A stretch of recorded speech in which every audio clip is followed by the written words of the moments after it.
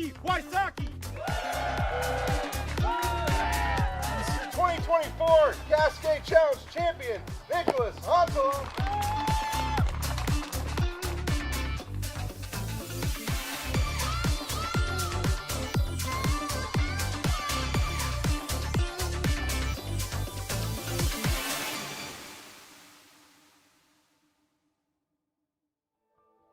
And welcome into beautiful Shelton, Washington for round 1 of Discraft's Cascade Challenge. This is our first Pro Tour Elite Series in the great state of Washington. Who takes the first title? You'll find out live on the Disc Golf Network. There's a good look at Shelton Springs from above in your current conditions.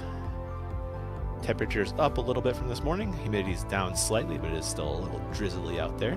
Wind really not really a factor in the woods.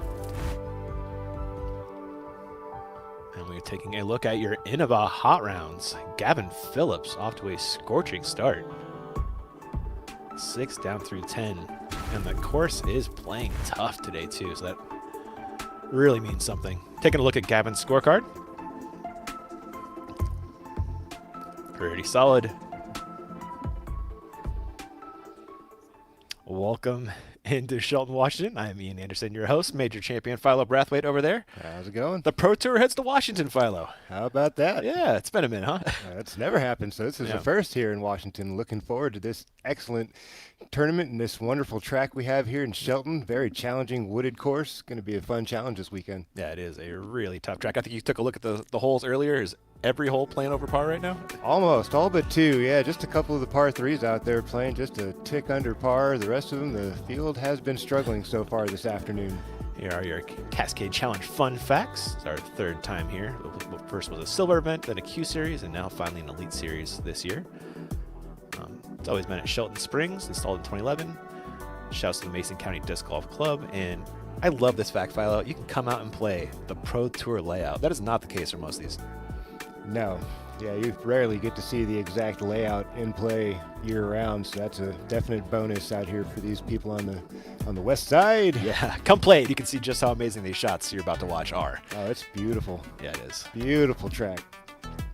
And speaking of Washington, the best of the West, highest-rated players in Washington, Philo Brathwaite. Oh, give me a break, guy. That's going to change soon. I'm just Is it going up? Is it going down? Well, we'll see. Knowing you, it's going up. My man, Philo, you moved out to Spokane about a year ago, something Almost a year, coming up on a year, yep. Okay. I got a job in Spokane and made the transition from Des Moines. So it's nice to be back on the West Coast. Yeah, man. Enjoying the trees and the nature. It's beautiful. With you there. And there is Isaac Robinson. Yeah, man, I saw this course, and it just has Robinson written all over it, Philo. You said it, man. I was thinking that. I was also thinking names like Nicholas Antala. I was also thinking that guy sitting in second place, Simon Lazat. He's a wizard out here in the woods. Sure enough. We're going to flash back to that Champions Cup victory for Mr. Robinson. His 4th major title already, Philo. Pretty awesome stuff from Isaac Robinson, man. What else can you say? 4 major wins early in your career like this. That's special. You know, that's really, really special. The guy's playing amazing disc golf. He may not win a bunch of tour events, but his name's always in the conversation for wins. Playing well, high rated. He's a beast out there. Putts like this, man, he's going to be putting the heat to this field for a long time. I remember when he showed up at Portland a couple years ago. Graduated college, drove up to Portland, and he put a mark quickly on the Pro Tour. He's a gamer. Yeah. You can tell the guy's definitely driven. He's focused. He plays with a lot of poise and confidence, belief in himself. And look at these stats right here. 50% of the time, the guy finishes well after he wins a major. That's really big. We heard you guys talking about it earlier with Des about how difficult it is to come back after a major and put on another performance. And he seems like he's always hungry for another win. And Robinson would be a pretty solid pick for Hold My Bag.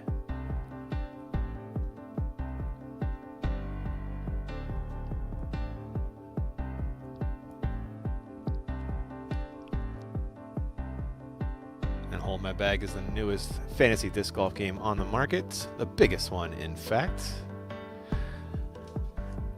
There are free and paid contests. You'll be competing for huge prizes or cash at each event. You pick 5 players, one ranked 1 to 10, one player 11 to 20, and so on and so forth.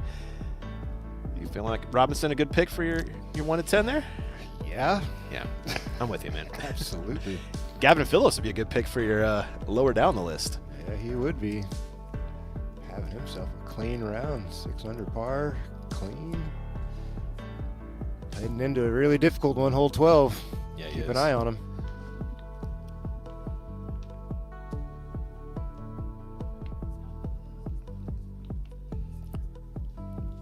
There are your scores as they sit right now. And there is Scott Weathers with tournament director Jeff Corns. He's the 2nd highest rated player in Oregon. Who's number 1? You'll find out after the break.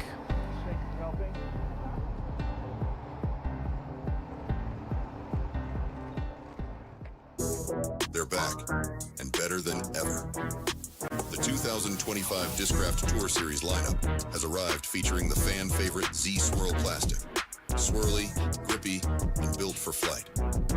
Z-Swirl was a standout in 2020, and now it's here again for another legendary season.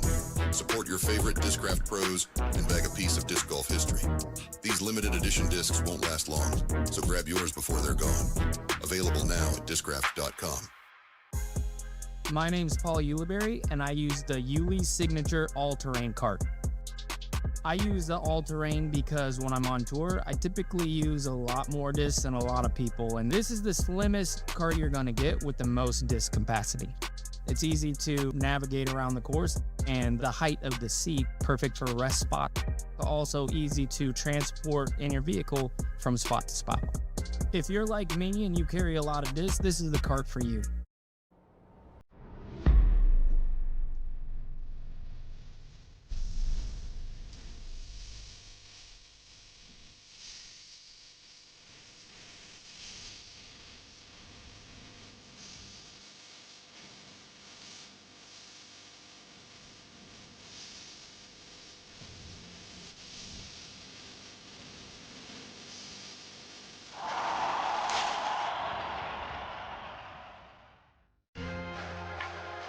Legends built it. The next generation is elevating it. The most dominant team in disc golf history just got deeper. World champions, record breakers, the future of the game, united under one banner. This isn't just competition, it's a legacy in motion.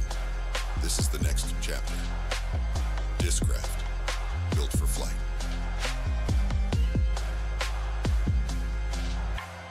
What up, guys? It's Mo here.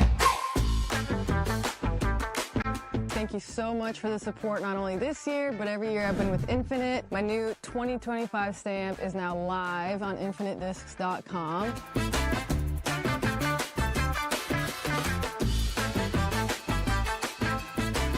And it would mean a lot to me if you guys would go check them out. It supports my tour. I mean, who doesn't need another emperor in their lives, right? So go get one.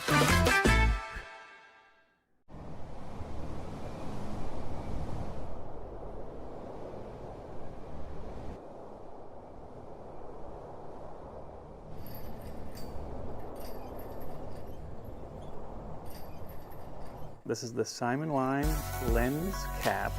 It is total eclipse, which means it glows in the center and it also glows in a different color in the rim.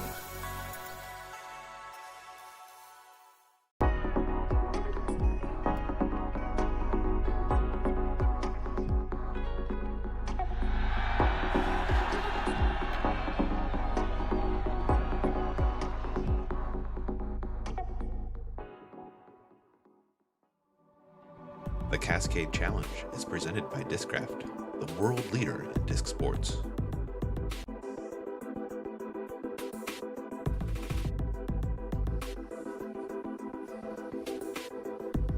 And this week, only new or returning DGN subscribers have a chance to win a Zuka Mystery Cart Bundle, a $500 value. Look at all that swag, Philo. You gotta love having a Zuka cart. I never leave home without mine. Just nice not having to slug the discs all around the course, man, and picking up and putting down your bag all the time, man. I'm a Zuka homer. Simon, T of 12.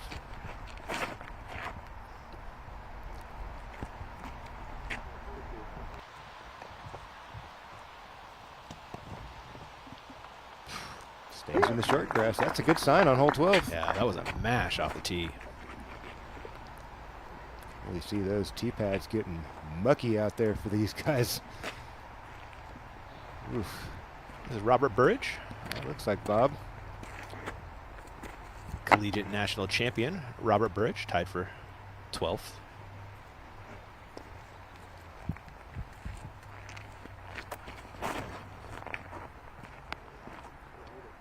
Inside line.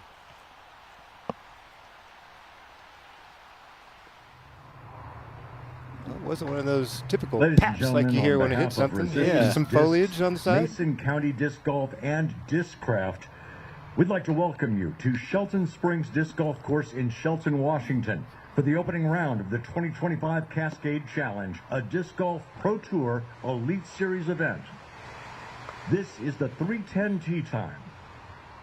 This is our first feature card. And teeing off first, from Lawrenceville, Georgia, Ezra Robinson.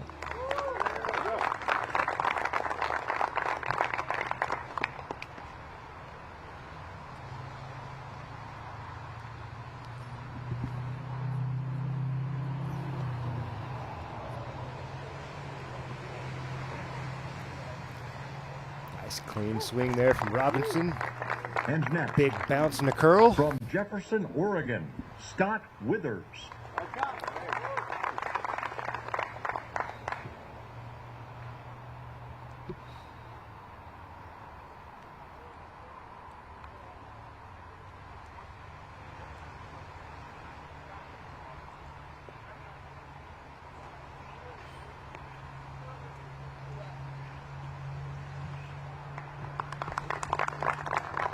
Then, from Mesa, Arizona, Anthony Varela.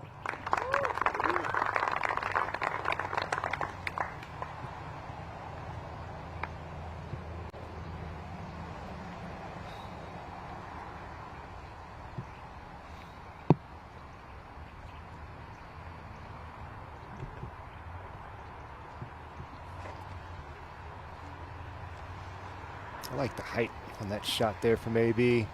Let's get the ground play, trying. And from Alpena, Michigan, Andrew Marweed.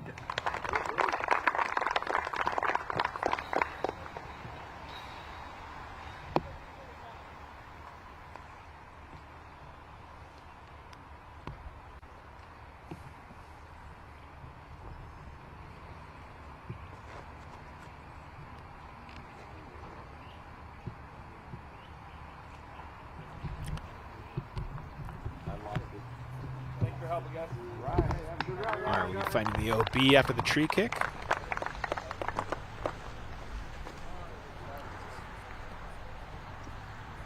And Nate Perkins, they have this really cool sculpture here on hole 1. What do you know about it?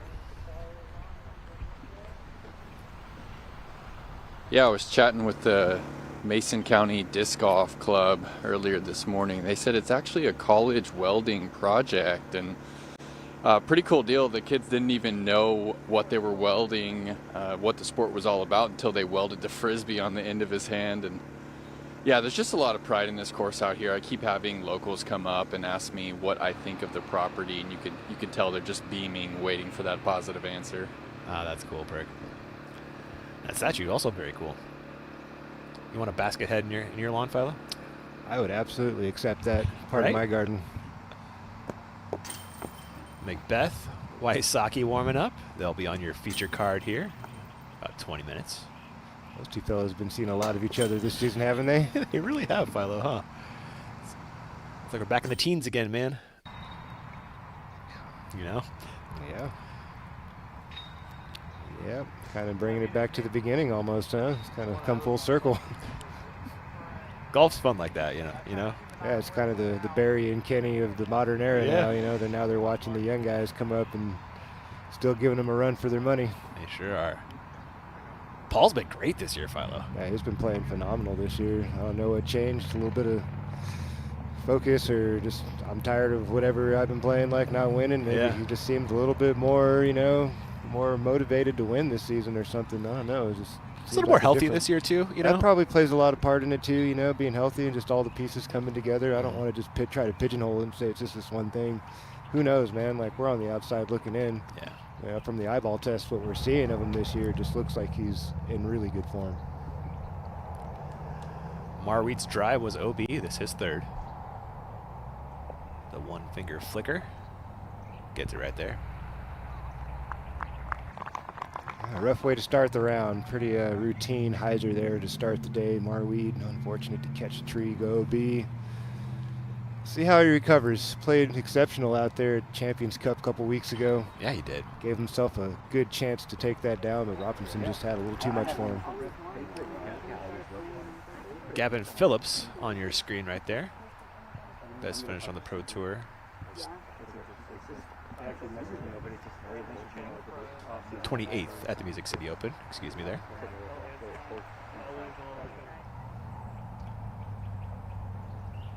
In circle 2, Robinson for birdie. Perhaps a little razz from the gallery there on Robinson. Or excuse me, that was... Oh, it's Withers. Withers, excuse me. No, that's my bad. What was that? In all fairness, you would like to be a little closer. Yeah, you would. Barella, I believe he's also in circle 2.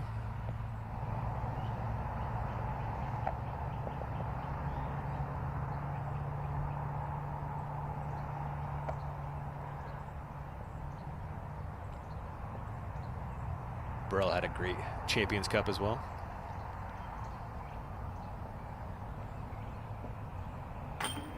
There you go. Drops it in there to open up the round with the birdie. He kind of has a great tournament every tournament now, doesn't he? You could say that. Yeah, he's been playing really well. It's the process, Some people, the process happens faster, and it's more of an Isaac Robinson. Some guys are more like an Anthony Barella. There's somewhere in between, There's a lot of different paths to get into the destination of whatever it is as a player you're searching for out there, It's an interesting journey, man. That was the real Ezra Robinson with a birdie putt, followed by a par from Withers. And will be followed by a bogey out of Marweed.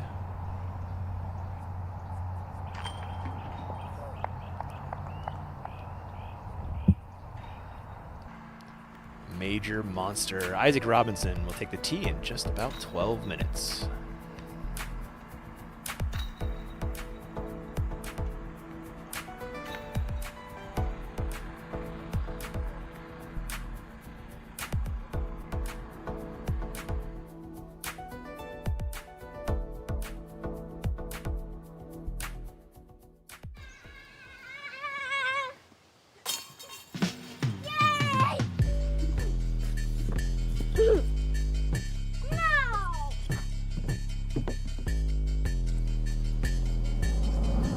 So no way!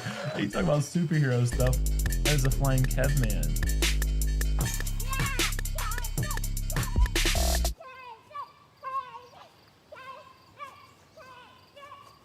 I knew Levi before Pound was a company. He wants it to be perfect. And I think he's the kind of guy that nothing's ever perfect. At this point, I don't think anyone's disputing that it's the best bag ever made. It's the most comfortable bag that I've ever worn. The most tough and well-built and long-lasting thing that I'd ever tried on. Discraft, built for flight.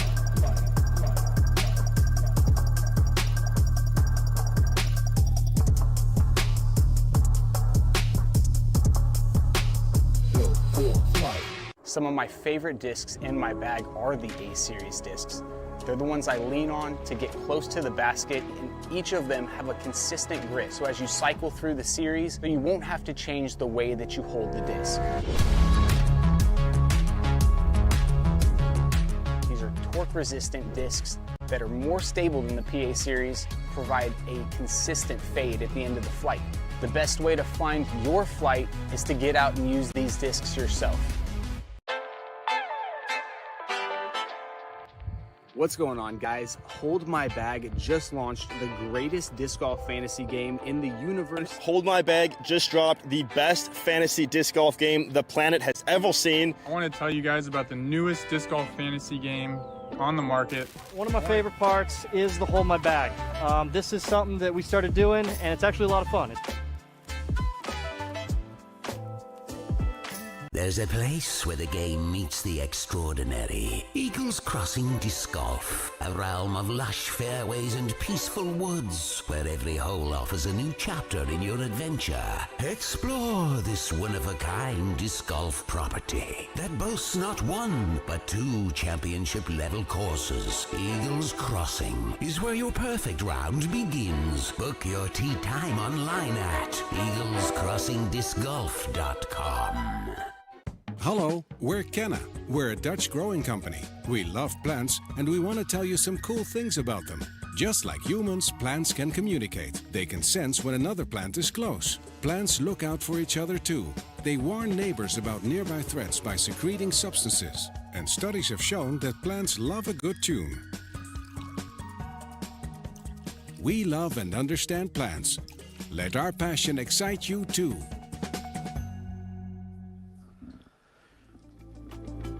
Welcome back to Disc Golf Network's coverage of the Cascade Challenge, and you can play Disc Golf Pro Tour Daily Fantasy. That's over at nxtbets.com/playdgpt. So Philo, they got Macbeth 10.5.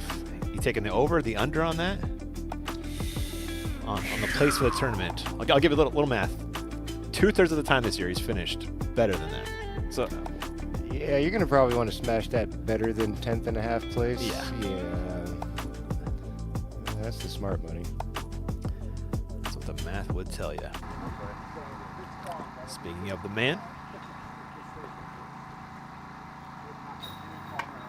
we got a little beard cooking here, Philo. Yeah, getting gritty on him. A little McBeard action.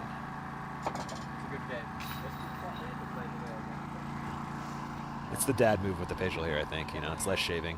You don't have time for that anymore with a baby. Me, man. I don't have real children, but fur babies. Sometimes more work, Philo. Sometimes. Equally as stinky. Second shot for Simon on 12. He's kind of cutting the corner here, going over those bushes. Caught a late one. Mm-hmm. It was indeed looking good. Ben Calloway, Gavin Phillips, James Proctor. Nice to have Proctor back. And yeah. Nice week for Mr. Benjamin over there at the Champions Cup as well. Yeah. Held his own out there. I think he was right around the top 10, wasn't he? It was right in there, yeah. Had that sweet eagle on hole 12, actually. Funny enough. Here we are on hole 12 again.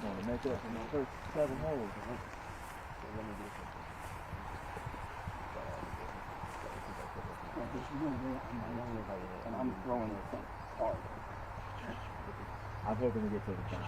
That'd be incredible. That's a great shot. Gavin Phillips from Niceville, Florida.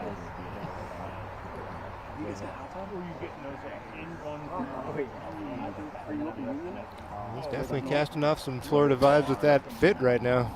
A little muddy for some white kicks, my man. I think he rode here on a surfboard, Philo. Right? Withers throwing 2 on 2. Can we talk about that AB drive we saw, though, Philo, in the picture-in-picture? Whew! Oh, my goodness. Just destroying the disc. Withers showing you how mortal humans play the hole. Yeah. Lay up and fire through the gap here at the par 5. Off to the left a little bit. With a good third, he could still grab a birdie.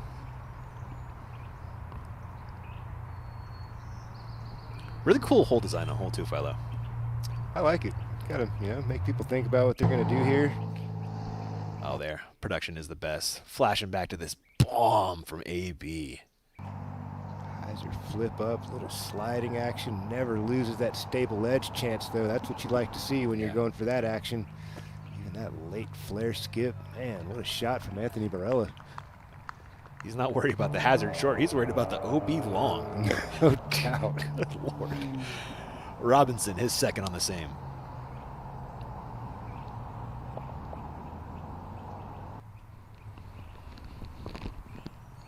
Withers on the left side.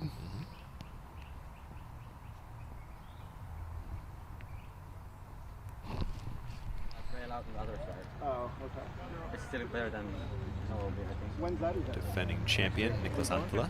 What a 2025 it's been for him, huh? Yeah. A back-to-back and a back-to-back.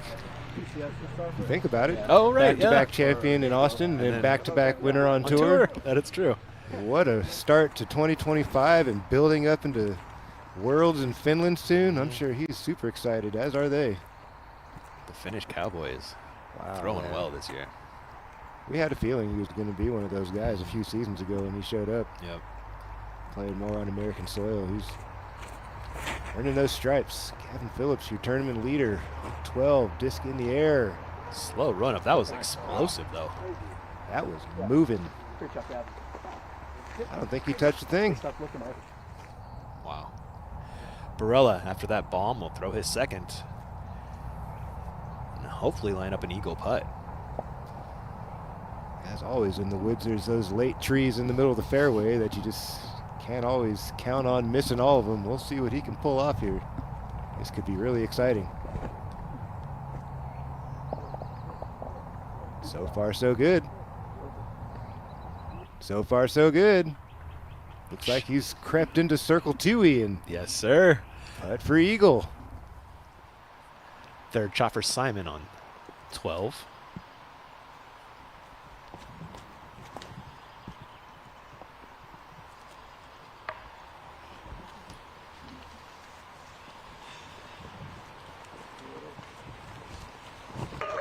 And on the other side of this break, Macbeth, Robinson, Wysocki. We'll see you there.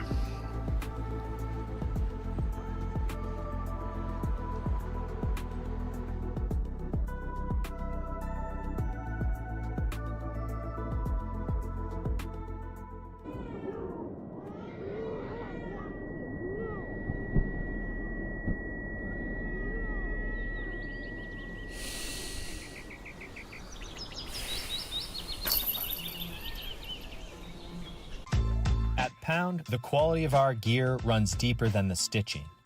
That's why we make everything right here in the US, employing highly skilled, well-paid professionals. From bomb-proof Cordura fabric to YKK zippers and recycled plastics, we source the highest quality US materials to make the most comfortable, durable pack in disc golf. Our lifetime warranty stays with the pack, not the purchaser. So regardless of how you find us, we will be here to make sure your pack stays on the course and out of the landfill. Pound's integrity is held together with more than just thread.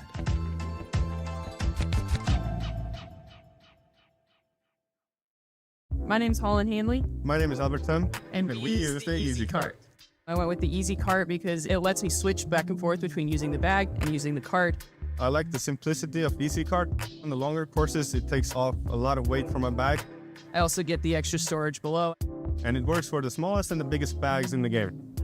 I think the Easy Cart goes for whoever already has a nice big premium bag and they don't want to spend a ton of money also getting the most expensive cart. Can I just say I agree? Ditto.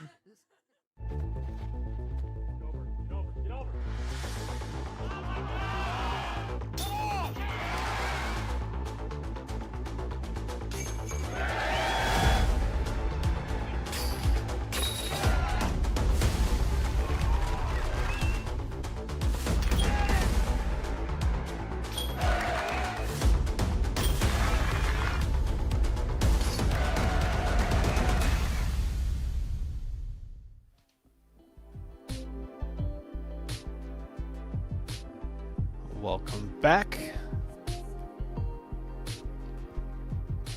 Macbeth headed to Tanzania. Paul Macbeth Foundation just completed an 18-hole course at the University of Dar es Salaam, Tanzania's first permanent disc golf course. The week concluded with a 70-player PDGA tournament supported by past project partners from Uganda and Zambia. All materials, including baskets, were built locally by Tanzanian craftsmen. You can scan the QR code to support the Paul Macbeth Foundation's mission to grow disc golf. Awesome work, man. Love that, Philo. Absolutely, man. That way to put that platform to work. Yeah. This is our feature point. And teeing off first from Kuopio, Finland, Nicholas Antola.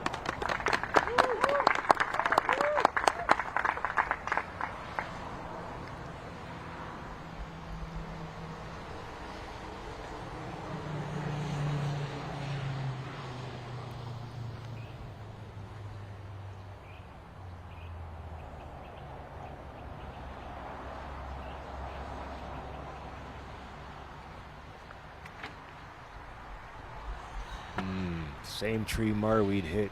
Get back. It will not. Out of bounds off the bat for Nicholas Antola. He's the two-time world champion from Scottsdale, Arizona, Ricky Wysocki. Got 10 world titles on the card. A whole bunch.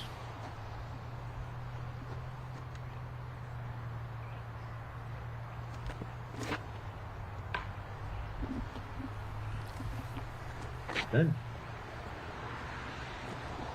he's the six-time world champion from Huntington Beach, California, Paul Macbeth.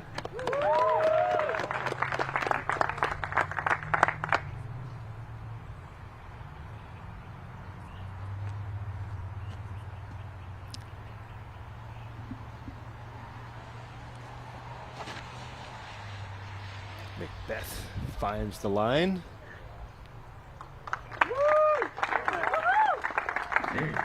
Rolls his way into C1. Reigning and two-time world champion from Lawrenceville, Georgia, Isaac Robinson.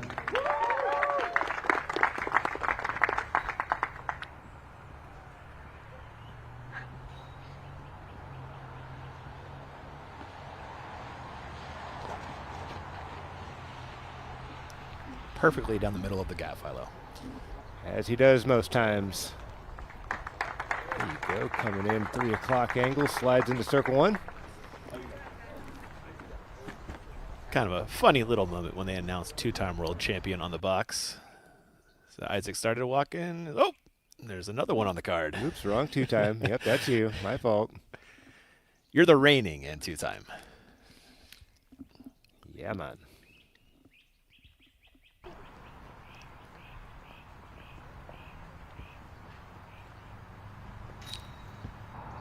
Wysocki early tree. Fortunate to not miss the Mando.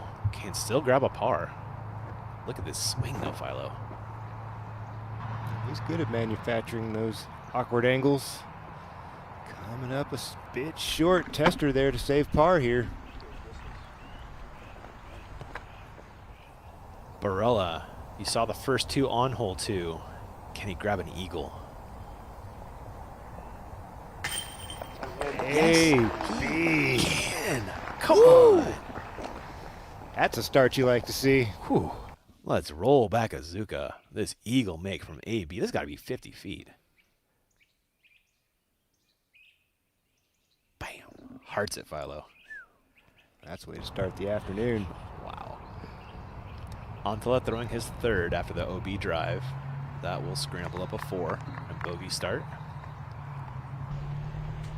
for one of your past champions. 2 holes for Anthony Barella to cut the lead in half. The man who's almost halfway through the course. 2 holes. Yeah. That's impressive. Phillips throwing 2 on 12. Par 5. He's going to chop it over the brush line. It's kind of a shortcut up the fairway, but oh my. Going to see a lot of that this weekend. Nasty Probably kicks. not from the winner. No, probably not. Oh, Wysocki cannot avoid the bogey to start his day. Missing the par putt from circle 2.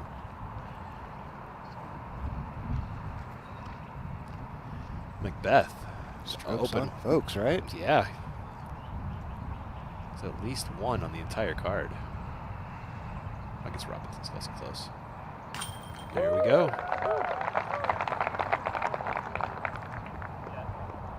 We'll grab 2 on Wysocki and 2 on Antola as well.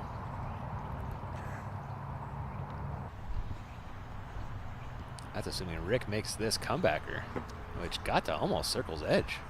Yeah, he's usually good for these. Yeah. He'll spite this thing right in, Philo. You would like to think.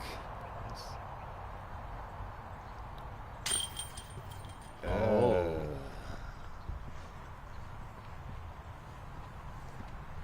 Stand corrected.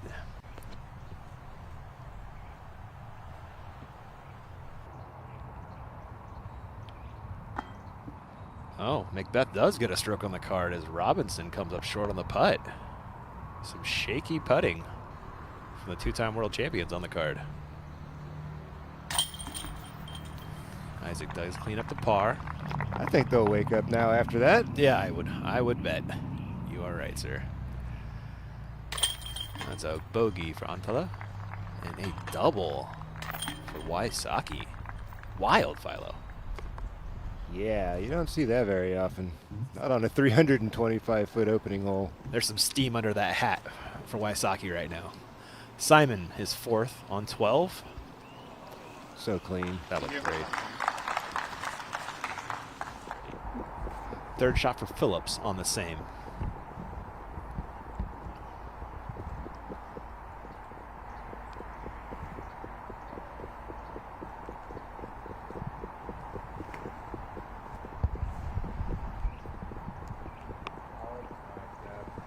Back into the short grass. I believe I saw him up there by the white stake. Should be about 200 in, was it? 100 in on the whites? I think so, yeah. It's red, white, and blue in that order. So yeah, 200. Barilla on 3. Someone's going to be 4 down through 3. Bop, bop, bop. It's just taking him one shot to get 4 down through 3 holes. Better than perfect pace. Thanks to our friends over at One Shot Energy. You can grab a chew voice lozenge. That's over at oneshotenergy.com. You got coupon code DGPT for 25% off your order there. Macbeth, tee up 2. Also looking for that skinny landing zone. Pulled it a little bit to the right. I think that just slid OB. That's just Whoa. the worst of both worlds. When you lay up and you go OB. Ouch.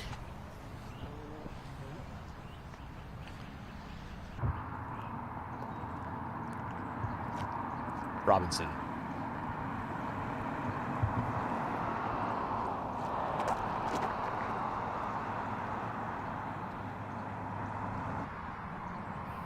Going after that same Barella landing zone.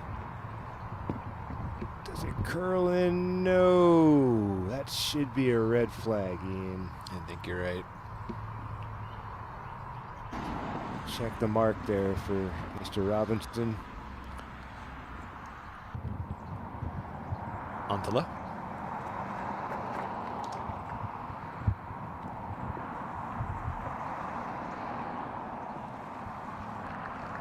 Nicholas laying up short of that hazard. More conservative play. Inbounds at least, though. Which is more After than his first drive, yeah, you just got to get yourself in bounds and start piecing together some good shots. Wysocki. This has enough height. Hopefully it does fade back, but I don't think so. No, just big time yank. Wow.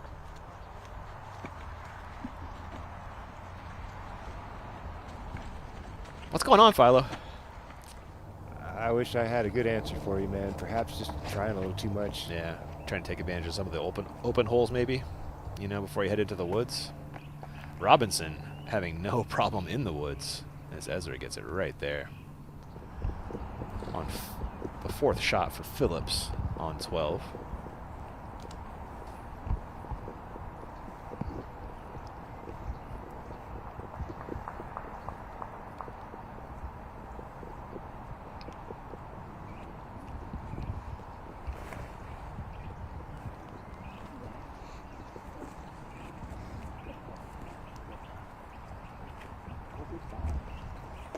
Nice touch on the pace on that for Mr. Phillips. See how that turns out. Philo, with taking a look at our Birdie Pro Birdie Zone. There's also an Eagle Zone in here. Yeah, we saw one guy get to the Eagle Zone. Right now, we just got one in the Birdie Zone. Nicholas Antala, I believe. Yeah, I think so. And, so that Birdie Zone is sponsored by Birdie Pro. Philo, I don't understand why they advertise a board game when the whole world is going digital. At least they offer free shipping during the tournament. Take advantage. They told me to read that. I didn't make that up. Unbelievable. You guys thought I would say that. But everyone fell for the viral marketing this morning. They have sold a ton of Birdie Pros today already. You'd be surprised what works. Antala throwing 2 on 2.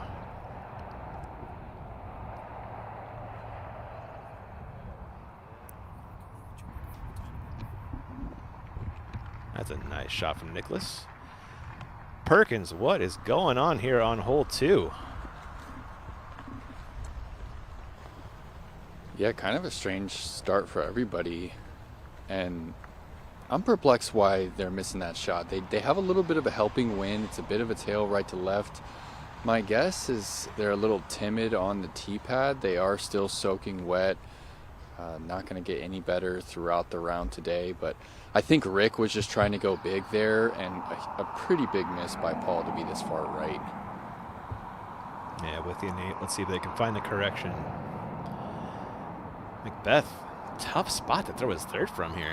Yeah, a little tied up there along the OB line. Have to do a little hot footing around these OBs. The sign, the tree, and he ends up throwing it low. We'll need a great fourth to get a par from there. Doable, though. We saw Barella get up and down from about that area. No, this True is story. This is Rick. Yeah, this is Rick. Yeah.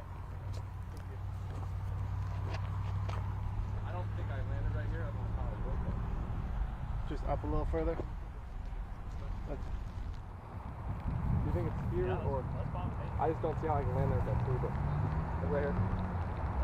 That's fine. Wysocki also throwing 3.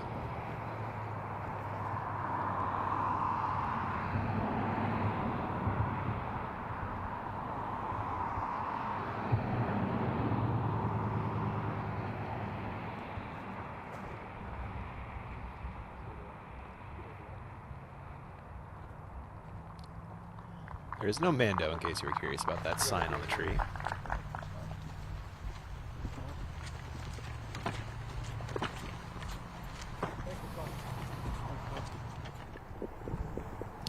Phillips for par on 12.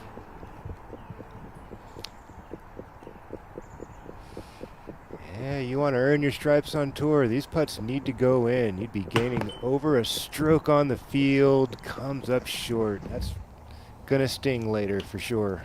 And Barella 4 down through 3 holes. A blistering pace on a course that's really tearing people up right now. It has been tearing people up. It gave the ladies some problems earlier today. It seems like the front nine's a bit softer than the back. You make the turn towards the back and things start getting intense. Yep. Grab your strokes on the front and hold on for dear life on the back.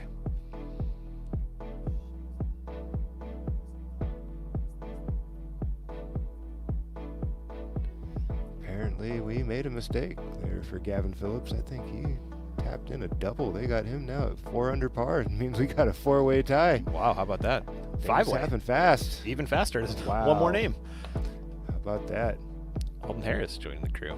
And Colton Montgomery popped up there just a little while ago. Another tour winner. And then there were 6. There's Gannon Burr.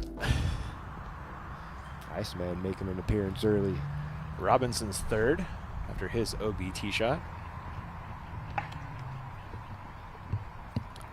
That was a pretty friendly kick, Philo. Yeah, back towards the fairway. Always helpful playing in the woods. Barella, tee of 4. He's already 4 down. That looks great.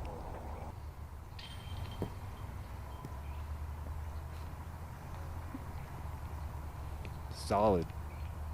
Yeah, he's in the fairway. He'll have options. Back to the fairway of 2 for Macbeth in his 4th. I don't think he likes it, Ian. I think he was going for a little bit more of a hyzer stand-up and just kind of sawed it off a little bit there. Floating up into the zone with the swing. So Paul grabbed the birdie on 1. Looks like he'll give it back here on 2.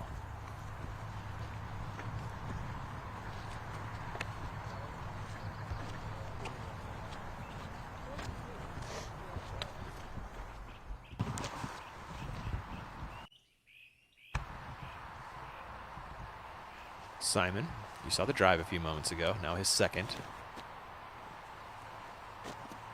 Stay clean. No sounds. Better than most. Wysocki and his 4th.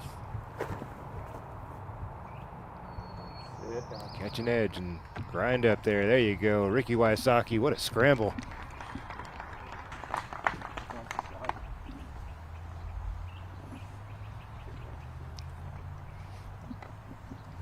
Right on. We did get that recorrected. Gavin Phillips, it was just a single bogey, back to 5 under par, back to tournament leader by a stroke. Well, we were right the whole time, all along. We should have just kept our mouth shut. Right? Robinson in his 4th, trying to scramble up a par.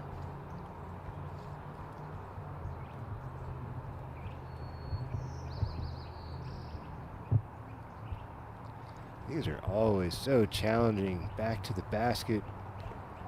All about feels. Look at this. Does it have enough air to push all the way up there? Indeed it does. What a recovery shot from Robinson. That was a great 4th from Rick and Robinson. Salvage pars after some OB drives. That's world champion stuff right there, you know? Major winner stuff. Phillips, tee of 13.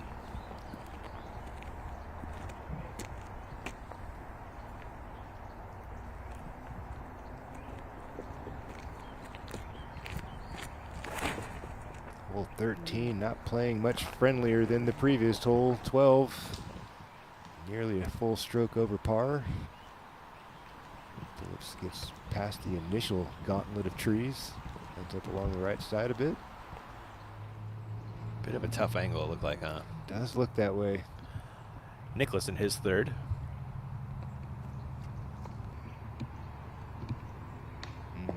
Caught a couple of them. Looks like he's still out in the fairway. It does. 70-ish feet left for him. He's good from that range. That's Antala territory out there.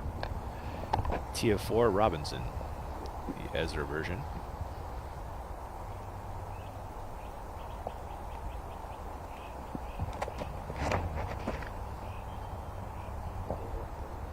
So pretty. Now it didn't keep tapering off to the right like he wanted, but man, that initial flight, so hard to trust the disc up into that left window like that to get that flat flight. Oof. Back to 2 for Paul's 5th. He's at least salvaged the bogey. Back to even on the day. I don't think in this disc golf climate you can have that Neapolitan, you know, roller coaster card much anymore and expect to win tournaments. That goes for anybody, not just for Paul. You know, it's too much talent across the field to be loose out there and casting away strokes like that. Yeah, someone's gonna get hot, right? I mean, look what happened to Barella. Didn't take him but 3 holes. He's going. Nicklaus sends that one long. Short par comebacker in his future. Marweed, his 2nd on hole 4.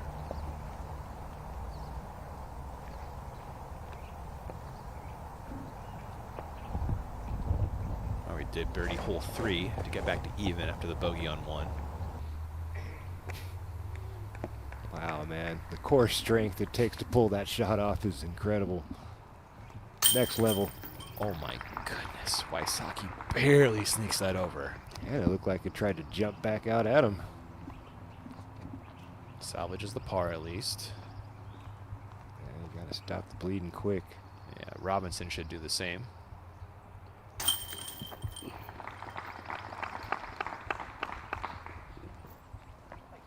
Nicklaus ever the gentleman. Walks to his par putt.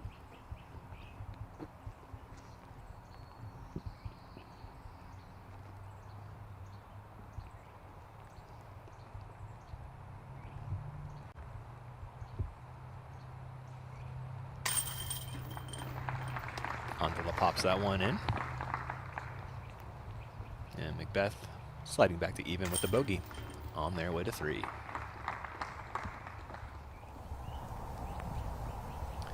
Ezra, fairway of 4 for his 2nd.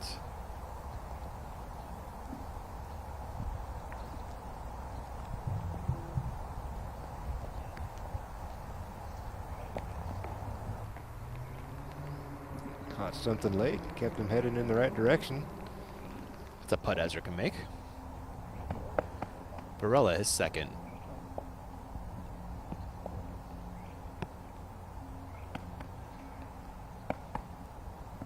See a nice little window there along the left side. Nice little field goal past that little orange. There you go, right in there. It just seemed like he pulled it just a smidgen there. That's all it takes. And Barella's still out in the fairway for his third. Phillips is second on 13.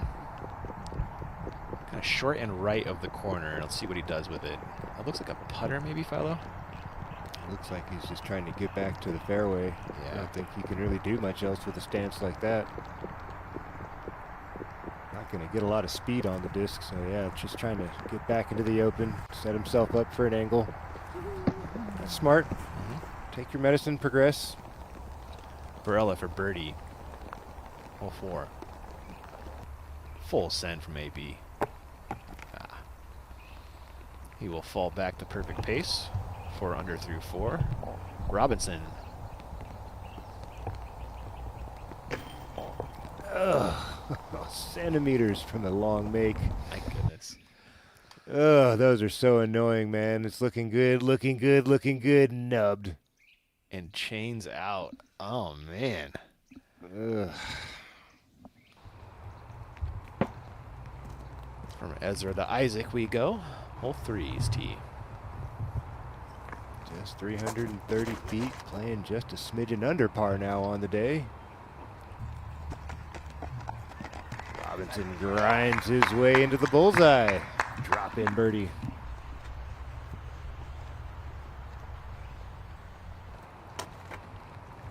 Nicholas.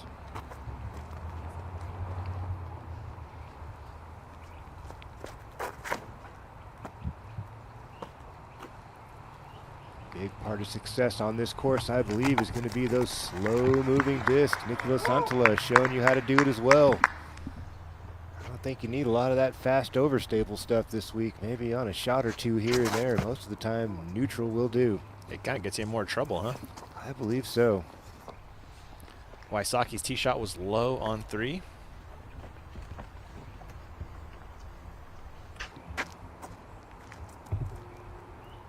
And now Macbeth.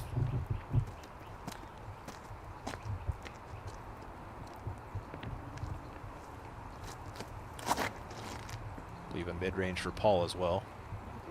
It's going to react enough. That's unraveling, fading out. A little bit more follow through, a little bit more speed, something to get that thing to drag to the right for Macbeth needed. Phillips now his third on 13.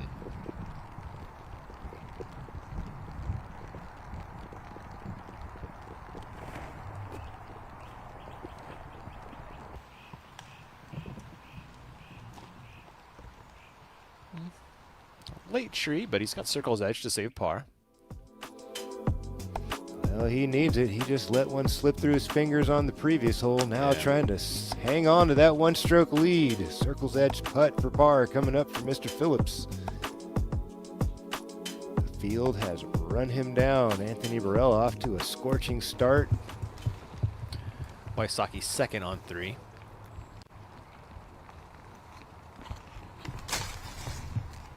That should work for Rick. Not too far off. You'd hope so.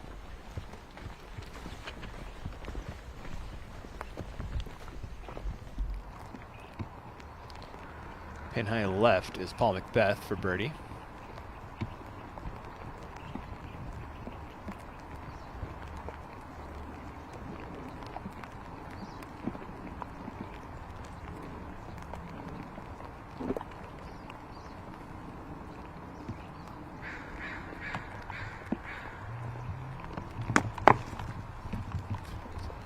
Little assist from the tree there, perhaps. Sits down. There you go. It's the open look. It wasn't looking like that was going somewhere open, that's for sure. And Waisaki walking into his par putt. Should be able to straddle up a look somehow.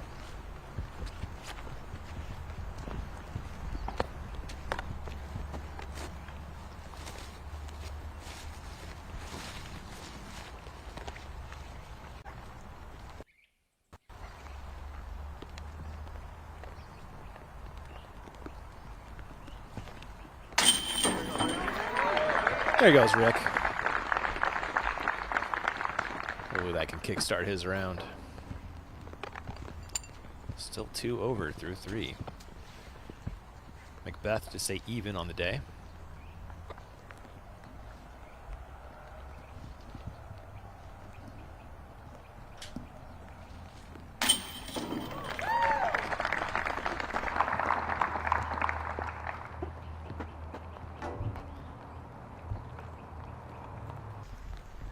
And finally, Philo.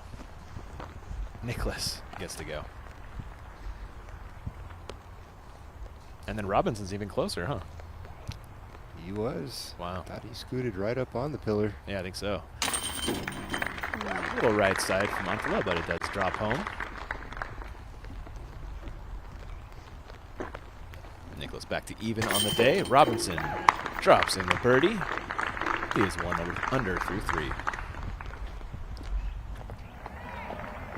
Barella, 5.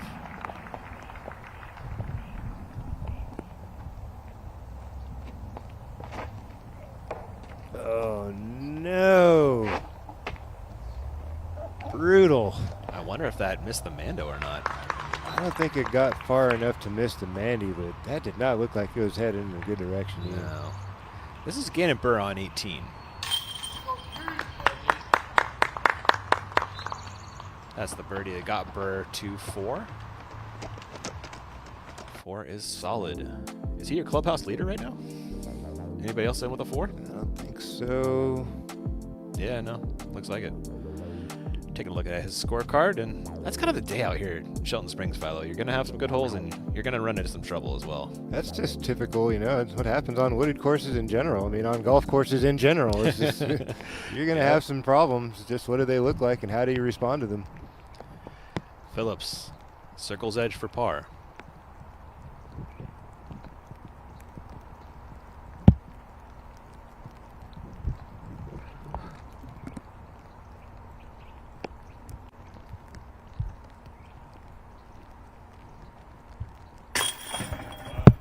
Smashes nice that one putt. home. Yes, sir. Yes, it was.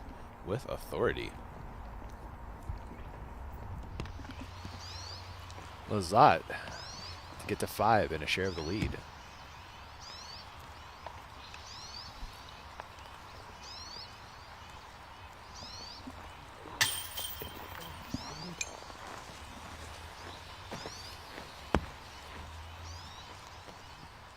So it looks like Barella's disc did go far enough to miss the Mando. Now throwing 3 from the DZ, and this is not an easy up and down, Philo.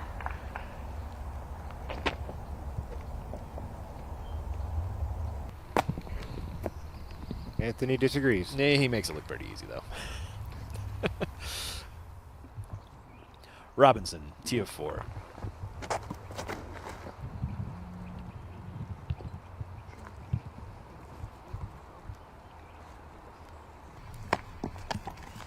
That should work out just fine.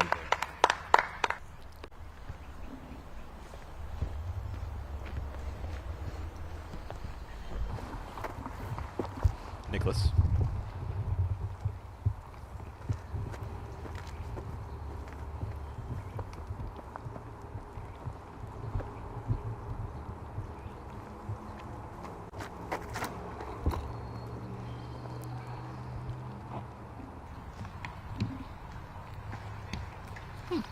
Plinko out there in the fairway. I don't think that hurt him too much. No, I don't think so. That blue marker's at 300 into the pin, so manageable distance for Antela.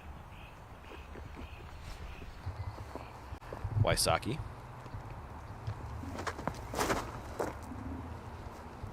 There you go, Rick.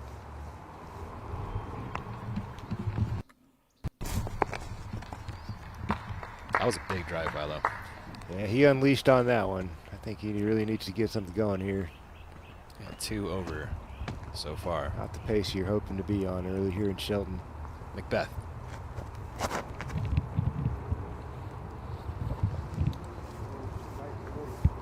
The latest of swerves. Hopefully he has a clean swing. Yeah, it might be a little tight up there. Looks like he landed right between 2 of those spurs.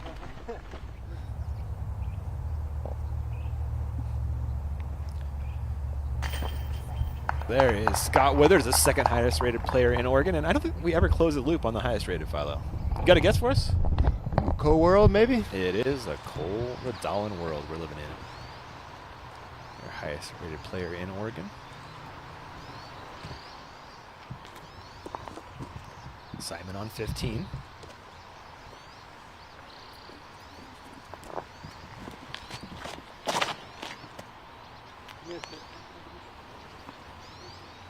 Simon says miss it. I heard nothing. Gallery approved. Macbeth.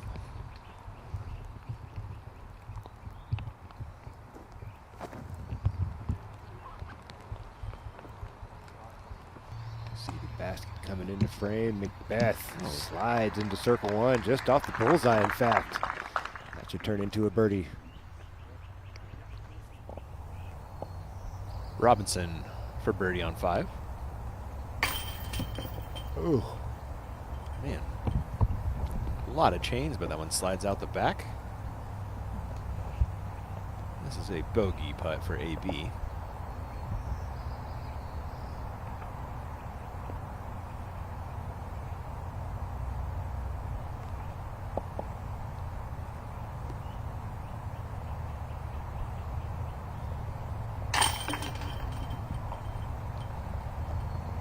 That one does the job for Barella. Huntela, his second on 4.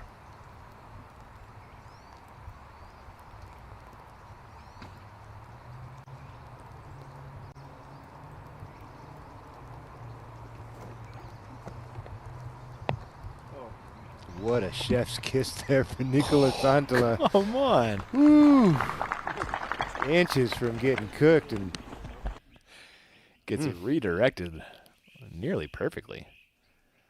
Throwing that overstable approach disc he loves so much. You called it, man. Take the good breaks when you get them. See if you can convert that putt. Isaac second on 4.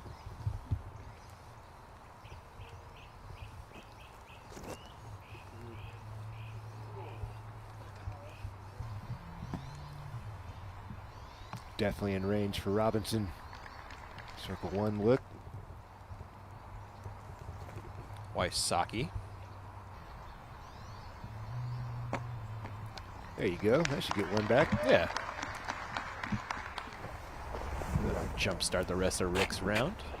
14, Phillips.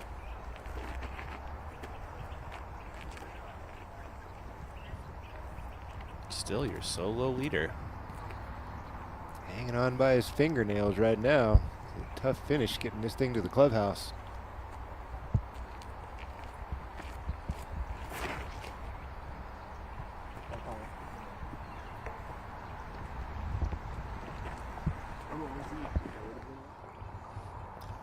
Nicholas for birdie, back on 4.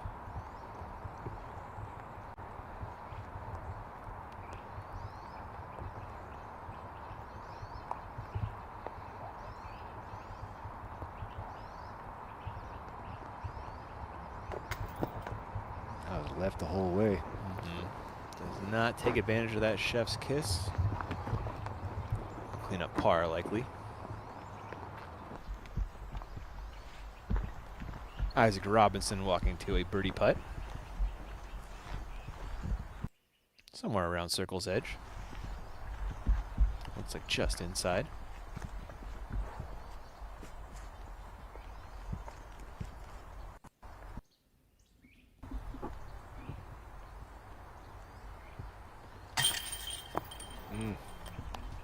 Another low left miss for Robinson.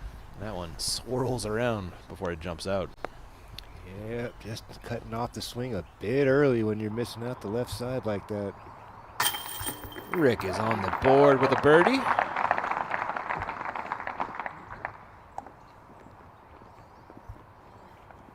Macbeth to match that birdie.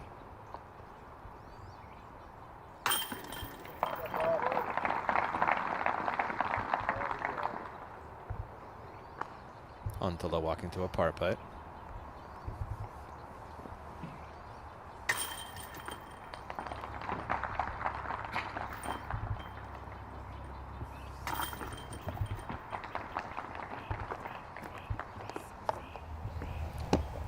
On hole 6, Ezra Robinson.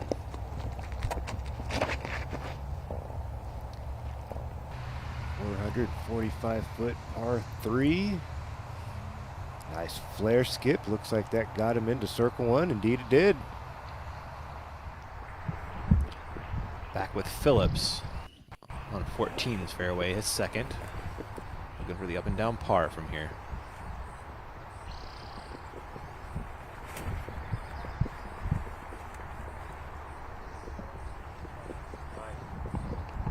Sounds like that worked out. Barella, tee of 6.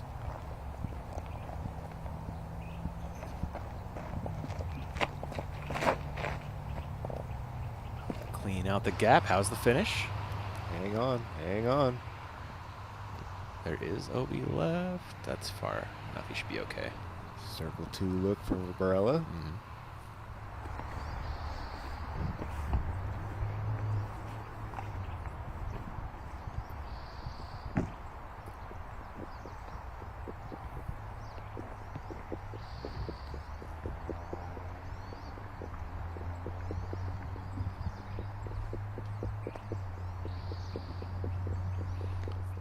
Phillips still waiting for his par putt. While he does that, we're looking at Wysocki on the tee of 5.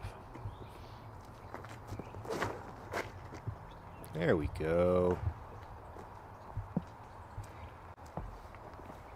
Seen some guys have some issues with this tee shot. Short arming it, and it's like either one of the two, right? Either you're going to short arm it or you're going to pull it. That's one of those two mistakes likely to happen here. Macbeth.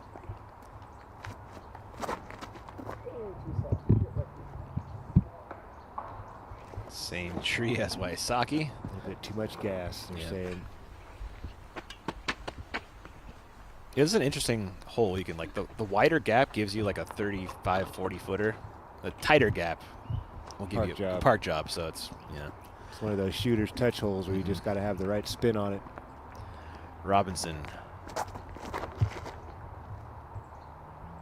Opting for the lower, looking for a big flare skip. Here it comes.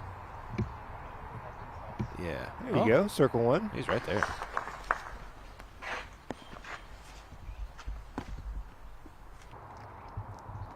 Huntela.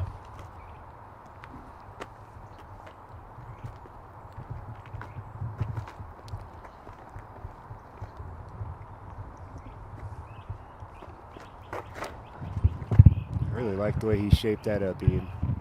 Still caught that tree, which is unfortunate, but I like the way he created the angle on the tee pad for the attack off the tee. He's so good at that, isn't he? He's one of the better ones on tour that they usually match up pretty well. One of your 6 to 12 guys? I mean, he can do all the angles, but the idea is that he's paralleling his body to the line he wants the disc to fly, yes. Simon, his second. Whoa. Unfortunate there for Simon, just bad footing. Downhill, there you go. Might have wanted to stand still that one, huh? Barella for birdie. Let's go, AB. Ooh, that was perfect. Nice bounce back there. Birdie after the bogey. Gets him back to 4 under. And within 1 of the lead of this man, Gavin Phillips. Another putt to maintain that 1-stroke lead. 3 putts in a row. He's been fighting to scrape up a par. He's missed one. He's knocked one in. What will the story be here at the 14th? Smash. It's a good story, Philo. Nice putt. He's kind of doing what the course tells you: score on the front and hold on the back. I think he knows exactly what's happening right now with the field behind him as well. You know, like I think he knows he's having himself a good round. Yeah. He's in the mix. He doesn't want to get loose here coming down the home stretch and cough anything up. He's doing the right things, taking his chances off the tee pad, scrambling up some good pars. You saw Ezra's drive a few minutes back. Now the birdie putt. There we go. Fired home. How about that tree here for Macbeth, though, by the way? Yeah, great timing. World champ love. Flashing the rings for sure. Wysocki can also flash the rings when he needs to. Come on now. There you go.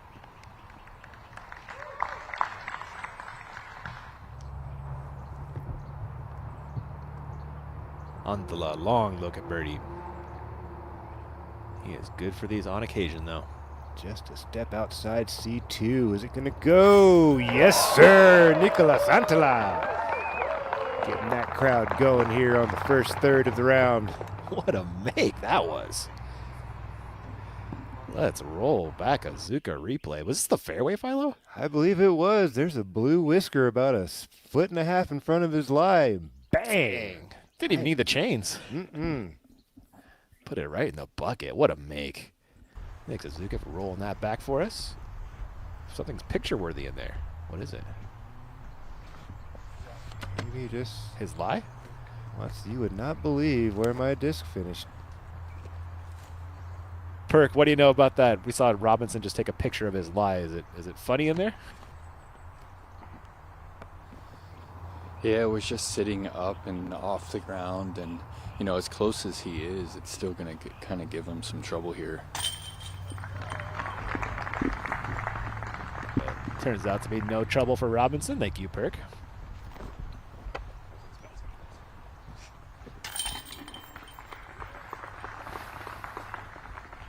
It turns out world champions also take pictures of their funny lies, Philo. It's not just us AMs. You're not an AM, but you know what I mean.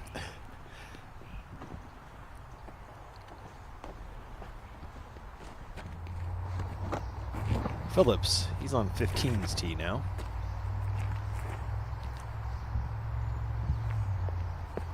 Looks like McMahon has joined the fray, along with Aderhold at 5. McMahon had been percolating, kind of been on this roller coaster, up and down, was there, picking up a bogey and then bouncing back. 3 birdies in his last 4 holes as we watch Gavin Phillips take a rip here at the 15th. No, I didn't want to. Looks like it made good progress. Ezra, tee of 7.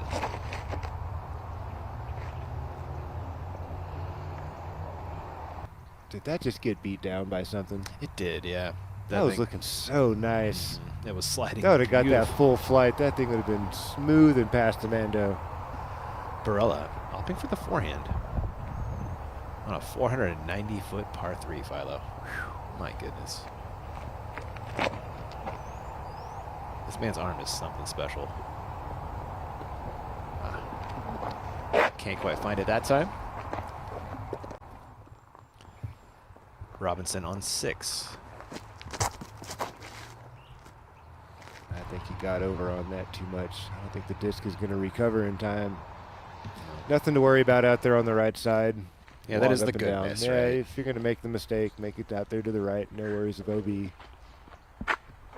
OB is way out there at the edge of circle 2 anyway on the left side, so that'd take an even larger miss. But you just don't want to saw off your swing and go out early OB left so you can understand to make mistake to the right. Antala. Is this going to slide over? It's trying. It should be enough to stay in, but I don't know about enough for a park job. It's slippery out there on the left side, but good enough for a green flag.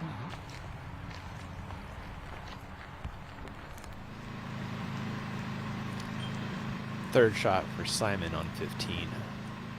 For the up and down par now.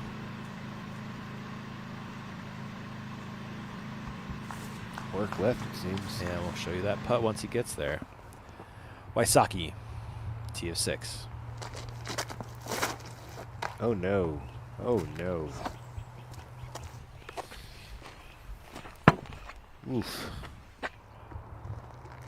Macbeth. That could be in danger of OB.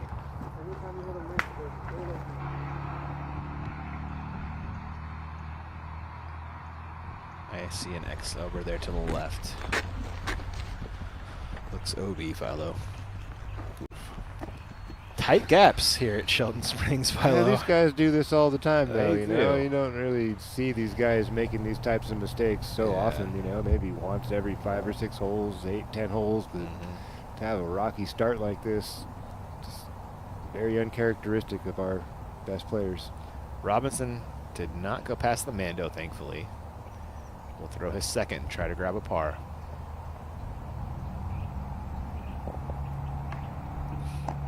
That had such a good shape on it. Just, it's the last one he needed to be there. Yep. Sound of rejection. Wysocki second on 6. This would be one heck of a cover up here, Wysocki. Oh, big flare skip, but there you go. Retreats back towards the target in circle 1. A nice little scramble there for Rick. Yeah, it was a great cover up. You can hear the crowd out there trying to pick up Rick and breathe a little life into his game. Simon putting for par.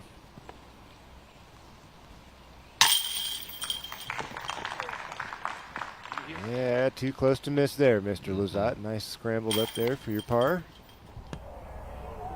Barella, his second on the par 3 7th.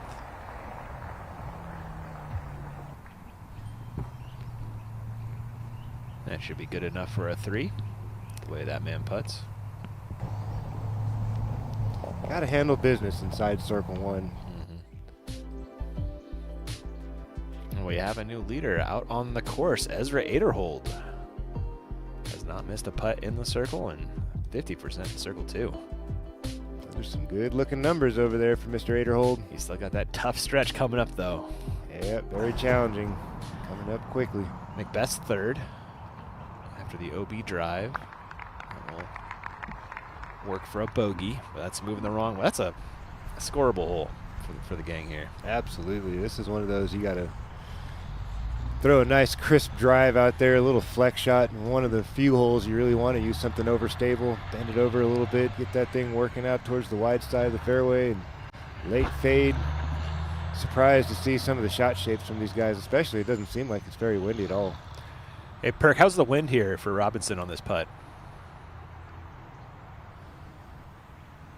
Almost no wind to be had right there, and yeah, he doesn't really give it the life he needed, but he was outside of C2, and it's a much better day than it was this morning for FPO. There's not really any more moisture in the air, and it doesn't look like any more rain is on the forecast for the rest of the MPO round. No, good news there. Thank you, Nate. I just checked Saturday and Sunday weather too. It's looking better as well too. That's good news for these guys. Yeah. I don't think anybody enjoys playing in the wet, soggy conditions. Antala for par.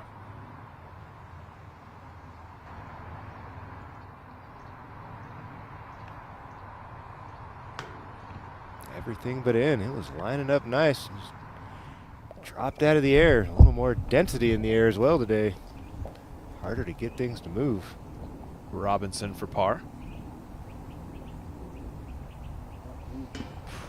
Do you ever notice that on like a cold, cooler, cloudier day? It just feels like you got to put a little bit more pop on the disc to make it go.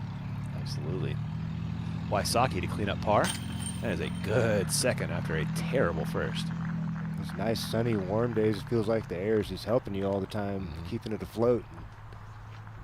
50, 55 degrees, feel like you got to really muscle up a bit. Even on a little 28-footer, you got to put a little bit more energy behind it. That's a par for Isaac. Macbeth walking to a bogey.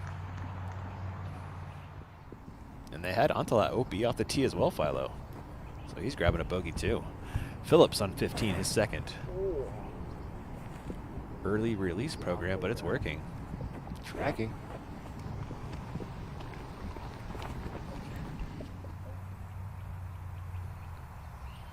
Barella for his par.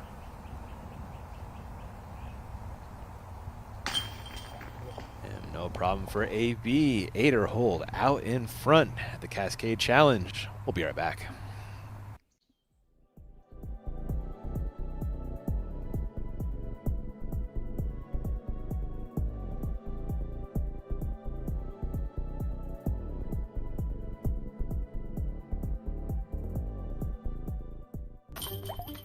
Man, I'm more nervous now than I was at Maple Hill. That hurt. And that's in the pond, James. I'm gonna take the local route, and we're gonna call it a par.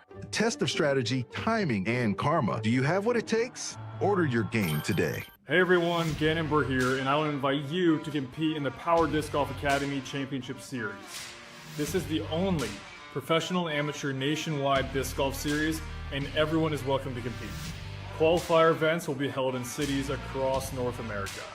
If you place high enough at a qualifier event, you'll earn the invitation to compete in our championship event at Eagles Crossing Disc Golf Course. Scan this QR code for dates and locations of the qualifying events. We hope to see you there.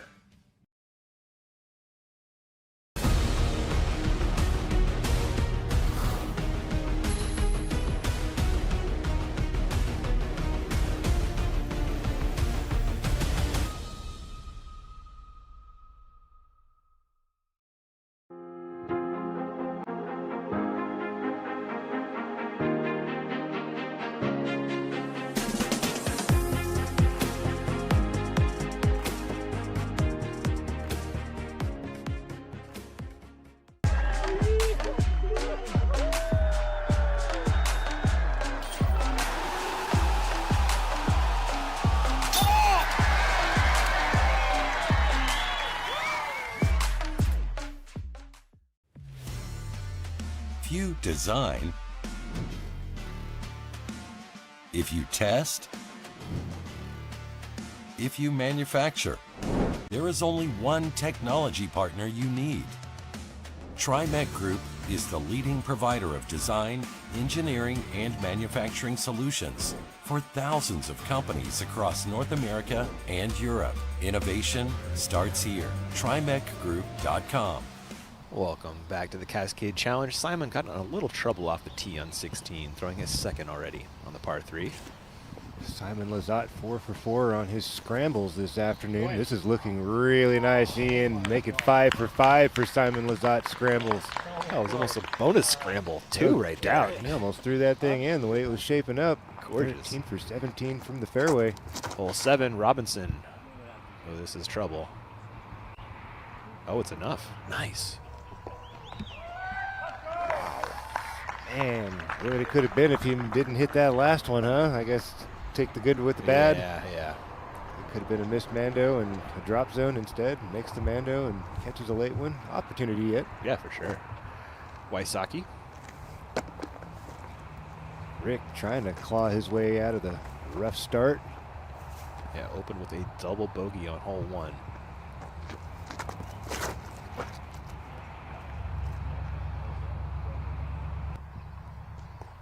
Chasing down Robinson. Similar neighborhood.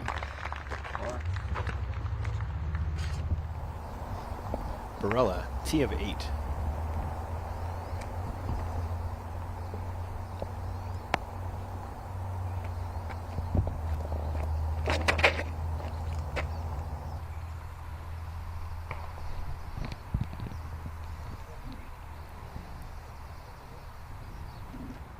Maybe got most of the way there, but not close enough for an easy putt. Back on 7, Antala. Is it going to keep on sliding? No, it had good shape. Unfortunately, catches a tree up in the high part of the canopy. And it's so hard to make a disc move from left to right over 400 feet. Without burning it over? Without getting it to unravel? Yeah, that's a super difficult shot to pull off. Macbeth. Roller. All right. Didn't we see a Missy or somebody go for a roller? Holland did. Holland, yeah. Yeah. Didn't serve Macbeth much better than it did Holland. No. She missed the Mando, and Paul is off into the woods. Long birdie look for Phillips on 15. Paul's got such a good roller game, though. Can't blame him for trying it. Yeah, it's a great idea. The shot shapes up for it.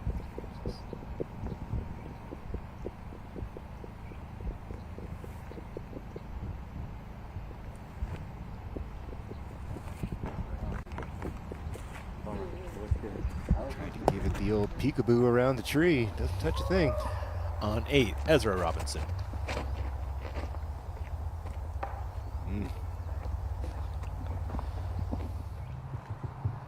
Antala back on 7, his second.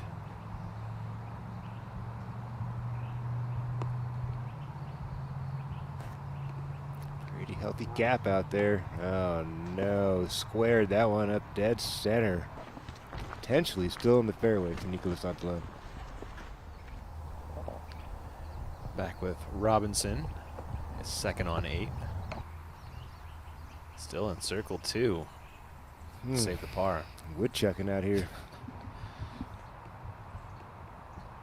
Paul Macbeth, his second on 7, is decent in the circle. He'll make that work. Yeah, he will.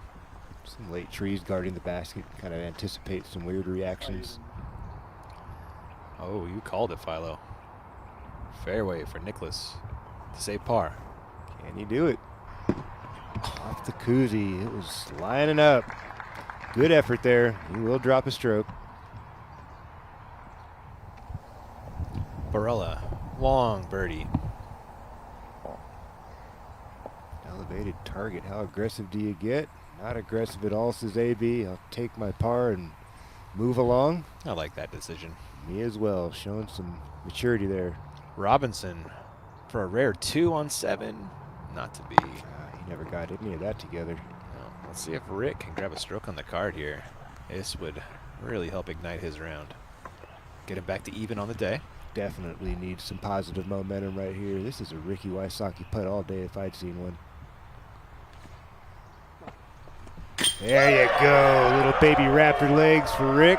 Run that down. Back to level par on the afternoon.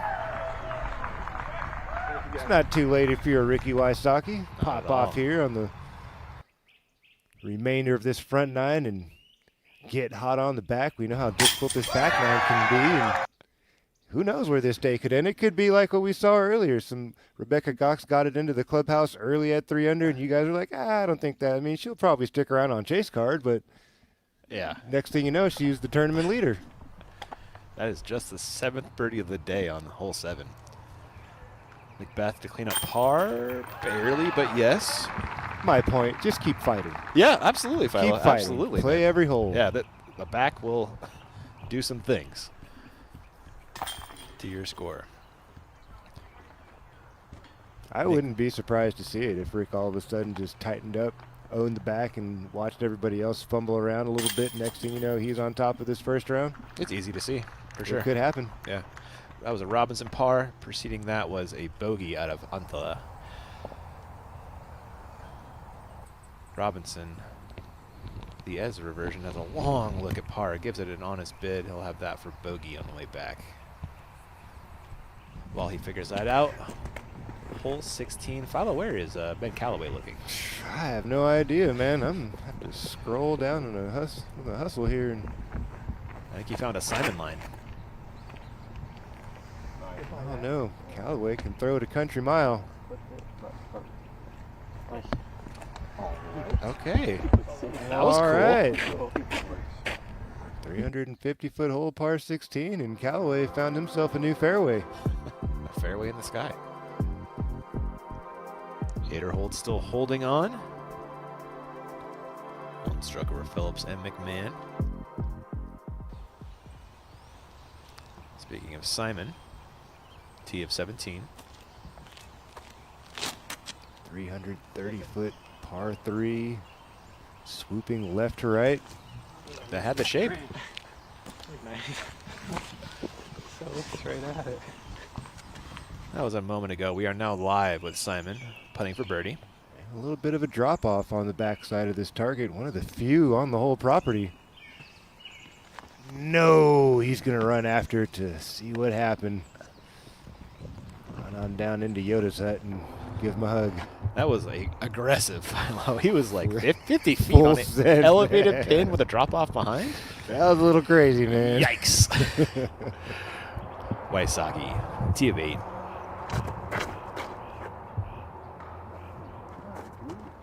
Off the mark again for Wysocki. Should be able to scramble that up and take his par. Robinson.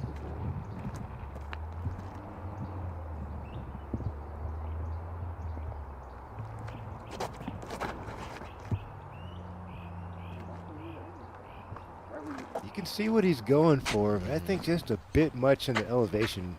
You know, I think if he brings that down just a couple feet, maybe it doesn't catch that stable edge, trying to, you know, it's working its way up, so it's only going to get more stable. Yeah. So close. Macbeth. There we go. Get a drift. There you go. Oh, man. Just a second too late. Ooh. Phillips, 16. Playing the normal fairway. That's a silky forehand. Man's obviously got some game. Yeah, he's been showing up all year long, Philo. Antala.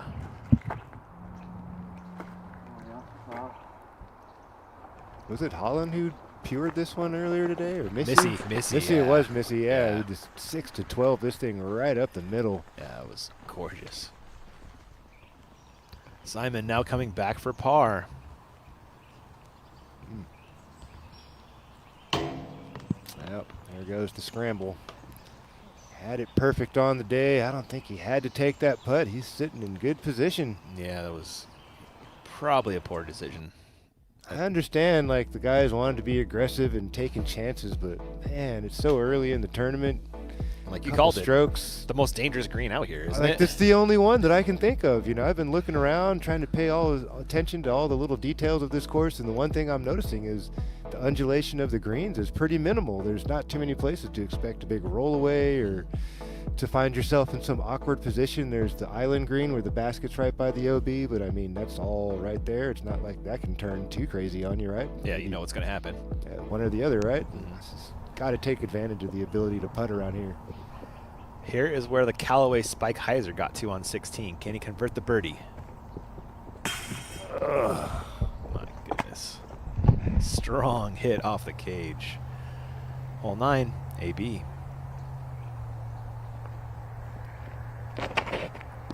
Two holes playing under par on the front 9 last time I looked. So, kind of a horseshoe-shaped hole, hole 9. Especially from the MPO side. Waisaki's second on 8. It does indeed sit for Wysocki. We'll have a 4-meter putt left to pick up his par. Also on 8, Robinson's second. Same deal for him. Macbeth, long look at birdie.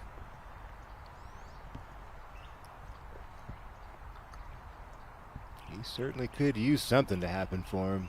Quiet start here for Macbeth. Oh my gosh, that's so good.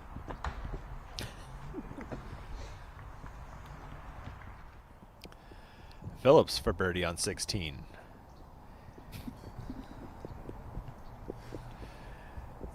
This is a must make and to grab a share of the lead. Philo. He makes the par putts, but those short birdie putts have been his nemesis lately. Oh, Huntela chains out from distance. A heck of an effort. Yeah, that was shaping just a little bit underturned, just a little bit more flat. Now it is stuck for sure for Huntela. Good effort.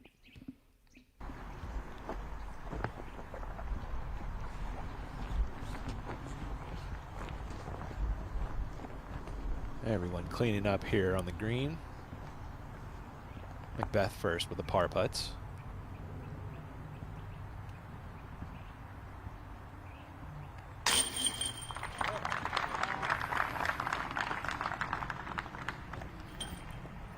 Guess Pablo's trying to make it interesting on that over-under, huh? Where's he at right now? I'll beat you to it. Go for it. He is tied for 35th, so yes, you are correct. But I mean, the man made a living on coming from behind and on Sundays, running down the field. Yep. So we're not going to count him out just yet. Mm-hmm. And McMahon to get into the clubhouse at 5 on the green of 18.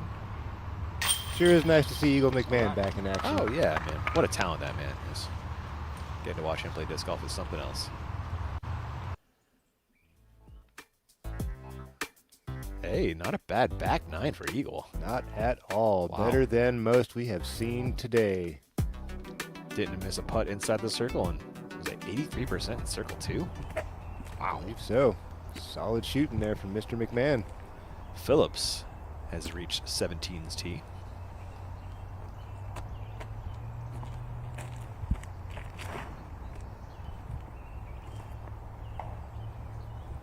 Late pop there.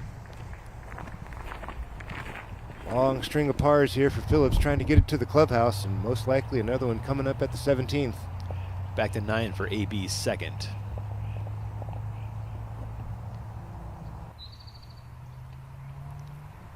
Nice. Barella on a heater. You'll see that birdie putt on the other side of this.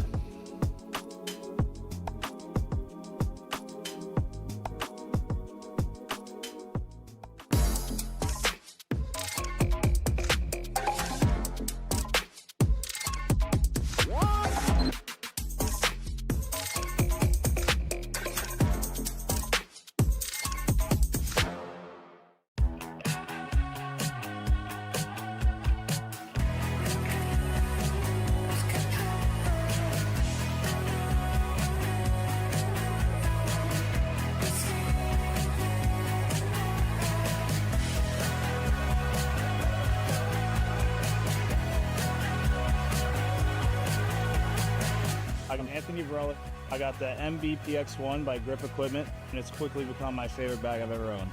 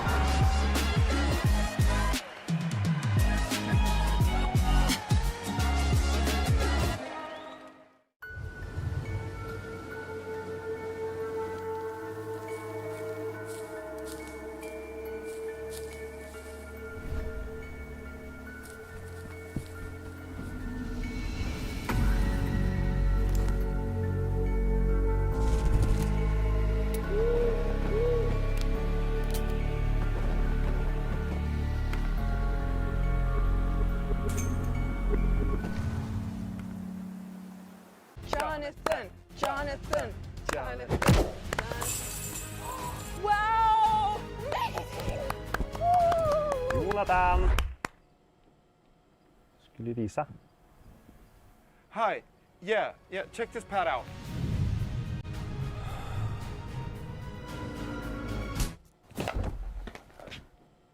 I think you should use your wrist a little bit more. Why not? Is he okay? Nah, he's fine.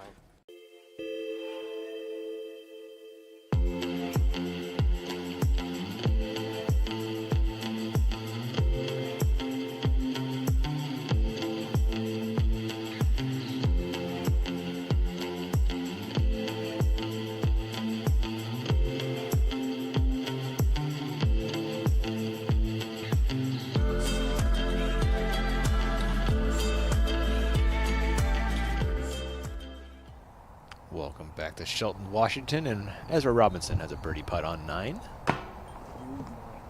The man has been all over the bucket today, Philo.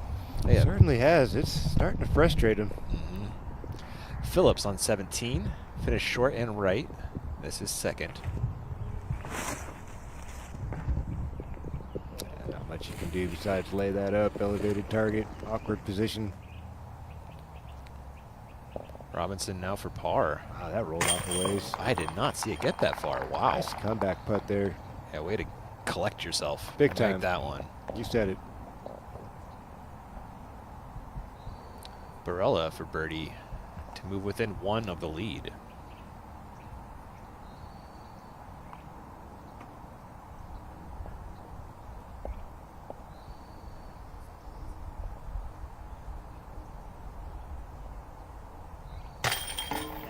Go, Anthony. Solid front 9 for Anthony Barella. Let's see if we can keep it going on the back. Here is your top 10. Aderholt still out in front. Barella trying to reel him in. McMahon, your clubhouse leader, at 5. Also got Burr in at 4. Barella now on the tee of 10.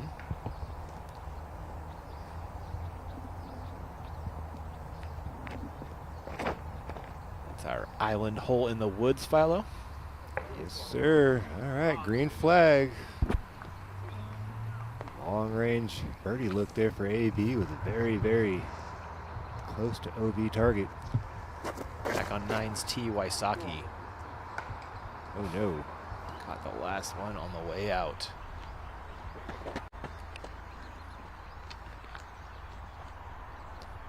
Isaac.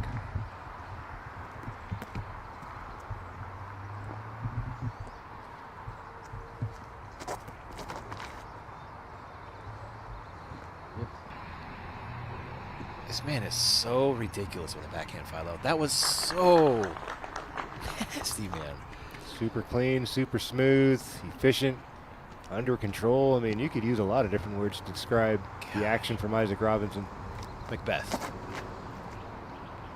More of the same there from McBeast. Nice slow turning, right, left to right moving disc. Nicholas. Also an option if you got this in the bag. One angle sidearm, definitely in play. Short par 4, all about creating angles off the tee pad here. Your leader, Ezra Aderhold, putting to stay at 6. This for par. This could almost be the fairway, Philo. How many times have we seen competitors in this position all day long, putting for par from out there, circle 2, edge of the fairway? Bound to happen out here in the woods. Yeah, your circle 2 putting is going to need to show up if you want to take this one down. So Aderhold will drop back to the field at 5 after he cleans up the bogey there on 11. Just what AB wanted to see. I found another way to use it. Oh, you did it. Nice, dude. Nice. Usually say he sees his way to a birdie. Yeah. Got his eyeball open right there on Aderhold. Let's see what Rick can do with his second on 9, out of position off the tee. That's aggressive. Roller. Wow, does it catch something late? It's still running back there. I'm imagining 50, 60 long at least for Wysocki. Legend has it still rolling, Philo. Oof. Somebody in the gallery was like, ow! This one got a whistle from the gallery. It was a pretty cool shot from Rick. There's a world where he hits a tree at the right spot, you know, and he's right there. I'm sure he was anticipating it, playing in the woods, throwing it into the jungle out there, and just nothing happened to him. But doesn't, at least he avoids the hazard. True, You know? and he's That back could- there looking at a birdie. Yeah. May not be a good look, but something. Nice drive from Nicholas, throwing his second. Got to stay clean. Any of those knocks, there you go. At least it went in the right direction. The knocks that go towards the right tend to end in that hazard area. Another circle 2 putt coming up for Antala.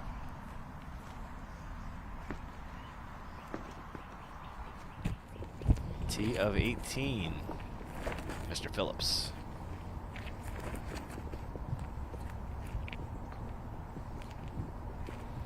Wisely opted for the layup at the previous on the 17th, trying to keep his dreams alive for a clubhouse lead at 6 under par if he could turn this into a birdie.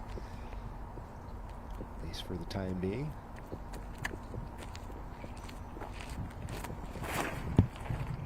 Gotta say, I really like this guy's slow to fast action on the tee pads. Nice slow footwork and a nice crisp explosion on the release. Good progress off the box. Aderhold to clean up bogey on 11.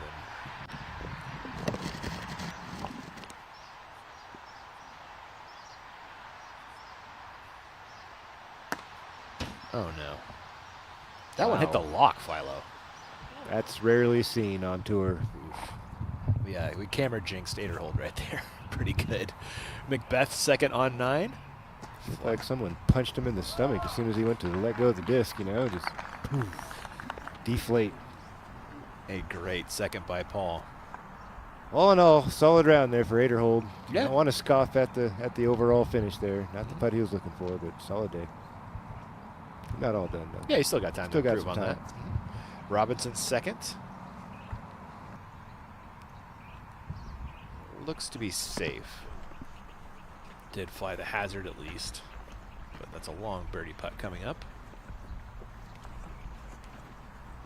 could say that about everyone except for Paul on this hole right now. On the island green, Barella wants no part of that, and that's a smart decision. That OB is right there. Right there. Yeah, it's like 5 or 6 feet or something. I'd argue less. Yeah. Seems like it. Birdie putt for Nicholas finds the cage. All right. Robinson also has a long birdie look. It's going to end up being a busy month for a lot of these competitors this week. Ooh. A lot of guys played the Masters Cup. Oh, Isaac Robinson makes a connection. From way downtown. Yeah, a lot of the field went to Santa Cruz to play the Masters Cup. So it's going to be a full month of disc golf for a lot of these guys. Yep, and they're headed to Europe for next weekend. Some of them. And then it's back in the States, and then it's back to Europe. Depends how crazy you are. Yeah, I don't see how many guys are going to be doing the back and forth twice. I don't know how you're going to get your body back acclimated to time travel. Wysocki gave it a valiant effort for the birdie, but it should turn into a par. Yeah, whatever you want. Yeah. Okay. Paul for a stroke on the card. Oh, excuse me. Robinson made his. For a stroke on Wysocki and Antala.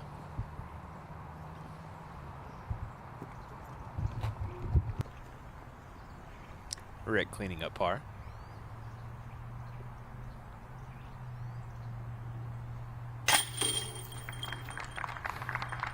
Could you imagine having to do all that traveling back and forth to go? No, that would be.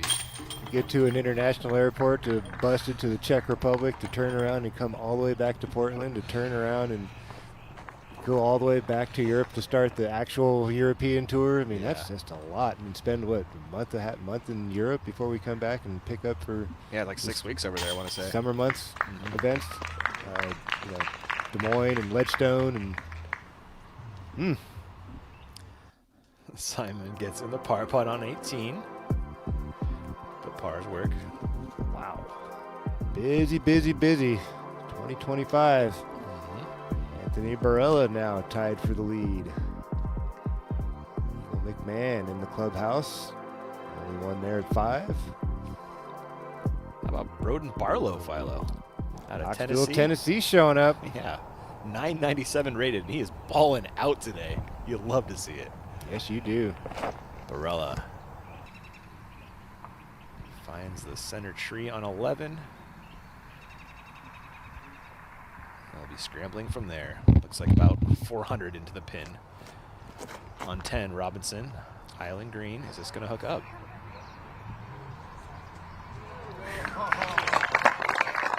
I thought he was but there's going to be in enough room. some trouble there. He was one of the best 6 to 12 throwers in the game. That was drifting a little bit more than I think he wanted.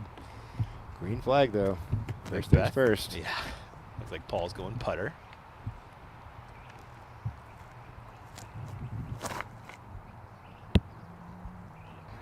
Unravel a little bit. This should work its way right up there. Oh, last log, circle 2 for Macbeth. It's a well-placed log right there. Yeah, it is. Wysocki.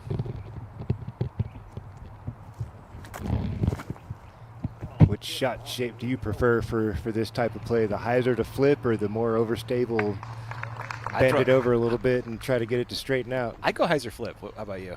I think I prefer the more stable ones for this. Really? Yeah, especially when there's some room off to the right to kind of shape it in there and kind of play that late fade. Feels a little bit more natural, something like we're seeing here from Nicholas Antala. Yeah, Wysocki and Antala both agree with you. Shows you why you're in that seat and I'm in this one. Nicely done by Nicholas. Yeah, he's trying to dig out of the hole too and wake up.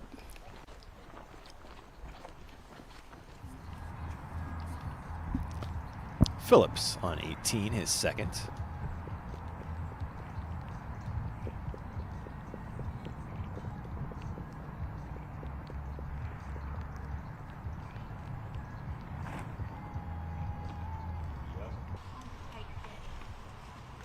That was smooth. Really nice. Well, from what we've seen, the eyeball test approves, man. The guy's definitely got some smooth action. Does.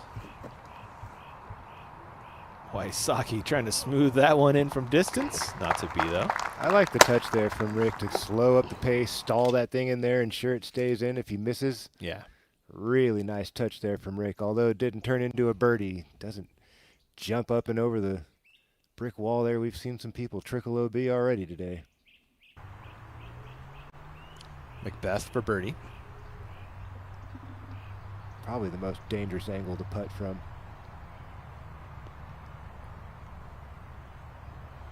Macbeth, not afraid of the death behind in the heart. Awesome stuff. He needs more of that. Sure does. The putting has shown up for Paul this year, though. It has been looking better from what we saw the last couple seasons. That seemed to be the weak link for him, just not converting like he had been in years past. Birdie putt for Robinson. That was hearted. There was certainly a time for Macbeth it seemed like no putt was left behind. He might miss the first one, but he'd never miss the second one. Never. And the first one was usually a lengthy, very dangerous putt that most people would never even dream of taking. Yep. And he'd usually catch some metal, if not make it. This is facts out of Philo right there. Nicholas for birdie. Nicely done. Back to even on the day. He's grinding. Yeah. A little slow. And this is a par drop in for Wysocki.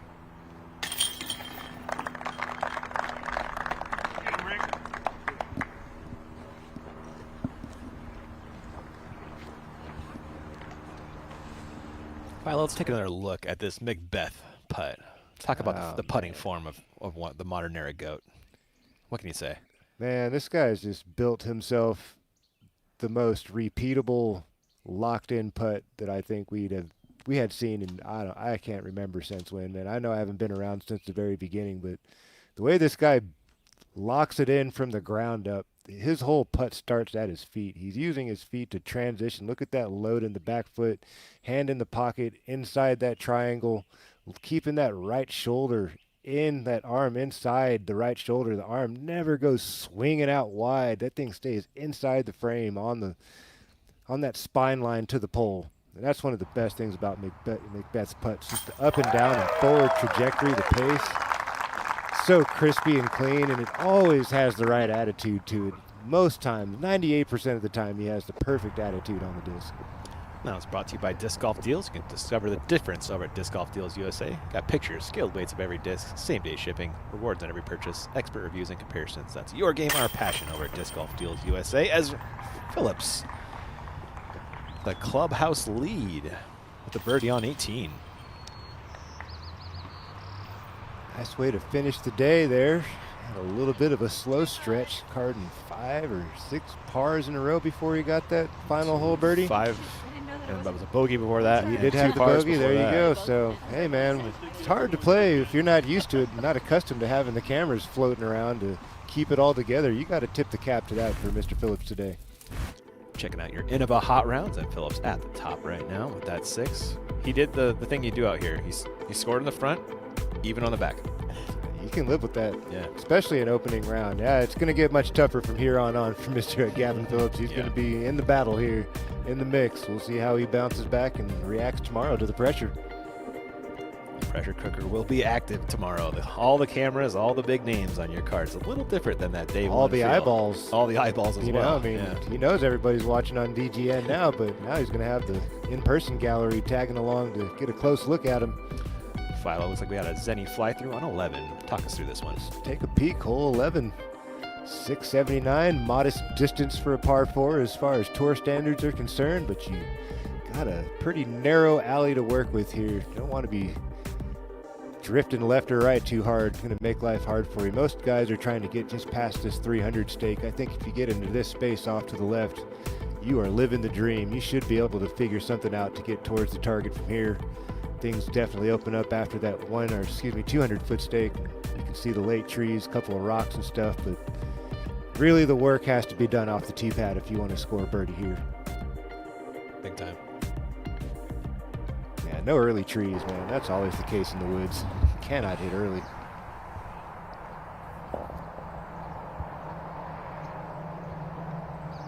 Got an overhand coming. Mr. Withers. He does have a great overhand, though, actually. Usually a thumber from Scott. Didn't catch it. No, I didn't either. That was his second. I imagine he'll get a par out of that. Barella, his second.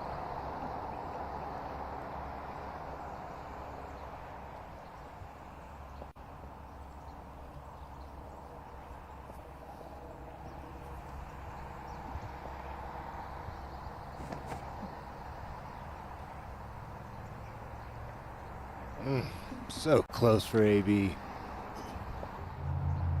Barella still in the fairway for his third now, as Marweed looks at his second. See if the Cookie Monster can bite one off here.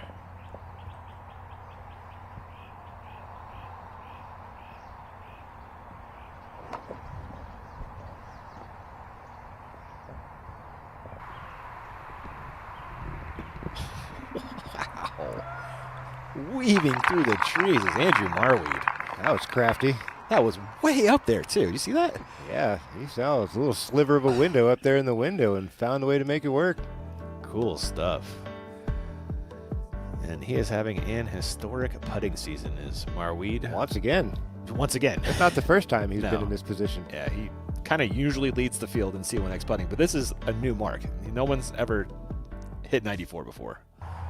So let's see if he can stay there throughout the year. That would be incredible. Definitely be keeping an eye out for that amazing stat line.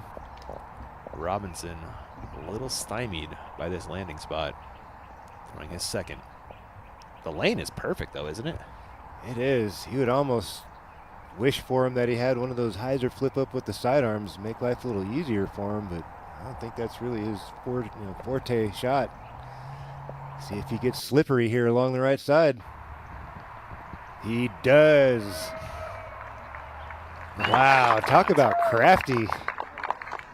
Core strength to the max right there to pull that off without losing your balance and falling all over the place.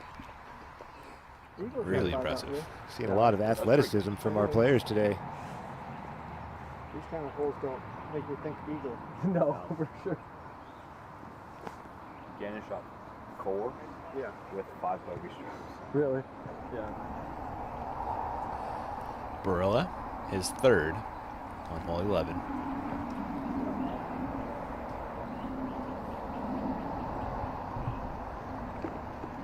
I believe that is Austin Turner on the bag for AB today. That is lefty Austin Turner. One of the best lefties in the world.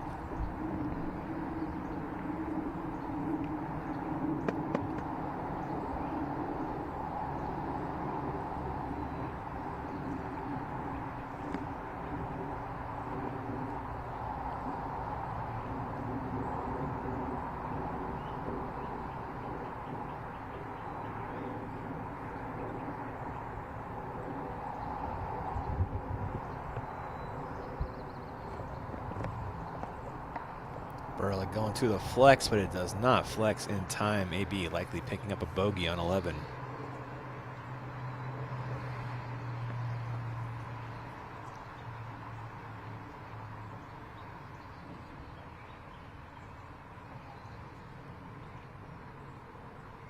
Any clean scorecards today, Philo? Everyone grabbing a bogey? Just looking at something else. I hadn't been, yeah, I mean, I have not seen a clean one scrolling so far. There's a bunch of roller coastering going on out there across the field. Some guys getting a little bit of a rhythm, then catch a bogey or two, some doubles. Seen a snowman out there. Ooh. Yeah. Isaac Robinson's clean. Oh, nice. In the clubhouse is your clubhouse leader, Gavin Phillips. He's with Nate Perkins. All yours, Perk. All right, Gavin Phillips joining us now in the clubhouse. Gavin, 600 today. Tell us a little bit about the round. Well, I started off hot. I went 6 through 9 that I know of. I don't really remember it too well, but after that I finished even for the back 9, so I finished 6 down for the day. Currently you're the clubhouse leader. How does that feel?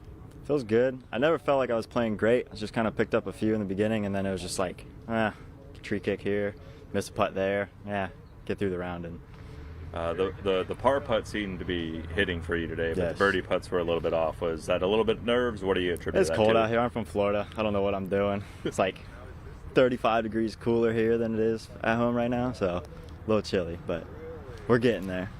And after all the tournaments, we've had a lot of more open ones recently. What's it like being in the tight woods? How's it feel? I love trees. I love playing wooded courses. I'm not a big fan of the big open ones, but the small courses, the tight trees, it's the way to go. All right. Thank you so much. No We'll see you problem. tomorrow. Thank you. The man from Florida bringing the heat in chilly Washington. 7 for 8 scrambles, did well on the putting side. 10 for 12 for Sim from C1X. Solid day for Gavin. Can't wait to see what he brings tomorrow. And apologies, that was Tom Rapp on the interview with Gavin. Perks a lot in the field. That was Barella's 4th. Work left to do for 5 as Robinson steps up on the tee of the same.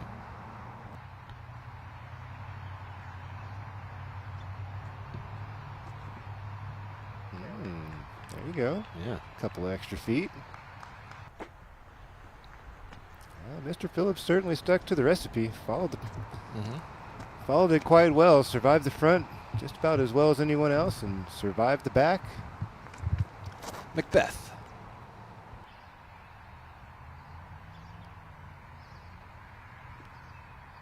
Pretty clean living.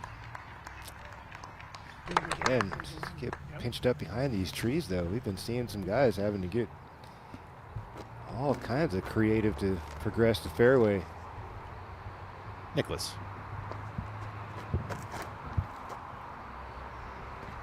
Beautiful flip up. Mm-hmm. There you go. Join Mr. Robinson up there along the left side. 3 solid drives so far. Wysocki. He's due for a good one. Oh, a little slip of the foot there. Still pushing forward. See if he gets a late tree and back towards the center. There you go. You got that thing on a remote control, Philo? Something like that, man. You know, you just got to have positive thoughts, and usually something good will happen for you in the woods.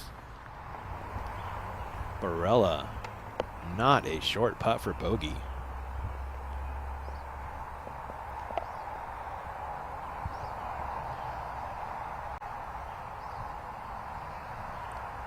Trying to stay away from back-to-back bogeys.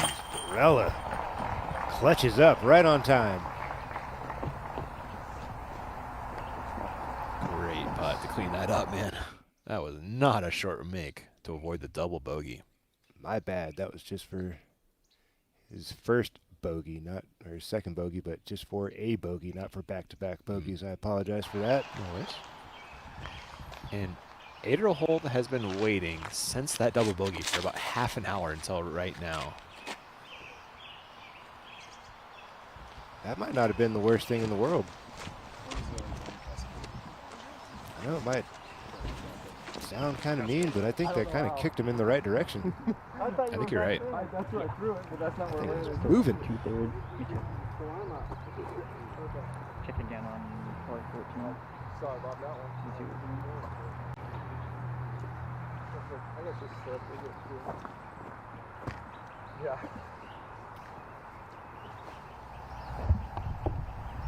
Marweed for birdie on 11.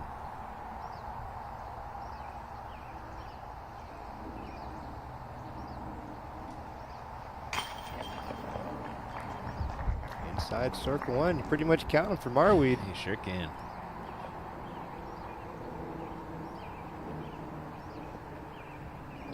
Ezra with a birdie putt. That one stays in.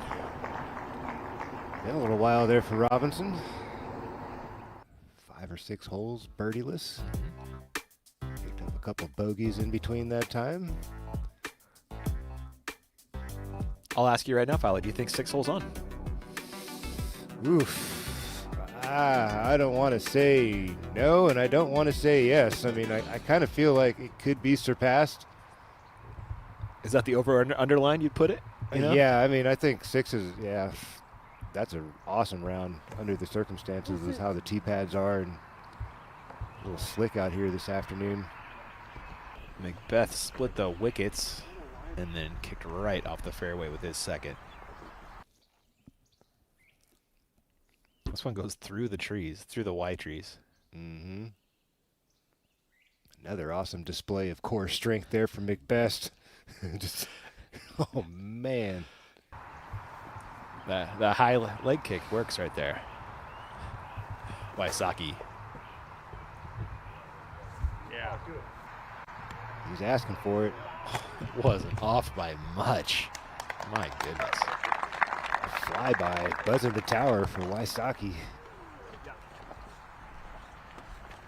He's trying. You can see he's still trying. He's not as fired up as he typically can be when he's not having his best round, but he's still trying. Send this right into the chains from the fairway. I think it's chain high as it's flying by. On the same Antala and his second.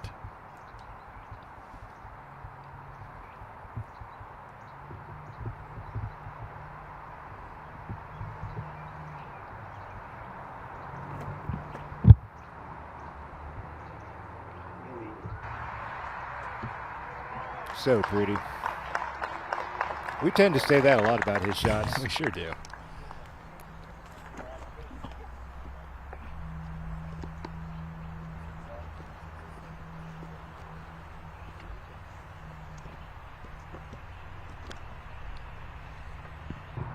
And now ready for Robinson's second.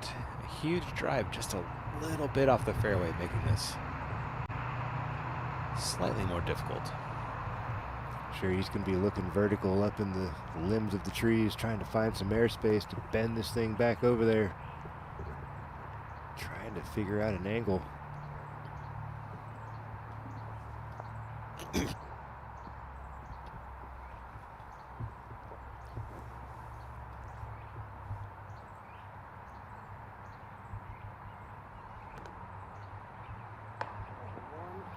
Could see what he was going for, but yeah, a lot of tree out there. See if he can scramble that one up. Probably still a $150 out.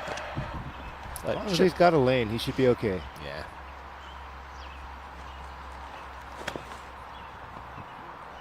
Apparently this is the birdie line, is to go over the bush with your second. Aderhold has done it.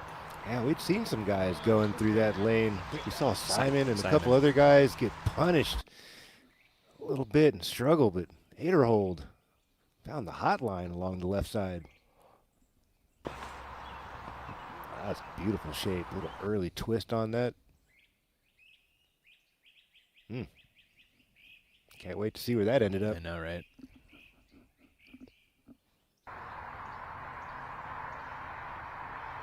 Back to 11, and looks like Robinson's third.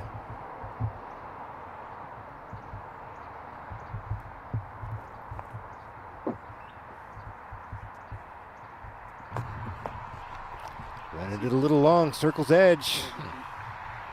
Been a common mistake here throughout the day. Yeah, FPO and MPO alike have both been having a hard time snuggling it up close.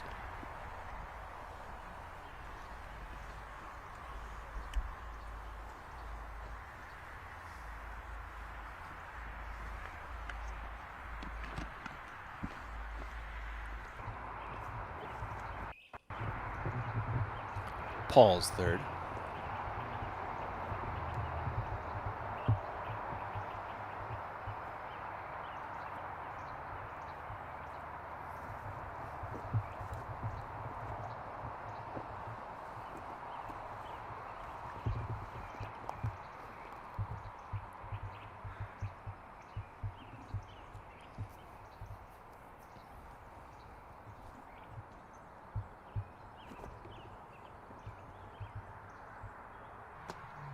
Nice little controlled swing there from Paul to scrape that up, keep it close. Perkins, what have you heard on the ground from the players about this really tough stretch? Yeah, I heard a couple people talking about the difficulty of waiting. You know, this stretch, I think, starts really right here at 11 and goes all the way up until, 16. it's going to take a long time. It's going to be the brunt of their round, and so it's just difficult for them to kind of get into a rhythm. You know, whether you're trying to bounce back from a bogey, get a birdie, you just have to sit and wait, and it really adds to the difficulty of this back nine. And I think in general, everyone's just a little surprised at the scores at the moment. Course is playing much harder than they anticipated. I actually spoke to Jeff Corns about the ratings that they're showing this first day. He thought that even was going to be closer to 10-10. It's looking like 10-25 right now for even. Rick's going to wait until that chase card is done teeing on the 12th. Looks like he's going to step into the putt now, just outside the circle. No wind here. Oh, left side. He didn't think he had it. It's in. Great putt from Wysocki. Thank you, Perkins. One more look at this Wysocki make.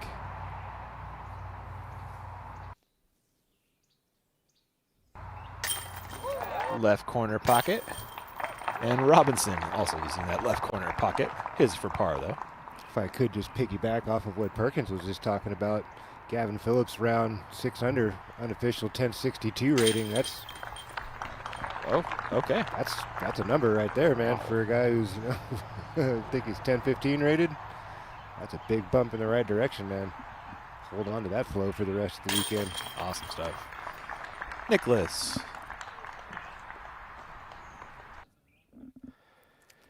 And like Perk talked about, there is a long backup on a 12, so I'm going to sneak in a quick commercial break. Catch you in just a few.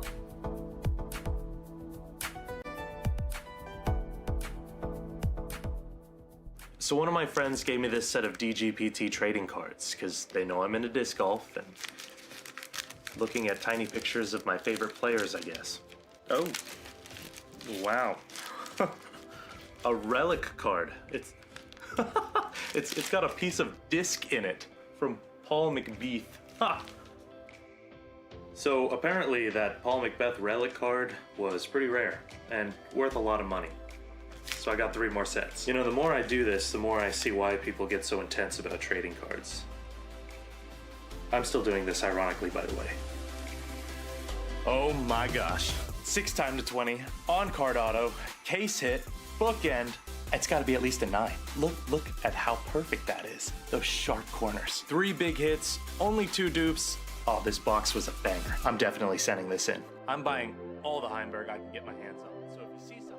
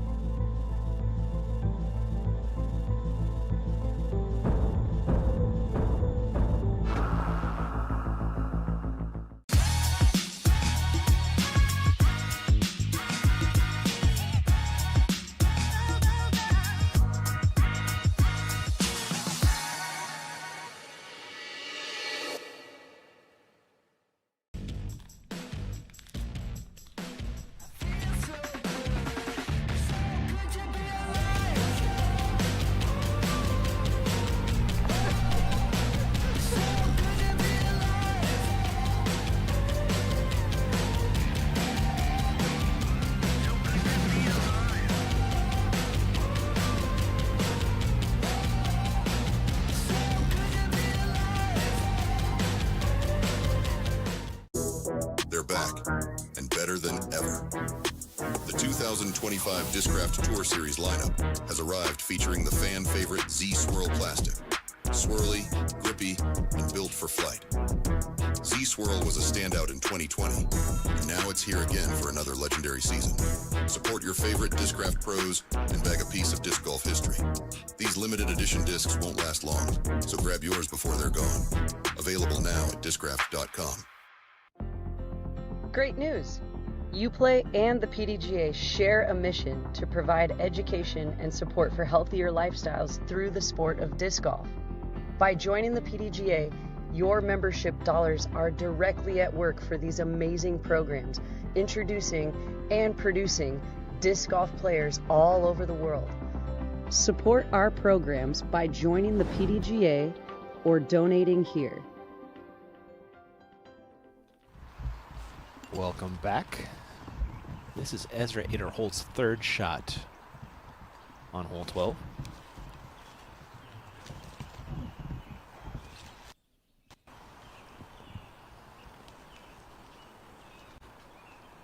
He is 200 feet from the pin thanks to that white stake next to his right foot.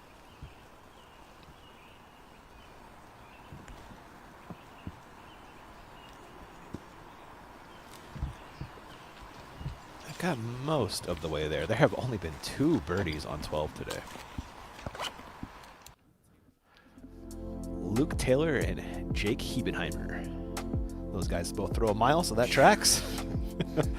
Hole 12, Philo, fly us through this one. It's going to take a minute, buddy. Yeah, this is a challenging par 5. Kind of reminds me of Northwood Black a little bit without the bridge. And the last little bit there kind of that goes uphill, you know, but it's so tight the whole way. There's like very specific landing zones you're trying to get to make things manageable. You start spraying and bopping off trees, you're going to pick up a double so fast on this hole. We've seen it happen all day long, MPO, FPO, like.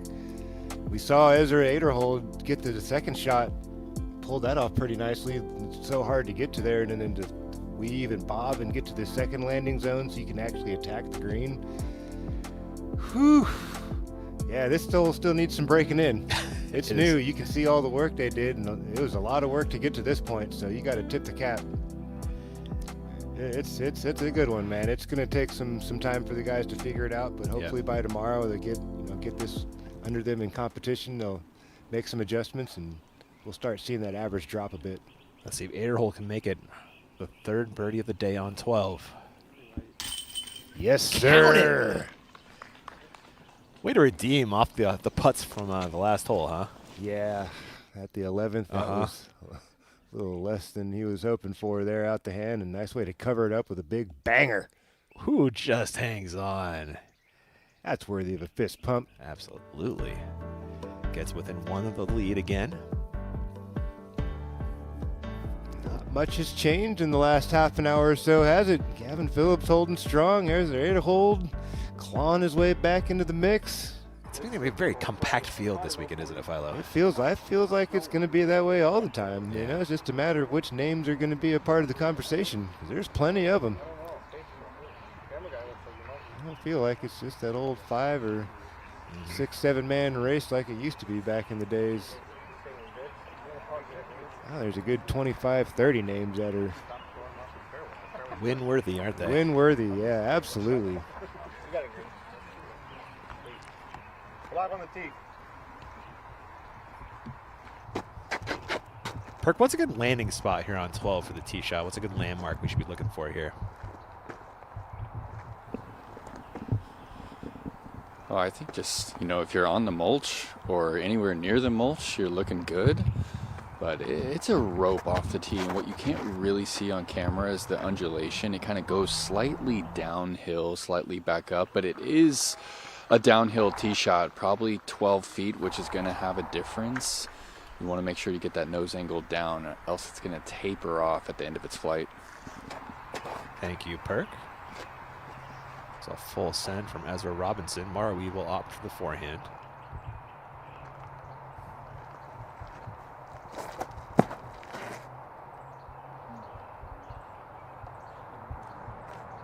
Heiser flip up. Stayed on Heiser. You like the line five? I mean, it looked a little early to me.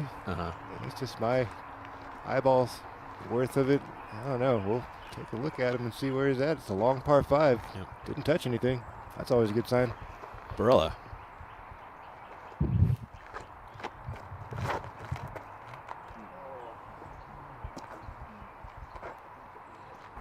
He groaned, but I didn't hear anything. Maybe shrubs? Potentially, yeah. There's a lot of bush and shrub along the right side. Could have easily gobbled that drive up. Withers.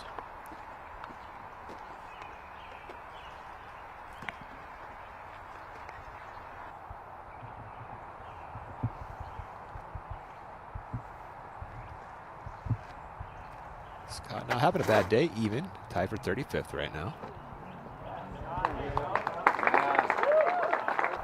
There you go. Find some short grass, wood chips in the middle. Yeah, I think he's in the fairway. Premium. Yeah, it's not a big fairway. Macbeth, the winningest player on the West Coast. Are you surprised? Nope. 0% surprised.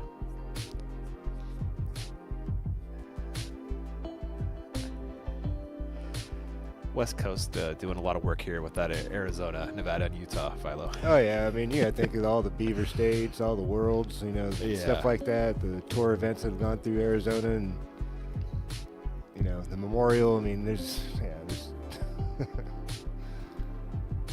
so many great events over here on the West Coast over the years. Not surprised to see Macbeth's name at the top of that list. Yep. Growing up in Huntington Beach, California.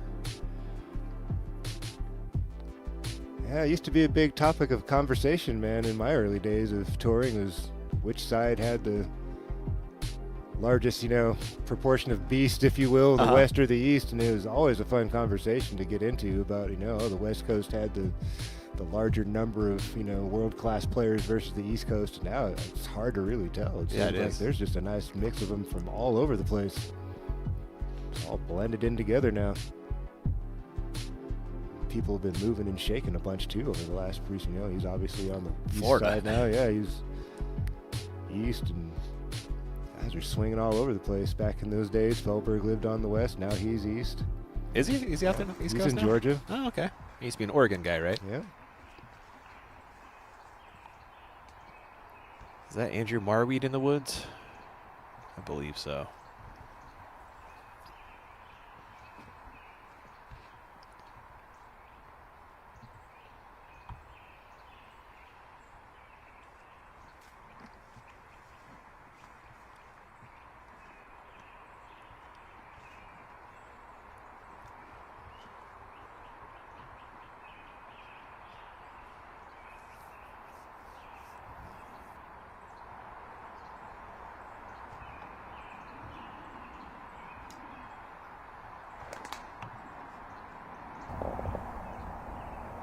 Marweed getting crafty, a little two-finger pop coming out of the woods. Tracking to the left a little bit, but should be able to find something to get him up and down. Some good progression.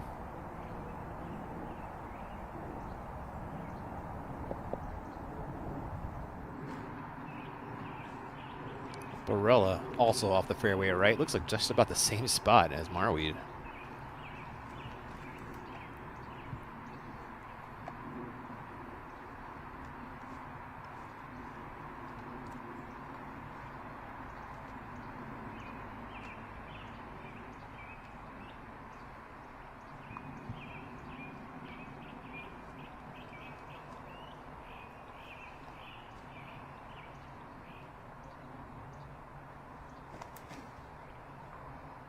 Abbreviated swing from AB. I saw none of it, Ian. I got nothing either. Just trying to get out of jail as AB back to the fairway. Let's jump ahead to 13. 8er hold, 1 off the lead.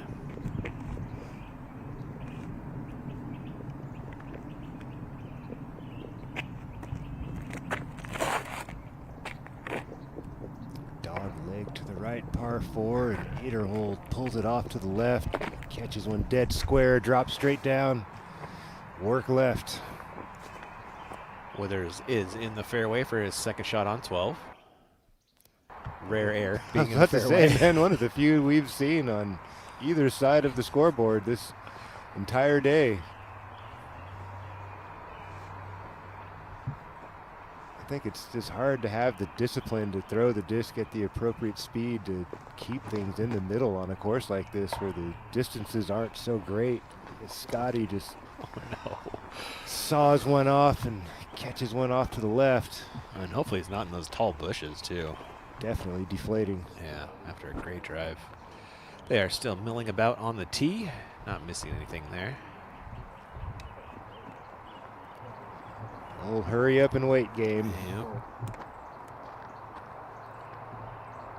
It took the FPO field about an hour to play 11 and 12 this morning. I was watching. Yeah. Feels like it's not going to be much quicker on the MPO side either.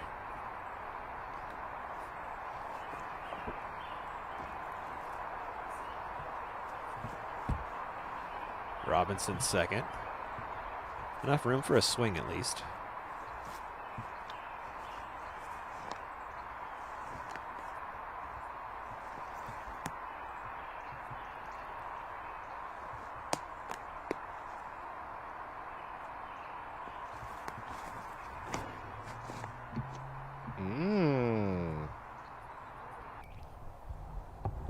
There you go, Robinson. Yeah.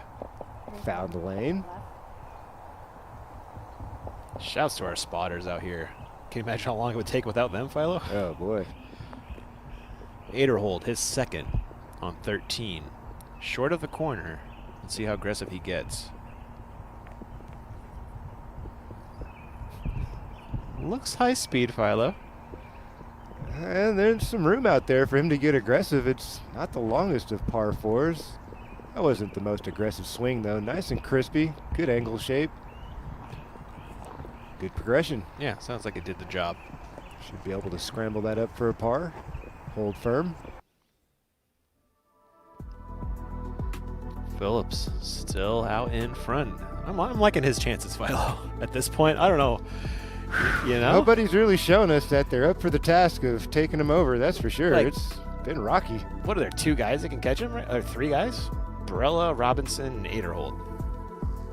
Maybe outside chance Macbeth and Wysocki. If he really woke up all of a sudden, yeah, it's out there for him, but we just haven't seen many guys do it. Not a whole lot of birdies being carded on the back nine, especially on the back half of the back nine. Maybe a couple early birdies, but not much on the way home. Yeah. If you guys are just joining us, we are recapping round 1 for you. Barella starting early with this eagle on 2. What a make. Quick start for AB. 3 under after 2 holes. This is Robinson on the green of 10 with a nice birdie putt.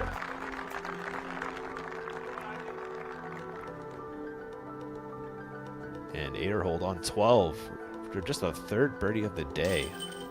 And this was after he missed an inside circle 1 putt that really was just nowhere near the chains out of his hand. So what a nice recovery for Aderhold. The story of the day, though, Gavin Phillips, your clubhouse leader at 6.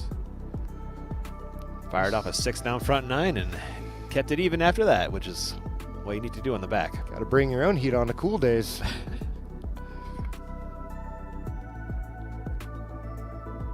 He has been trickling up the board. Gavin Phillips, I'm told, also had aces on back-to-back days in Austin. That's pretty cool. I think it was the same hole, too. Wow, how cool. Oh, I lied. 15 and 7. 17, there we go. Marweed, his 3rd on 12. Wow. Yeah, he put the smash down on that one. That was smushed. Looks like it's somewhere around the fairway with great progress, at least.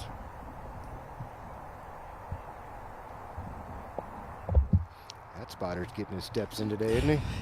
Back and forth, back and forth. Hey, we're going to flash back to Austin. Let's watch some aces.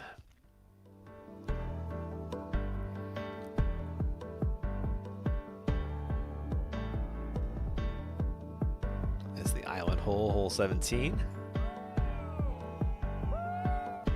It's all coming back to me now. Yeah. I think I kind of remember this now. Oh, yeah. Yeah, I remember this guy.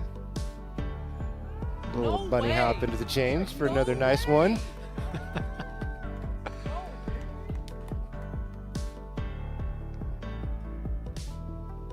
That guy stole my holy shot call. Did you hear it? Did he? No way. No way. Gonna take the shot of a century. And it did. Does it ever bum you out we're never going to see a better shot than that? No. As long as we live. I'm kind of happy we were. We got to call it. Man. Yeah. We've been a part of some cool stuff in this sport, man. Accurate. Not gonna lie. I'm very lucky in that. We're very, very fortunate to be in the position we're in, my friend. With you. Withers going overhand. Fairway of 12, his fourth. Looks like a tomahawk this time.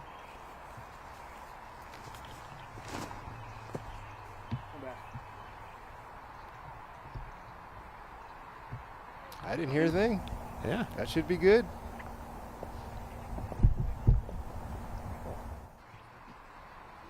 Barella. I believe this is his third, right? Yeah.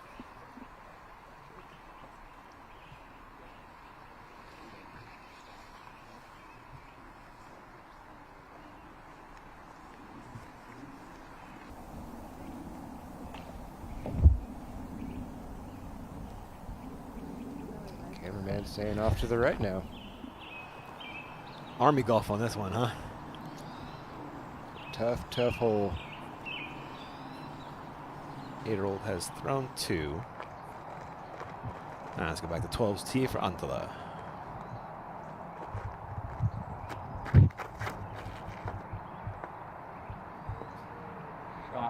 Silky.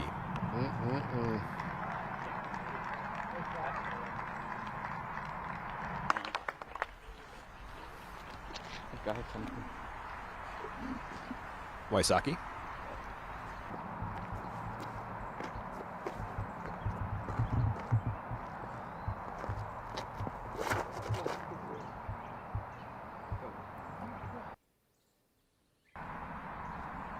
That one turned the corner a little too quickly for Waisaki. About where we saw Marweed and AB, perhaps? AB, that's what I'm thinking. Robinson.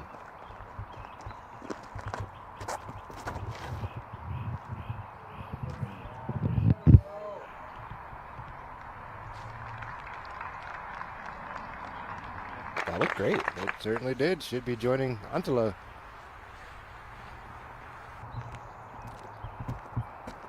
Macbeth.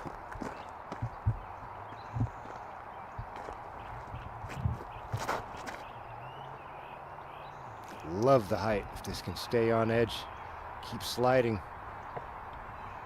Not a bad knock there. Keeps him in the middle. Oh, I think I got it to kick right. I didn't like that. And our man Perkins is with Jeff Corns, your tournament director, for some more information on hole 12. Yeah, I was chatting with Jeff Corns just a few moments ago, and Jeff, in coordination with the Mason County Disc Golf Club, they really wanted a signature difficult hole here at Shelton Springs, and they're trying to, you know, similar to Northwoods Black, hole 12, I think they've kind of recreated the difficulty here on the 12th. Another hole where you just know you're going to have to wait, and another hole where you have to dime the tee shot if you want an opportunity to score. I think it is currently playing as the most difficult birdie on the track, and hats off to the Mason County Club for making it happen this year, cutting this new hole in the last couple months. Yeah, with you there, Perk. You can see all the work they had to do to make this happen. We good on the second. Corns was similar mind to you, Philo, on 12, huh? Hey, man, Perks called it, man. Yeah. Once you've been scarred by Northwoods Black, it never leaves your soul, man. You see something, and it's like, yeah, that kind of reminds me of that. That is it. Casey White on 18 for birdie. That gets him to 3 under on the afternoon. Into your top 10. Yeah, it was 3 under. Back-to-back birdies to get it to the clubhouse for Casey. Nice shooting there to get it home. Coming off a great performance at the Champions Cup. Yes, he did.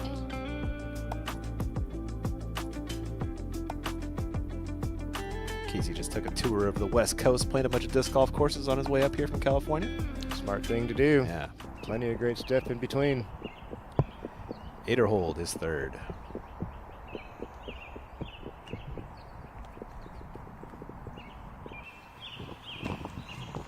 That'll work. That is a good one.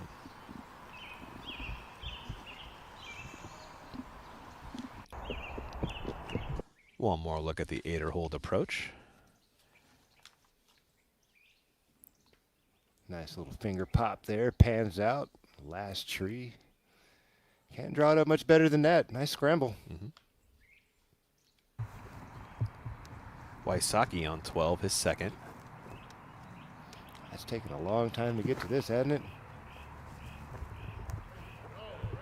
Wow, look at that shape from Rick. Unfortunately, it does find its way into the thicket, but man, progress. Yeah. Name of the game, at least, right? Get some distance. And then do what you can from there. Even if you land in the fairway, you're not guaranteed anything. Yeah. Not guaranteed a shot you've practiced or, you know. I think it's all completely random right now. You know, I think the hole just hasn't been broken in enough and, you know, just trampled down, and people have to go search for their disc enough for it to really kind of widen up and open out. You know, it's a brand new hole. It's going to take a while.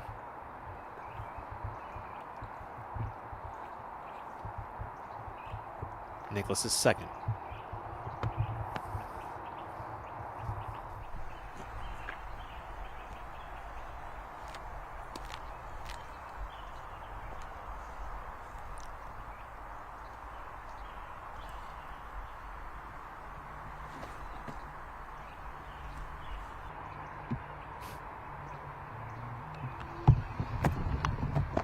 Wow, that's one of the best we've seen on the day.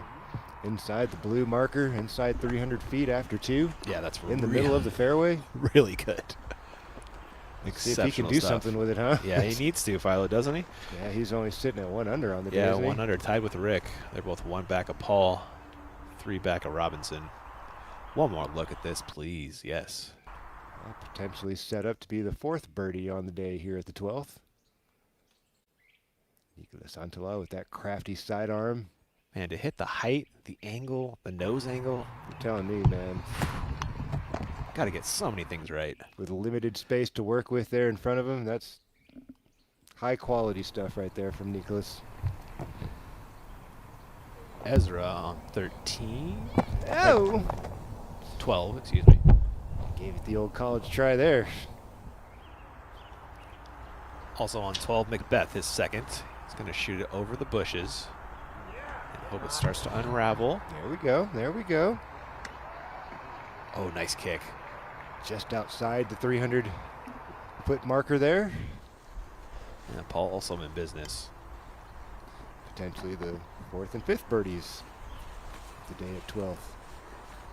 Isaac and his second. Had a great drive, but unfortunately kind of just in this bush.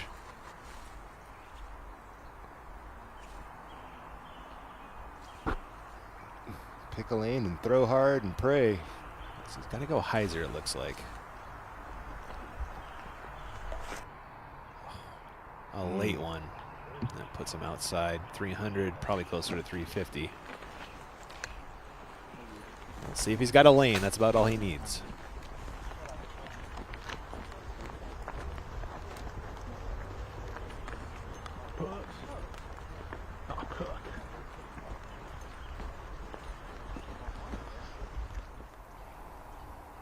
Barella.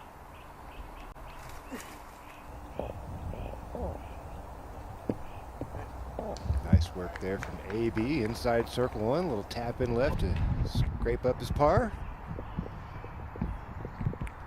8er hold on 14's tee.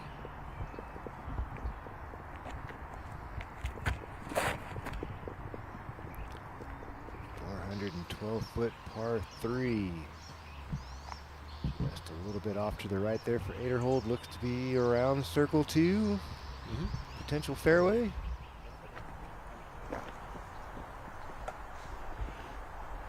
Back to 12's fairway.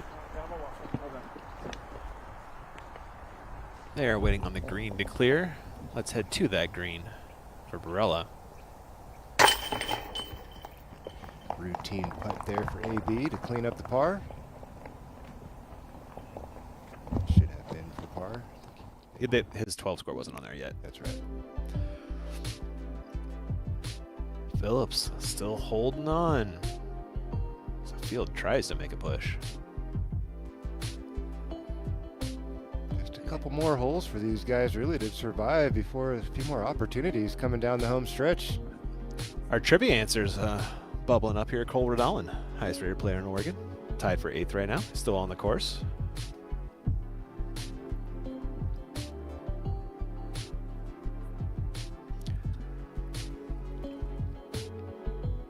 Perk, can you fill us in on the lies for the card here on 12?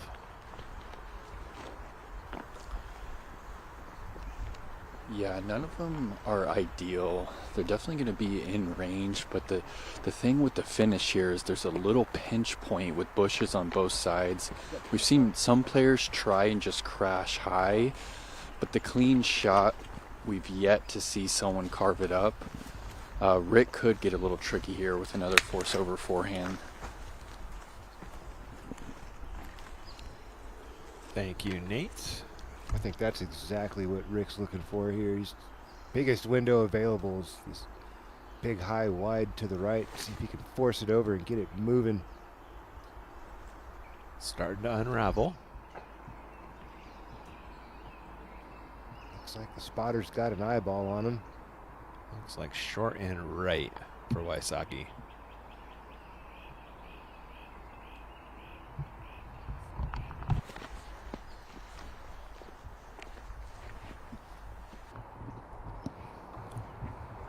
Robinson and his third.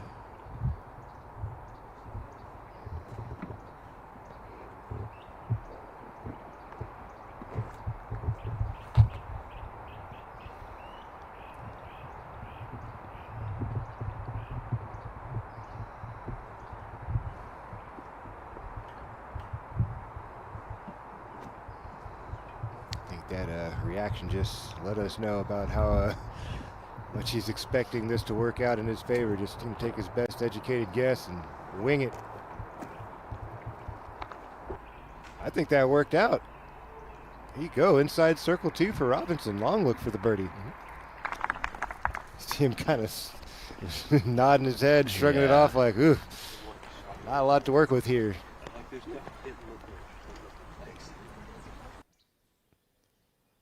Another look at Robinson's third. Pretty nice weave job. Wow. In business.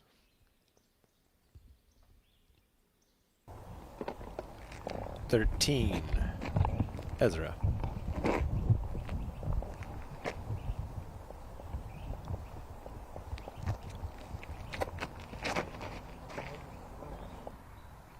Looking for that hyzer flip to flip, and I just think it took too long, Ian. Yeah. Made a great distance, though. He chopped through the woods pretty well there. Yeah. Macbeth, his third on 12. Oh, get off it. Dang it. It's been one of those days for Macbeth. Yep, still out outside 100 into the pin. Coming up short of that red stake. Aderold has a look at birdie and a share of the lead with Phillips. Not the most comfortable of stances there for Ezra. Straddled out to the left, down on a knee.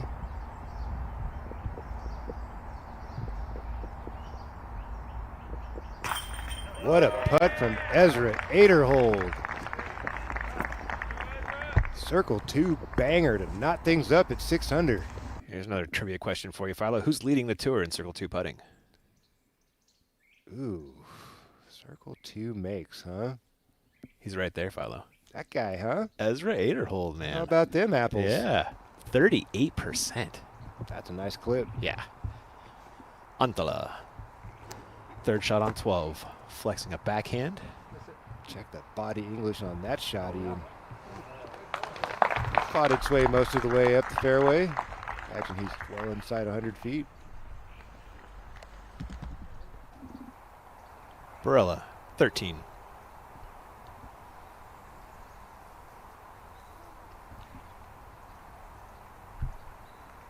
That flipped on him, Philo. I don't think he wanted that.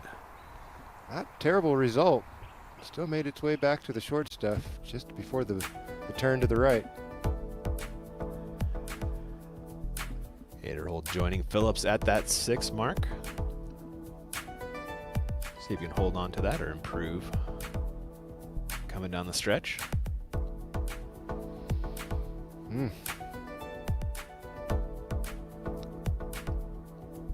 There's Jake Hebenheimer up there. Jeremy Colling having a nice day. 1 under through 12. Rick at 1 through 11.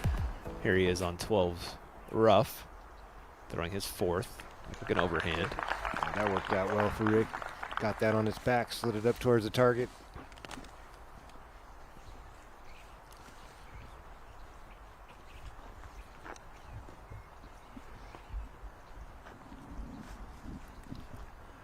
Perka, you've watched 12 now, twice on the FPO side and the MPO side. What do you think about hole 12? Did it do what the course designer intended? I love the hole, personally. I'm looking up the fairway now, and it just has this grand feel to it. I mean, cathedral, canopy, big lanes, you know, plenty wide. It's not too tight considering the scale that they're asking you to throw. And it's just difficult. You have to shape the disc the entire flight, and it's rewarding when you get that birdie. You have just a few of them on the day. Speaking of birdies, Perkins, we almost saw another one as Robinson tried to drop it in from nearly the fairway. Found the cage instead. Let's see if Nicholas can find the birdie stroke.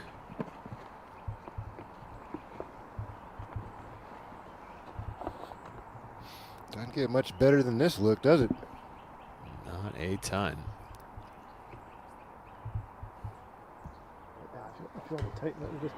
Just a little bit wide on the release there for Nicholas. Off the side of the cage, and see him shaking his finger out there. I wonder if maybe whack a tree or something on a swing, possibly? Maybe a little blister. Huh. It could be a number of different things. A hangnail, who knows? That overhand from Rick worked beautifully. Dropped in the par. Macbeth. His par.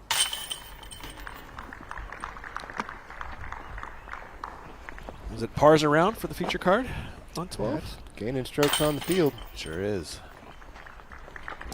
Has not been friendly on the scoring side here at the 12th this afternoon.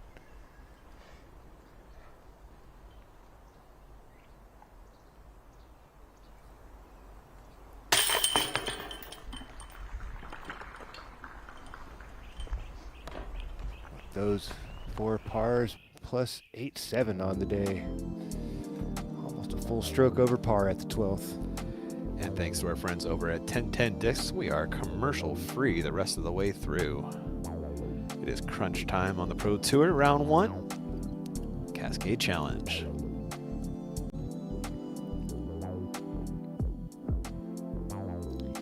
Only guy seem to be making any moves is Ezra Ederhold, trending in the right direction. Knotted things up 6 under par. Here is the man on the tee of the 15th.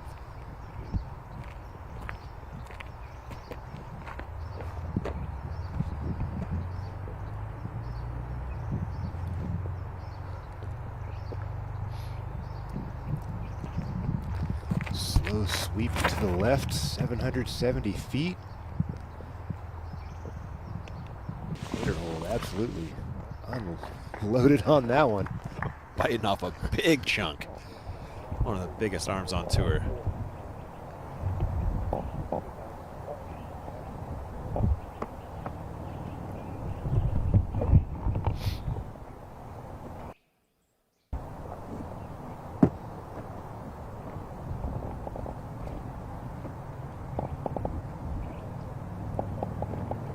Ezra Robinson, while he figures out what's going on. Take a look at our tour point standings on the MPO side.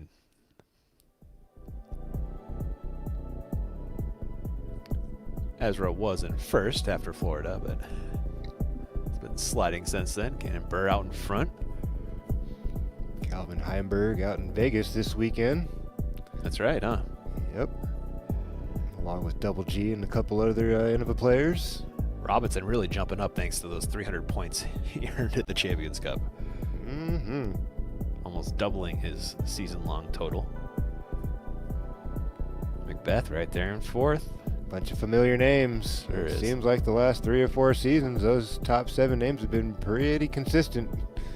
Yeah. It's pretty much been mean, he could maybe trade Adam Hammis and Nicolas Antala. Maybe he can swap any of those names, you know, give or take a couple spots. They've all been in the mix, top 10 conversation the last 3 or 4 seasons at least. I think Nate Sexton also went in Vegas this weekend. Coming off a, didn't he take down Tim Selinsky? Did he? Yeah. I didn't see that. Yeah. Beat Kale. That's got to sting for Kale, I'm sure. He'll get one. He's due. He's long overdue. Yep. All right, back to the disc golf action. Robinson, fairway of 13, his second.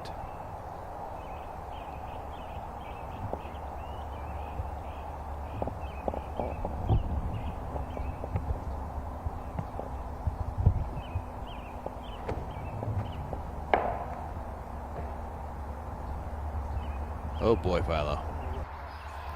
Ouch.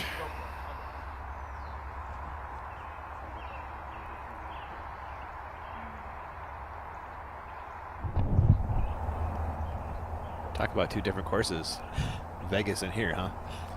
Yeah, or last week. Or last... Not just last week, but Champions Cup, rather. And here, just 2 completely different gears, from wide open bomber course to restricting wooded course. Really test your discipline when you play a track like this.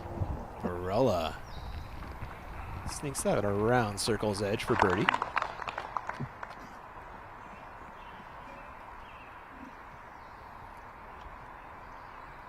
After that gangbuster start for Barella, it's been pretty quiet. He was 4 down through 3, and he's still 4 down, Philo. Right? Yep.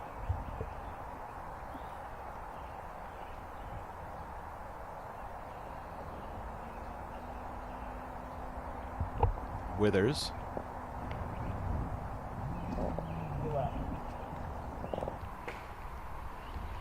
I got left just a little earlier than he was hoping. Still on the fairway.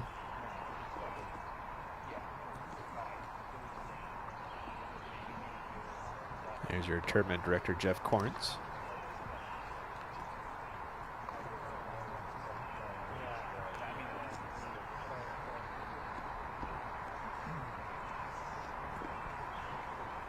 Shouts to him and the whole team for putting this on for us. Meter hold, looks like he's waiting.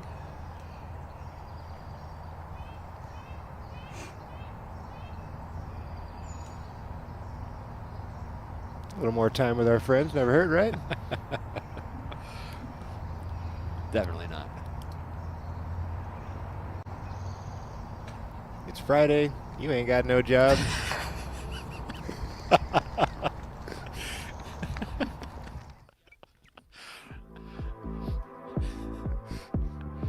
Gotta drop that one right after I get laid off, Philo. I'm sorry, man. It was not intentional, directed at you, man. How about Gavin Phillips, though, man? What a putt. What a day. What a day, man. He opened up the course just the way you could have scripted it any better for this guy. Got off to a hot start, found some troubles, but held steady.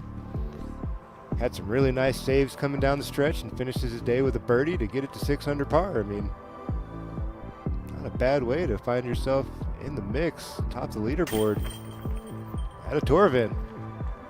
They've been trying to chase down that number for a while. Only Aderhold has reached that 6 mark. He's still got some work to do. Definitely.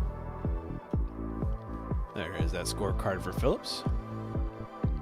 Should still be holding at that 1061, I believe, is what they're calling it now. I think it dropped 1 point since the last time I looked, but still, man, one heck of a round there. Yep.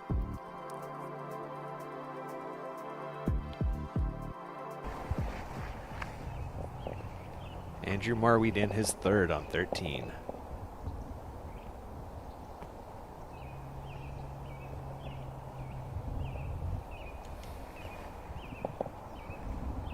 Oh boy.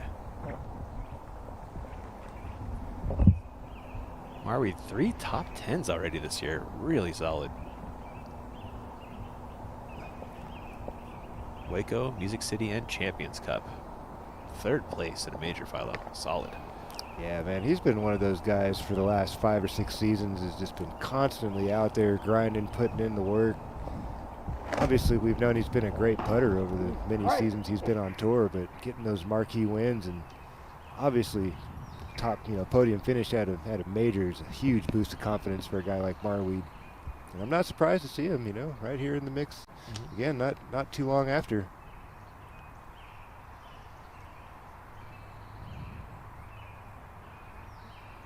Nate, you were with Marweed at Champions Cup. What did you see on the ground down there from Andrew? I mean, he was just locked in. Obviously, the stats will tell you that he's a good putter, but situationally, when the pressure was high that final day on Sunday, he was the guy who was making them and making Isaac push. For me, it wasn't until Marweed skipped off the basket on that, was it hole 13, that really took the wind out of his sails. But yeah, 3rd place at the Champs Cup is a career finish for Andrew.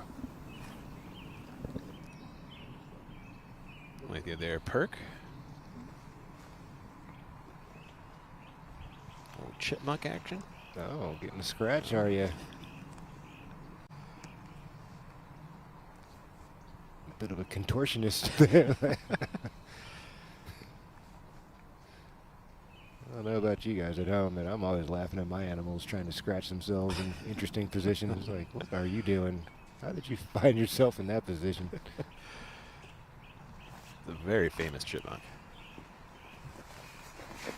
I remember that MVP chipmunk. Oh, man. Remember that? Oh, yeah.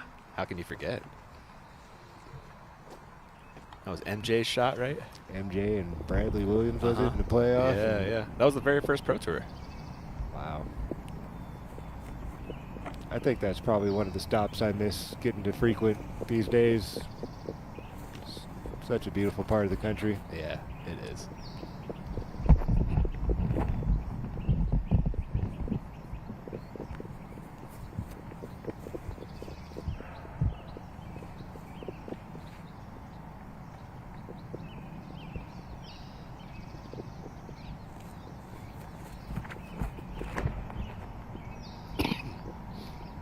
Disc is away for 8er hold. Can it miss?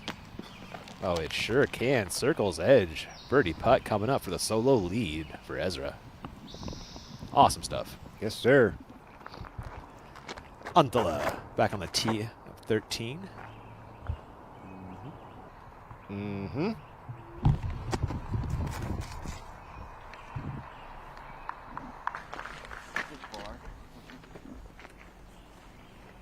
Nice spin off the box for Nicholas. Wysocki.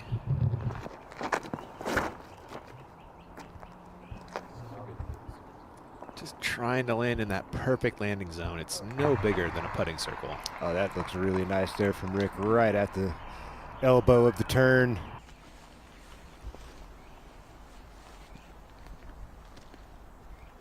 Isaac.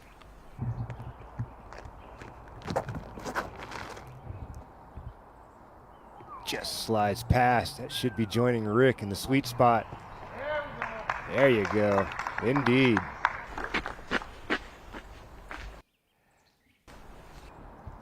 Let's see if Macbeth can make it 3 at the elbow.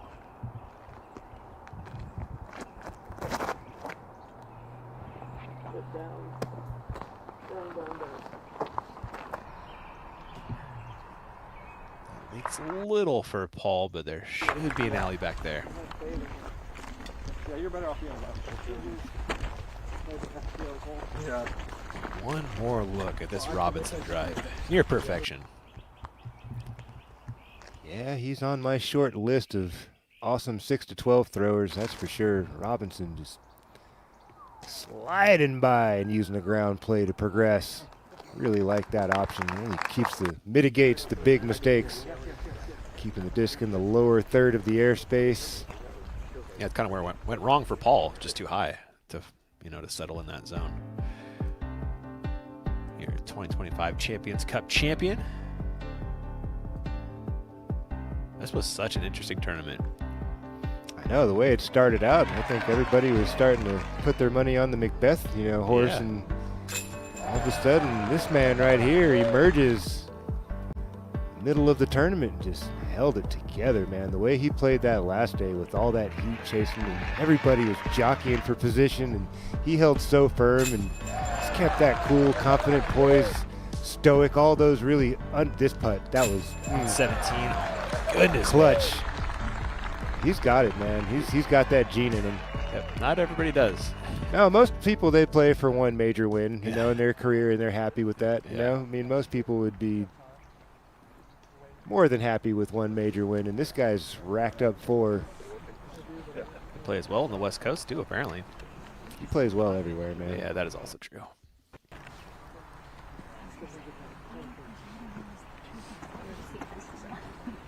While they wait, Varela on the green for birdie.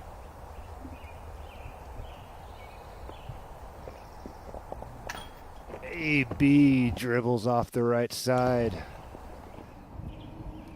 For the outright lead, Aderhold. Birdie putt on 15. Nicely done, Ezra, the first to 7. Nice little stretch there for Ezra. 3 birdies in his last 4 to take the solo lead. That's a tough stretch, too. It is a tough stretch. Not too many people have put together that same little run there as Ezra has. This is usually where people start picking up birdie, bogey, or par, par, bogey, something like that, to go birdie, par, birdie, birdie, and this little stretch is rarely seen so far today. Nice work there from Ezra. Let's see if he can finish up strong. Just a few to go. And he's got a couple of really nice holes coming up that he could take advantage of. 350 par 3, 330 par 3, and a pretty routine par 4 and 18 coming up. So opportunity here for him to get a little Yahtzee coming into the clubhouse and perhaps have some breathing room going into moving day tomorrow. That would be special. Looks like Macbeth's still waiting for that green to clear.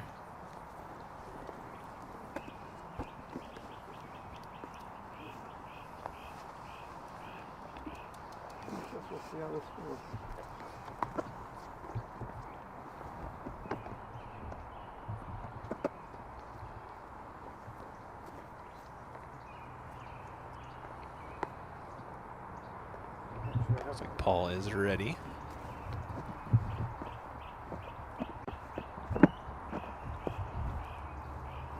This is his second shot on 13. Went just a little long and left of the corner. He's got a swing. He's got away. No. Inside for Macbeth. Chopped down early. Oof.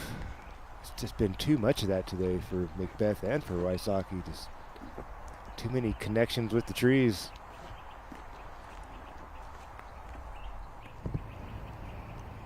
Your leader, Aderhold, 16. Well, that's not going to be a birdie. Not so much. Not the longest of par 3s, so that should turn into a scramble par. Back to 13, Robinson, and his second after an ideal drive.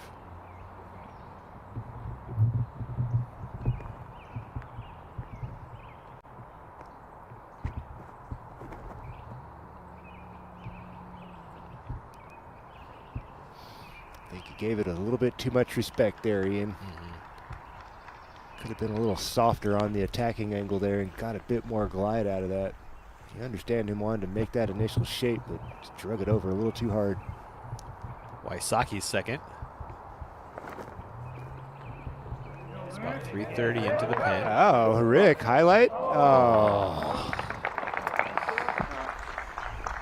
Makeable putt for Wysocki, though, at least. Yeah.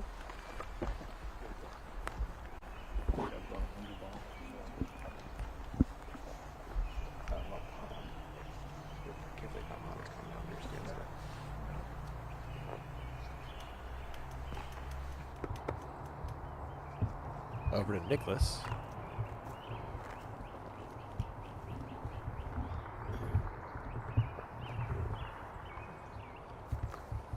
See the 300-foot marker just in front of him. He is long of the elbow. So he'll have to get a little creative with his second.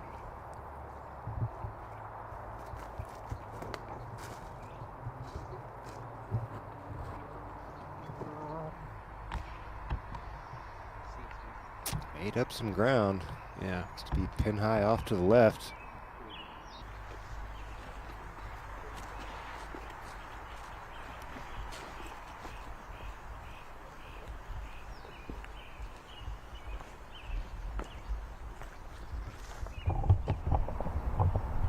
Barella, 14.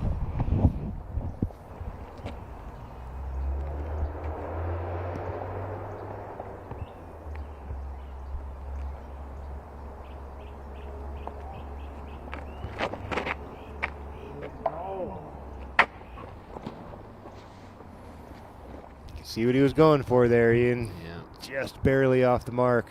McBeth's third on 13. Trying to stay clean, progress, get towards the edge. That was so good from where he was. It did, and he still comes up a bit short out there in that 38-foot range from McBeth. Hasn't had the best of luck from out in that range this afternoon. Let's see if he can turn that around now.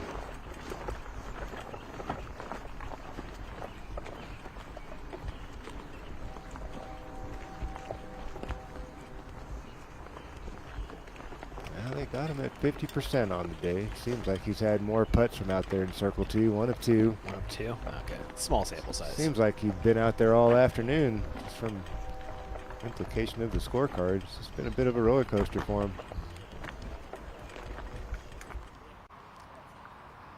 Rodalin on 18. Finishing up with a par. A 4-down day. Solid from Cole. Your highest rated player in Oregon. It's like Kyle Klein right there, tapping in as well.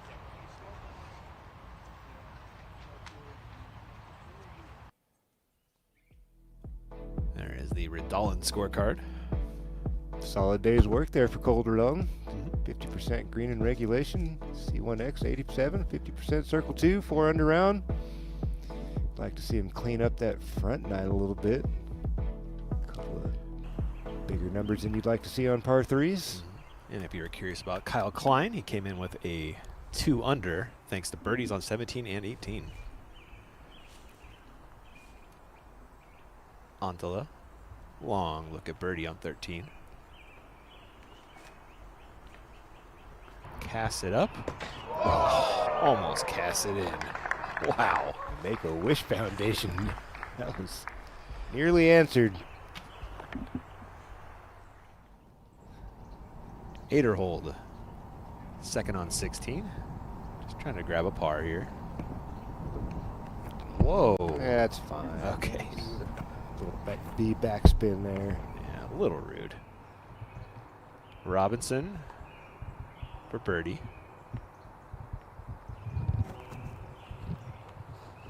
No. Back to Barella, his second after the early tree hit on 14.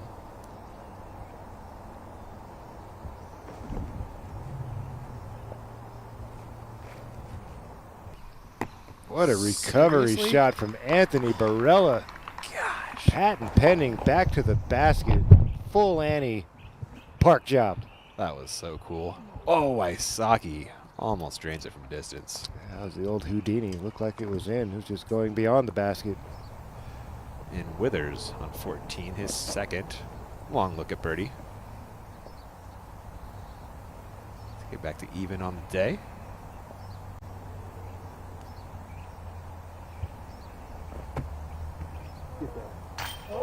Atta boy.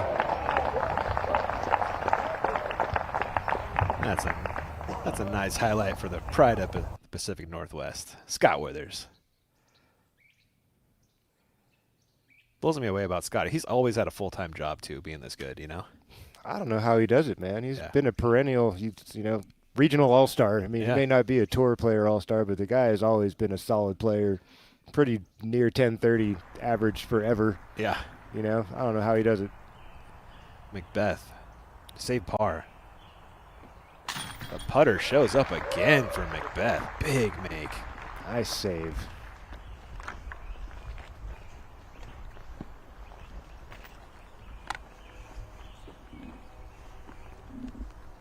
Wysocki. A par putt.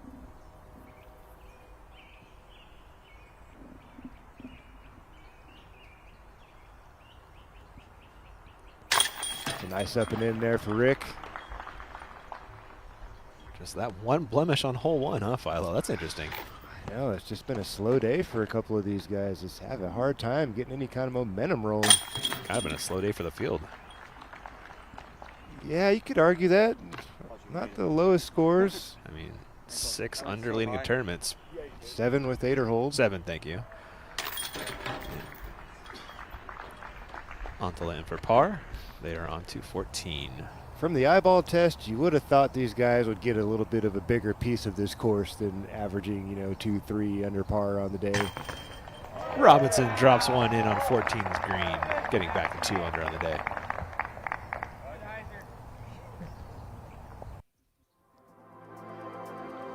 A rare hyzer putt out of Ezra Robinson there, getting a razz from the card mate there. I like that. Still not much has changed. No. Yeah, it's been a little slow out there. Middle part of this back 9, the wooded holes, long par 5, a couple of difficult par 4s in the mix. Slowing up the pace a little bit, but there's a couple par 3s coming up. We are live with your leader, Aderholt, tee of 17.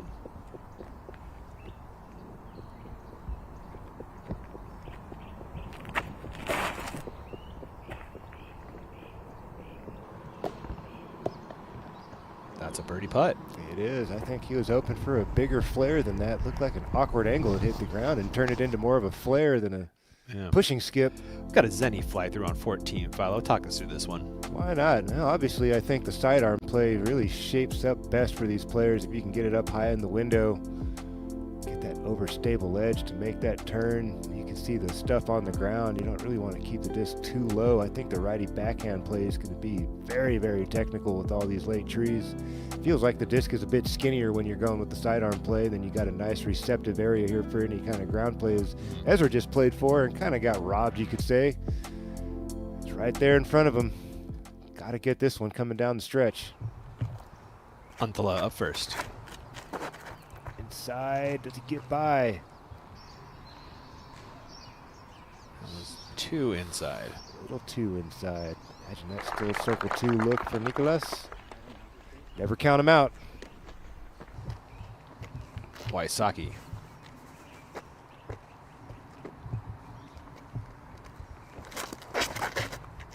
There you go. Rick's got the disc to the appropriate airspace. Let's check the skip. All right, drags off to the right side just a little bit. Circle's edge, I reckon. Not bad at all.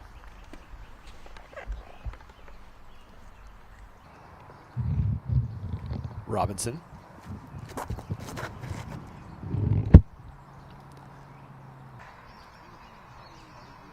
That one caught a tree when it was just starting to bend right. So Robinson likely picking up a par here.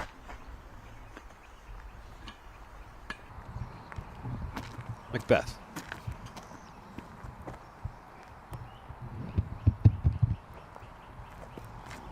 Looking for the hyzer to flip. Got it to stand up. That's about it though, huh? And it's going to finish off to the left. Still not too late for these guys to rattle off a couple birdies here the last 3 or 4 holes, and it'll change the whole perspective of tomorrow's round. 15, Robinson. I'm with you, Philo. It's there, but gosh, can they do it? It just seems like the energy's not there for the guys today, you know? I know it's been a tough stretch of golf the last couple of weeks. Just coming off a major. Some of the guys played Masters Cup in between. Some guys didn't. Not the warmest of days, kind of cold and muggy around Shelton right now, so gotta find a way to bring your own energy, bring your own heat. Barella.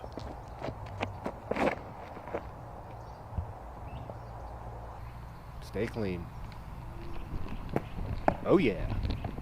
Love that kick for AB. Back towards the center, inside 300 feet. Robinson. That's his second after the early tree. I'll have that for par. Aderholt has this for birdie on 17. What would you do? Me, I'm laying this one up all day, but he's the best in the world at Circle 2 putting, Philo. Right? You're speaking facts. Currently, the #1 putter from C1 or C2 on tour is Ezra Aderhold, staring down a death putt. And you remember we saw it from Simon earlier. Yeah, we saw the Birdogi out of Simon on this one. But this is closer for Ezra. Up and chain out to the left. It's not the worst reaction. Settles down just outside the bullseye. Should be a pretty routine tap in there for Aderhold, but definitely disappointing.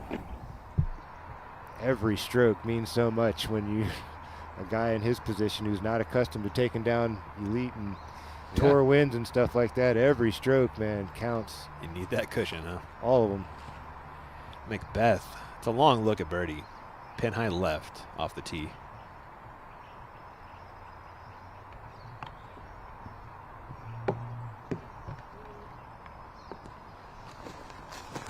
Someone must have the old voodoo doll out on Macbeth today. This is so uncharacteristic of what we know of his abilities. It's just one of those anomaly days. Yeah. Nicholas for birdie.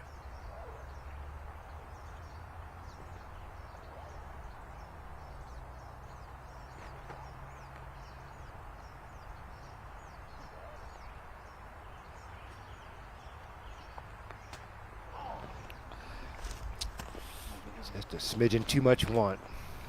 Shaping up nice.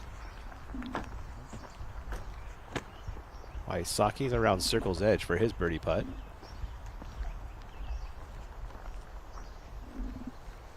All day, these guys have been searching for the best possible angle. Slight obstructions, just making these little 35-footers that are typically very routine for these guys much more challenging.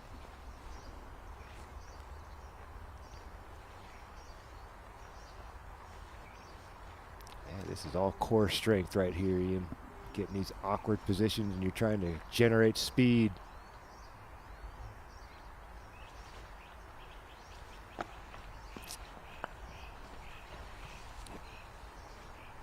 The old air nugget out of Rick, as the champ likes to call him. Macbeth for par.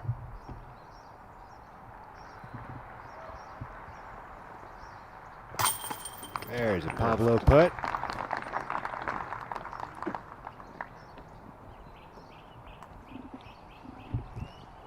One stroke away from being inside the top 10 is Paul Macbeth on a bit of a par streak now.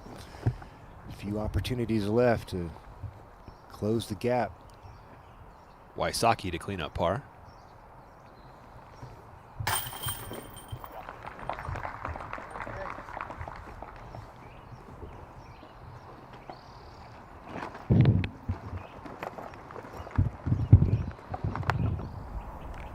Coming back for par on 17 is Aderhold to maintain that one-stroke edge.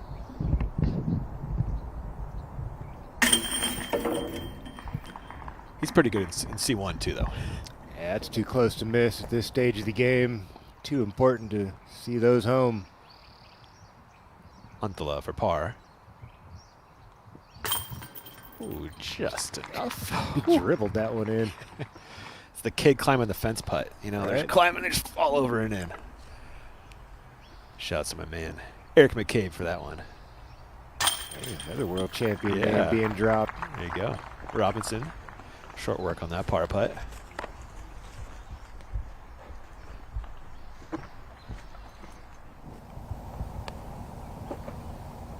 Robinson, the Ezra variety, second on 15.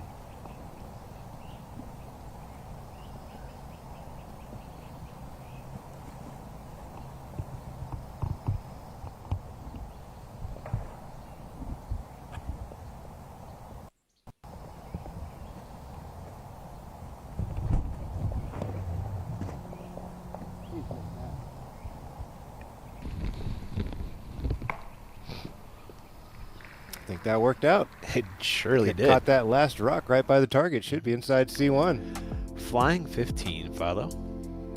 Yeah, they're calling this the third hardest on the day on the averages. Playing pretty tough out there. 770-foot par 4. Doglegging slightly to the left. Got this tree right here in the middle as it starts to make that left. That's really been causing some problems. Couple of skinny gaps to choose from and just a bunch of random checkered fairways out there once you miss the main vein. Get out there and deeper than that 400-foot marker off the tee pad, and I think you've done a lot. I don't think we've seen many guys up anywhere near that blue stake in it with a clean look. You get up into that space and you're loving life. Things open up a little bit.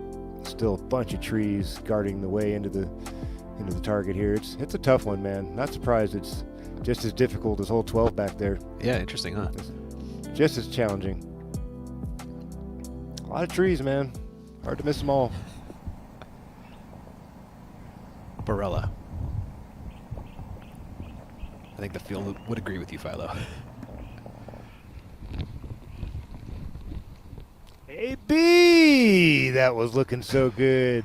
Sure was. Sliding past the chains and right at the edge of circle 1. 8er hold, 18's tee.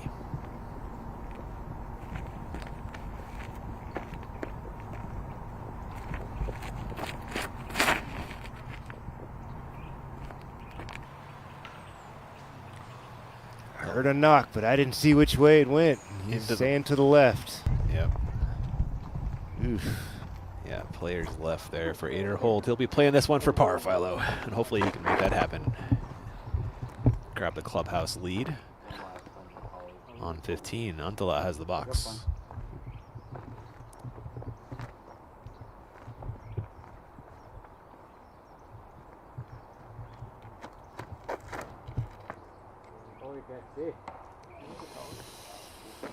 Oof. So tough to watch these guys hit that tree you're trying to miss. Like some of the most crucial holes on this course. Waisaki.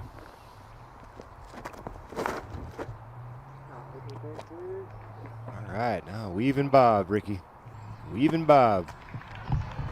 There you go. Hey, man, we just talked about hadn't seen many people in that neighborhood, and Rick drops one right there.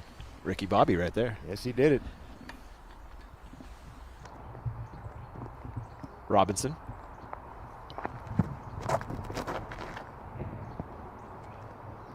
Even more aggressive, higher into the window. Catches one. Not the worst reaction, though. Sends him in the right direction. It surely did. Imagine he's about 10, 15 steps behind Rick's shot. Not bad. Macbeth still holding on to that 2 down. Nice controlled swing there from Macbeth. I like that. Didn't try to do too much there. Playing for position. Did you go somewhere in Georgia? Barella a little long on the approach, coming back for birdie.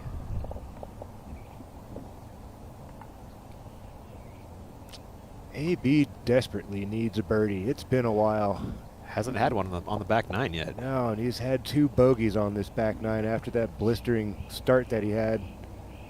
Can live with the 1 bogey on the front, but now he's picked up 2 on the back. Let's see if he can erase one right here. Indeed, Anthony Barella back to 4 under par. Can't spin it better than that. What a putt. Get a little life back into his legs.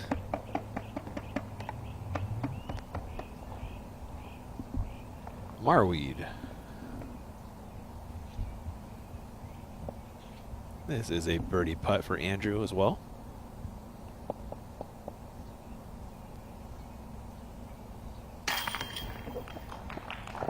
That gets him back to even on the back 9. 2 birdies, 2 bogeys there.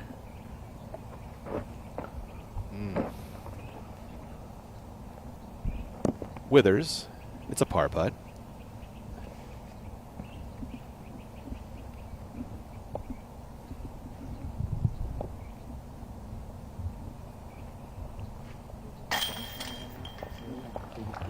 As expected, Scott makes short work of that. These guys can pick up a birdie or 2. They're going to jump 10 to 12 people. Speaking of birdies, I think this is one right here. Robinson with a drop in on 15. Nicely done. That gets Ezra to 3. Just 4 off the lead of 8er hold, who we saw have a little trouble off at 18's tee. Got some work to do. You'd have to imagine worst case scenario that turns into a par for him, right? I mean, I don't think his tee shot was that bad. He should walk out of there with a bogey. Imagine he'll hold at 7 on the day. That feels more likely than not. Antala on 15, throwing his second. I think we were both wrong on the over-under, though. I think we both went with the under on the 6 for the day, and Ezra's leapfrogged it to 7. He did, didn't he? Let's see if he can hold on. Here he is. He's in a little bit of trouble, Philo. Second shot on 18 for Ezra. He is short and left of the corner, left off the fairway. Trying to keep those digits warm, busting out the gloves. Pro play. I would have the hot hands, the gloves, everything, 55 degrees. That's not my number, buddy. That makes for a cold Philo right there.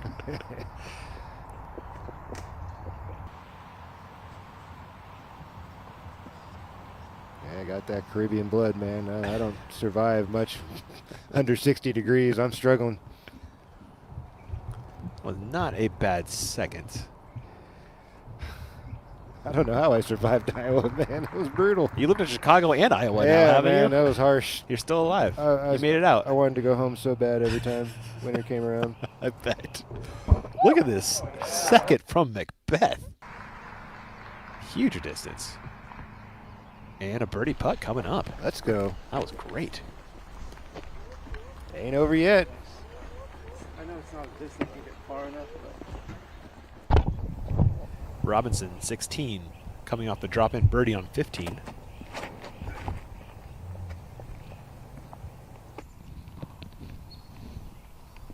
Hey now.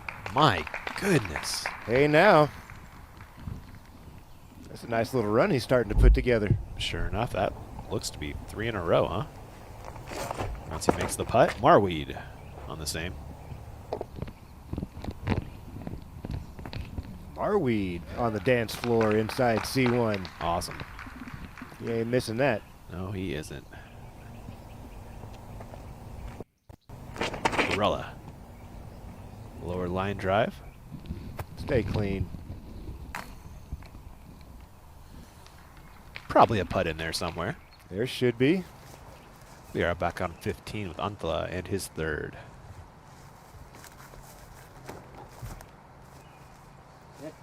Flexing the overstable approach. Did you hear a knock? I didn't hear one, which seems like good news usually. 8-er hold, third shot on 18. Looking for the up and down par. Looks to be pretty routine. Just a little touch here. Nice work from Ezra. Oh, how about that? The third tier, Philo? Don't really see that often on a No. little podium like that. It's a nice drop in. Great touch. For your course and soon to be clubhouse leader, Ezra 8-er hold. Robinson on 15.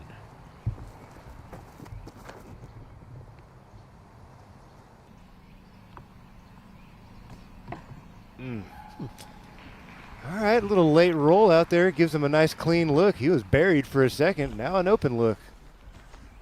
See if Isaac can convert. That will get him to 5. That'd be huge, man. His brother's about to move to 4. Waisaki, second. After a fantastic drive, Philo. Haven't seen many in this position all afternoon long. Center cut fairway, inside 300 feet. Nice little skip there into circle 1 for Rick. So he threw that drive 470 in the woods, Philo. He was on that 300 marker. Wow. Rare air. Yeah. That was exceptional from Rick. really? Nice little moment there between the two champs. Yeah. How far we've come, Philo. That used to never happen. No. Rick used to never talk to Anybody. anyone. No one got a word out of Rick. It was a 3, 2, or 4. Those are the words that Ricky spoke on the course. That's it. Numbers. Yep. Varela chains out, unfortunately.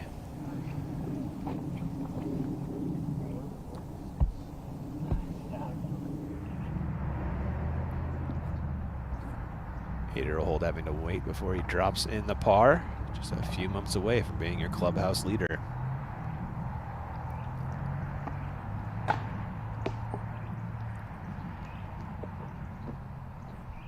I don't know if I'm supposed to mention this or not, but we had our little, pre-show thing that we do, before the show. Not today, but earlier this week. And one part of the conversation was, hey, do you think one of these not world beater guys, one of these guys who doesn't have the resume of world beater could, potentially win this tournament? And I was like, it's definitely possible. And this is one of those guys' names who's definitely in that conversation. Ezra Aderhold, who's one of these dudes been working super hard the last few seasons to really tighten up his game. The talent has always been there for Ezra, the ability to throw the disc, the drive, all that stuff. But now you can tell he's been putting in the work on his game. It's really paying dividends on the golf course.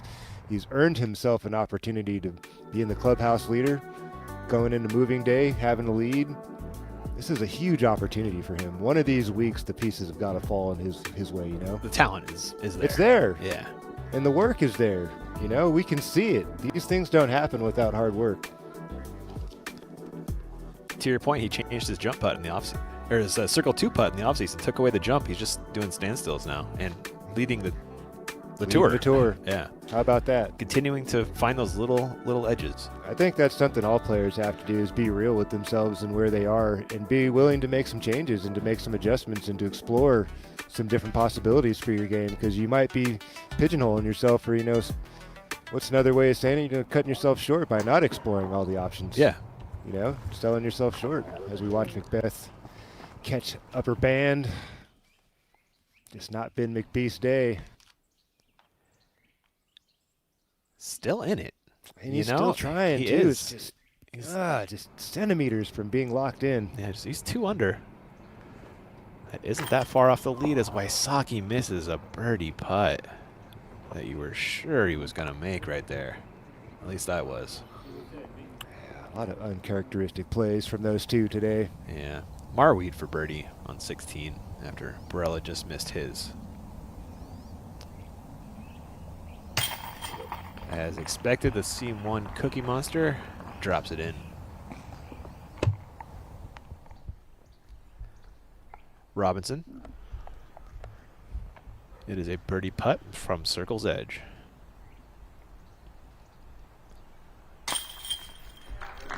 Flies it home. Yeah, that's one heck of a putting motion these Robinson brothers have, man. Speaking of, here's Ezra. Great timing, guys. Production killing it. There's the birdie and 3 in a row for Ezra Robinson. He's just 1 behind his brother at 5. Bogey putt for Antala. Ooh, there was meat on that bogey bone. Implications with that putt. Yeah. Don't want to be over par after a first round. This is rarely seen from Nicholas Antala. Par for Paul. Par for Wysocki.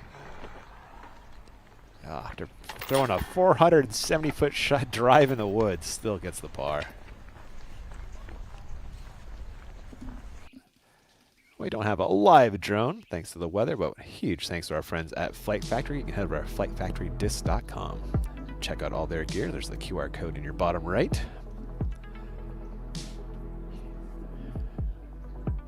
A little too dense for the live drone, but yeah, we got some Cedix earlier in the week.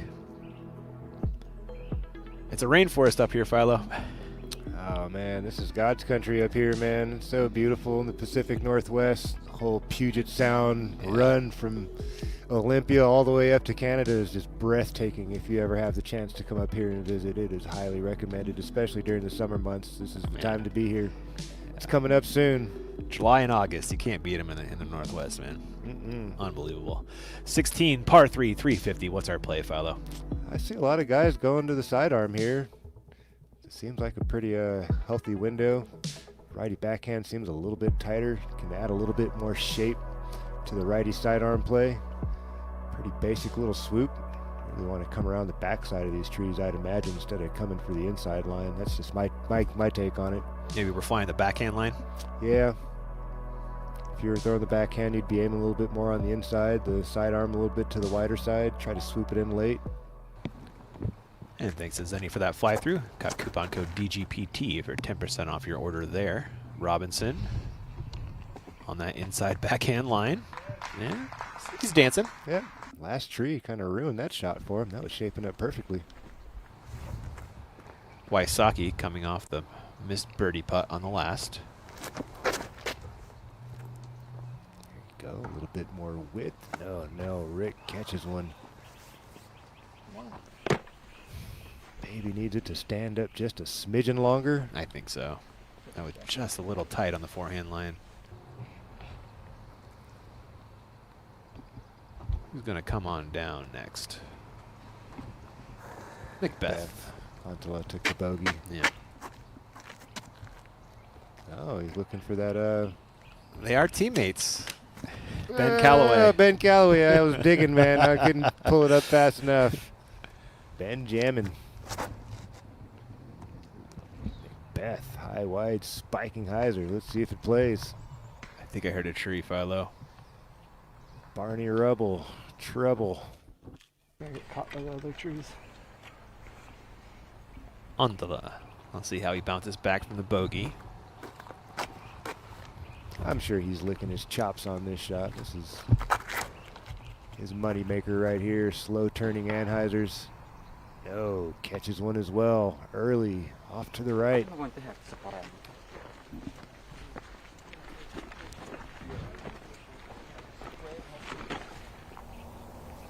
Marweed, 17.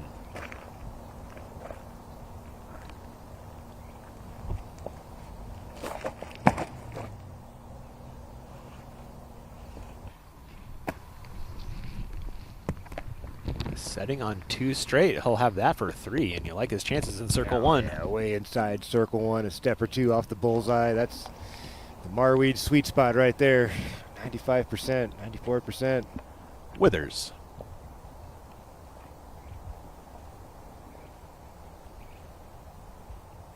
Yeah, he's 94.5%. So.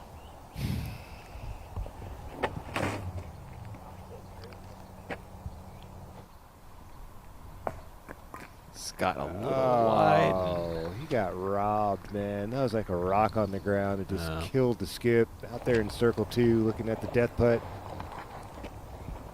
Barilla.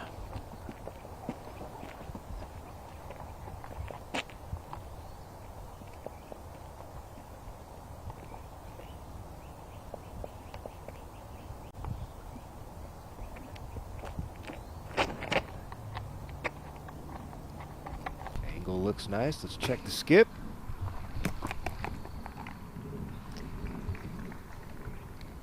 Okay, about pin high for AB. There's a look if he wants it. Looks mildly dangerous from that angle. Depending. Not ideal. Antela.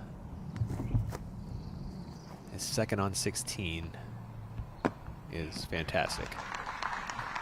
Job done. Get your par, get out of here. That was a heck of a scramble.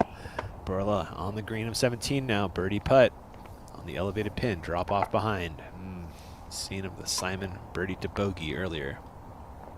About this distance, too. Different angle, though. Different angle, yeah, but equally as dangerous if he air nuggets this thing and misses on the left side. Definitely want to aim for a strong side miss.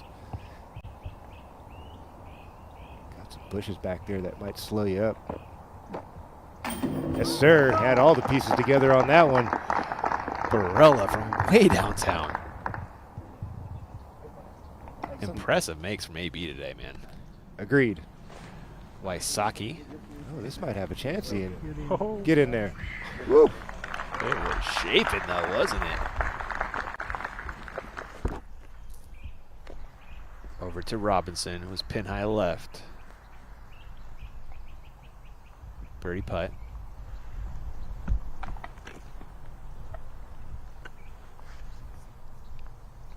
Take a look at how his right knee is kind of locking in that angle, which makes it a lot easier to do what he just did there with the putt. If you start letting your right knee start sliding outwards, it's a whole lot harder. Oh, interesting. So you want to keep it up and down? Keep it pointed where you want the disc to go. Kind of created the angle with his body there. That was Robinson with a gem.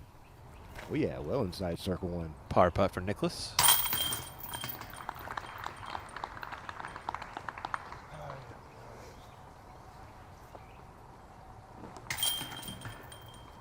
And Macbeth had nothing, just pitched out and dropped in the par. Higher. I just want to go higher.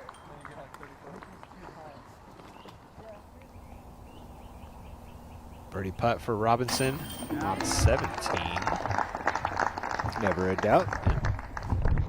Joining his brother at 5, I believe.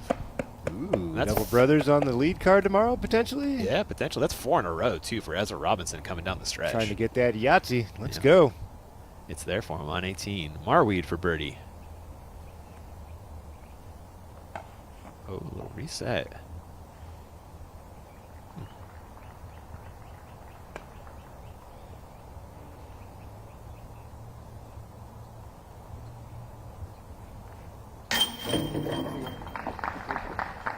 Nice little hat trick there for Marweed, trying to get it to the clubhouse 4 under par. If he could get the 4 in a row with the old ham bone. And you saw the rock that Withers hit on the way in. Smartly pitched up for his drop-in par, as seen there. Your clubhouse leader is Ezra Aderhold. He's also there with our man, Nate Perkins. Take it away, Nate. Aderhold unofficially 1066, rated 7 under par. How'd it feel out there? Felt great. Yeah, this is definitely shot a few strokes better than I had in practice. There's a lot of trees to hit out there, and I missed most of them today. Yeah. So that was really nice. My putting felt really good, which is obviously a huge bonus too. When the wind's down like this in the woods, got to capitalize on the putt. So super happy with 7 down for sure. Well, the tee pads out there, it seemed to be affecting some players quite a bit, and others not so much. How was it for you? Selfishly, I like it. I like slick tee pads. For some reason, I haven't had an issue with that for pretty much my whole career. The Gooseman, who I talk to a lot, he struggles with tee pads. So like, if people struggle with something and it's not a problem for me, it's like I almost want them to be. You know, it's like sounds bad, but it's like I want all the help I can get. So I didn't have any issues with the tee pads. Well, talk to us about the rhythm out there. It seems like that back 9, really starting on hole 11, you just kind of hit a wall, and you know you're going to have to wait. Yeah, I don't know what needs to be done to hopefully speed that up in the future. They're always doing walkout here, so I'm sure they'll try to mitigate that. But yeah, the first like 9, 10 holes, pretty much just smooth sailing, you know, just cruising. And then those like that 3-hole stretch, that's just really difficult. So we had backups and waiting for like 15 minutes at tee box, so that doesn't really help. Struggled a little bit on hole 11. I think the camera showed up. Waited for like 15 minutes, camera showed up, missed a little dinky putt, and then happy to bounce back with a nice birdie on 12, and then got through 13 and kept going from there. Well, Ezra, you're trending in the right direction. Top 10 a couple weeks ago, and then 8th at Champions Cup. What are you going to need to do to close out and get your first Elite Series dub? I'm going to need to have 2 more days of this. You know, obviously, like I know I played really well today, so if I can do that for 2 more days, it's possible to take it down. There's some really good competition out here, and it's woods golf, so it's like it takes a little bit of luck just to hit the lines. You know, you can throw the best shot you can try to, and sometimes not have it walk out. So I'm going to need to play really well, and then you'll get lucky too. It's woods. All right, Ezra, thanks for your time. Congrats on the 7 under par. We'll see you tomorrow. Appreciate it. I like the perspective there from Ezra, Philo. I am 100% on board with it. Antala on 17 after. I like how candid and honest he was. Yeah. I'll take all the help I can get. Yeah. Dang right you will when you're trying to get that first dub. That first one. Tough to open that jar lid, huh? Dude. This climate. Yeah. With these beasts roaming these fairways, man, you'll be lucky to get any wins. Speaking of beast, here he is with his second after the earliest tree available off the tee. That's a good recovery shot, though.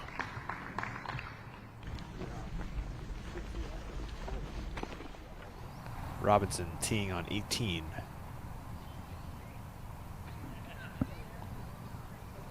Currently tied for 3rd.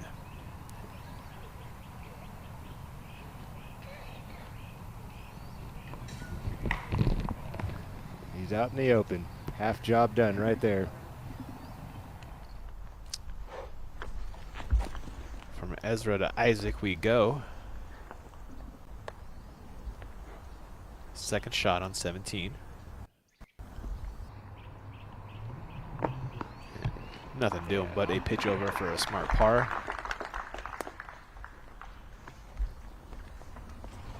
And he did that well. 18 for Marweed.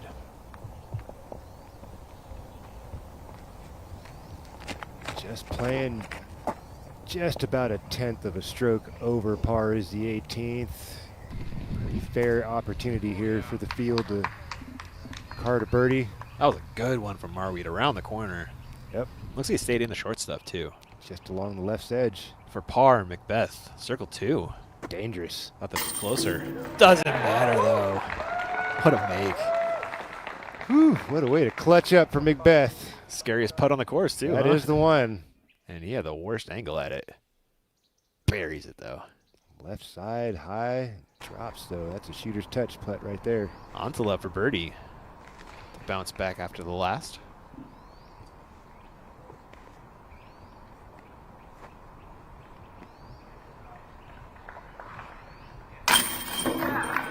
Nicely done from Antela, back under par after that bogey on 15.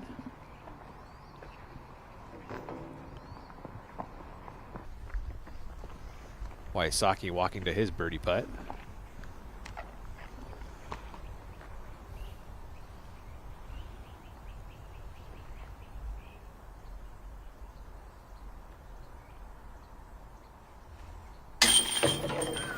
High in the chains for Rick.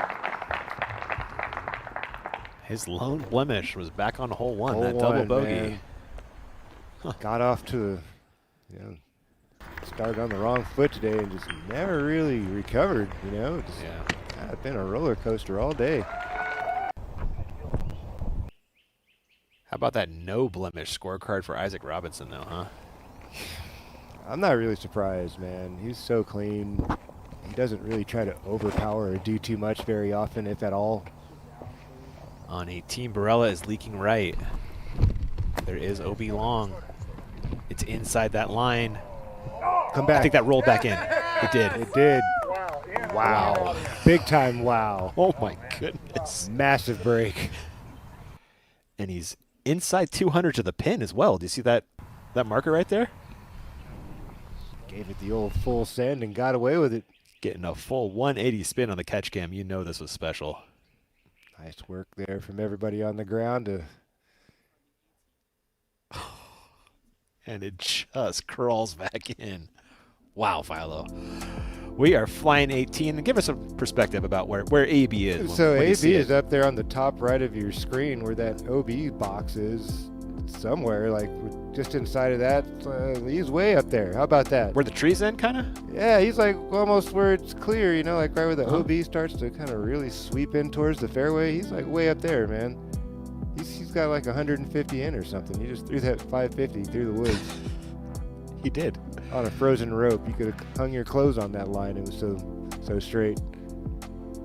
Wow. Yeah, he's just right over there to the right. Little chip shot. Yeah. That guy's incredible. He is one of the most amazing disc golfers to watch. He's had a few throws today that have been like... Yeah. Honestly, my nominee for OTV shot of the day was his eagle early on to get things going. Yeah. I mean, that drive that he unleashed. On 2? Yeah, and then he give himself a 50-footer and knocks it in there all casual like. I mean, come on, guy. Robinson, his second on 18. Flexing back. Barking at it. Looks like he got caught up in the limbs of those trees, knocked him down. Withers, his second. What a drive from Scott.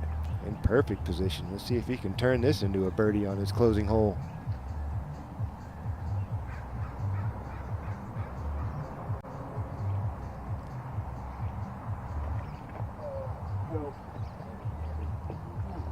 Trying to talk something good into happening. Looks like he squeaked his way inside circle 1. A little shallow and left.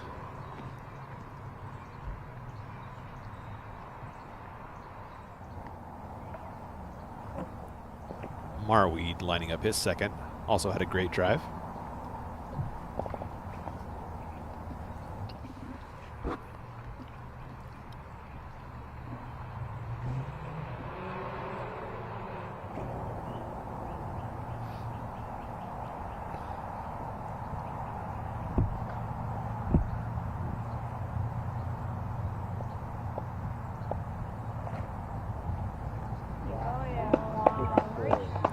Gallery approved by Marweed. Bounces it off the podium. Well inside circle 1. He makes a lot of money there. Is that 4 in a row for Marweed? Yes, sir. If he makes the putt. There's no if about He's that. in He's circle getting that one. ham bone. Yeah. That'll get him to 4 down, too. Yeah, Funny, he even was a little par bit of coming into curve this that's missing the finishing bottom half of the stretch. park. That will get him inside the top 10. He's currently tied for 10th at the moment. He knocks that in. He'll be tied with Gannon I Burr, love what they do with some of the greens. Corey Dolan, Bob Burridge. Good company to be. Perella's second. Past the 200-foot marker.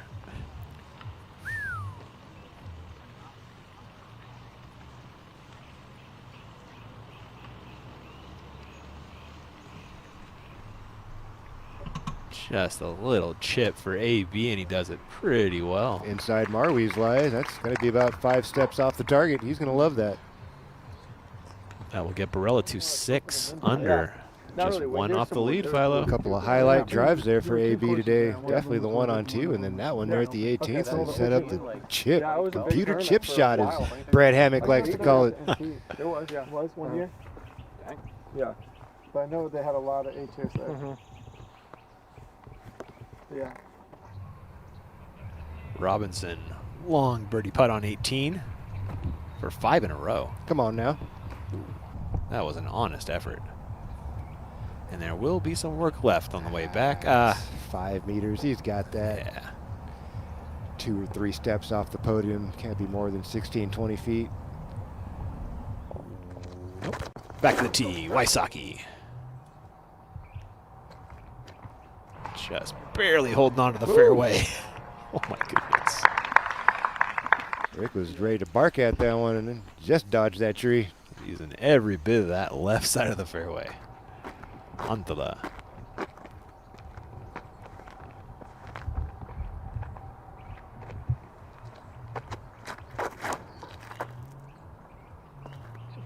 No way.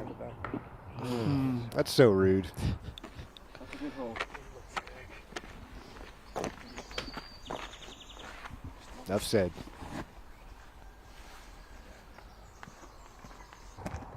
Robinson. Isaac and Ezra both knotted up at 5.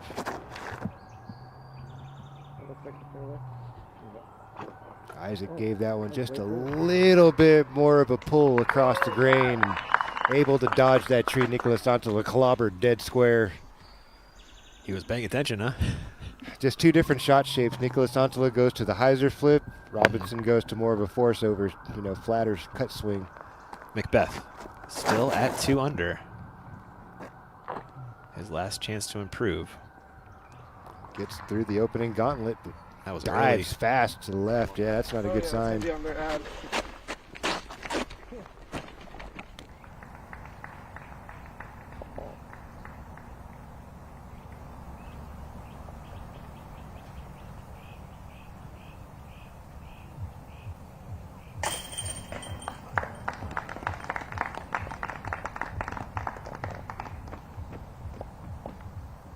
Effort. That man has the clutch gene. Marweed for his birdie. And it's Philo called to get into that top 10. Breaking the tie. Just joining another tie. That's all. Yeah, right. Trading ties.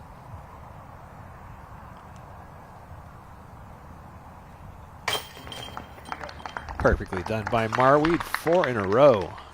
Hadn't seen anybody else do that today. Nice work there from Andrew Marweed to get it to the clubhouse. Kind of just holding it together all day and then exploding at the finish. Yeah, had a little bit of a rocky start himself. Pick up the bogey on the first and bounce back, and then kind of went backwards and level, and then rattles off 4 to finish his day 4 under par. Barella for a share of second, 1 off the lead as he heads into moving day.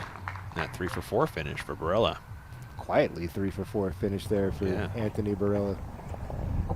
Robinson coming back for par and to maintain his 5 under round.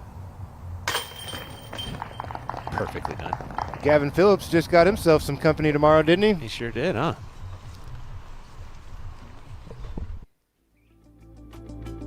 Taking a look at your top 10 after your second feature card gets into the clubhouse.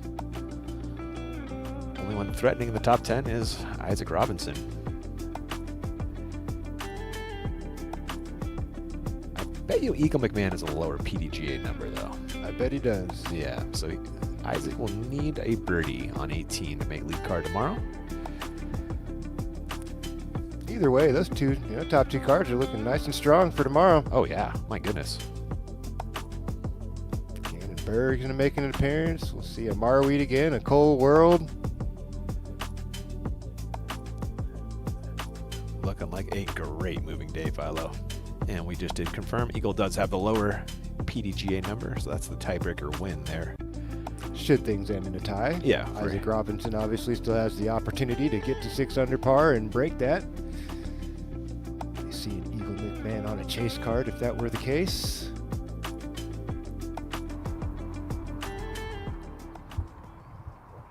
There's Paul Macbeth in the wood. Early left, yeah. He clobbered one and went to the left.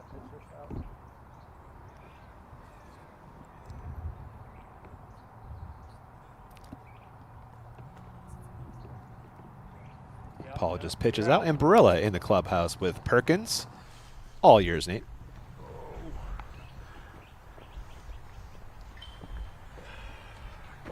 AB unofficially 1059 rated 6 under par. How'd it feel today? Felt really good. I started off 4 for 4 with an eagle on hole 2. Yeah. So after that, I knew that I already had enough birdies, so I just had to damage control from there on out. Well, can you kind of touch on the difficulty out here? It seems like the holes are right there ripe for scoring, but it didn't play that way today. Yeah, it was pretty good weather, but you got to get your birdies on that front 9 once you get to that back 9. Those first 5 holes on the back are just a grind. They're so tough. And then I picked up a couple bogeys going through there and then finished strong on these last couple, going 3 for 4. So it played pretty nice today because it wasn't as windy. It's been super windy all week. Yeah. And the rain kind of held off, so it was just honestly perfect day for being out here in Shelton, Washington. How'd the slick tee pads affect you? I saw it kind of getting in the mind of a few players. Yeah, it's rough because the mud and then the pine needles, they start to stack up, they get under your shoe. So I didn't really have any issues slipping. It was just like the little mist you get on your disc. It just caused you to grip lock every once in a while, but it's just all about damage control and taking those extra couple seconds to focus on these demanding shots out there. Well, it looks like the wind's going to be down tomorrow. You think double digits is in your radar? I don't know. There's so many shots. There's so much that can happen out here. Yeah. I'm just going to play it by ear and just see how it's going. All right, Anthony, thanks for your time. We'll see you tomorrow, man. Thank you. Thank you for that, Perk and Barella.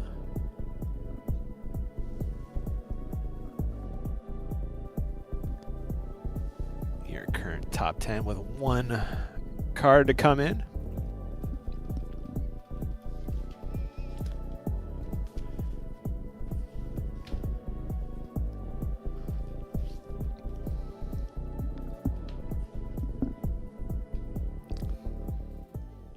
And welcome into the booth. Fun fact, we just hit 200,000 subscribers on the Disc Golf Pro Tour YouTube page. If you're watching on there, thank you guys so much for watching and subscribing. If you haven't subscribed, now would be a good time.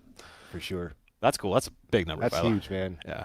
Finally, we're getting somewhere, huh? Seems like it every year. We're just working our way up. Yeah. Here we go. Moving the right direction. Appreciate all you guys. Yeah, appreciate it.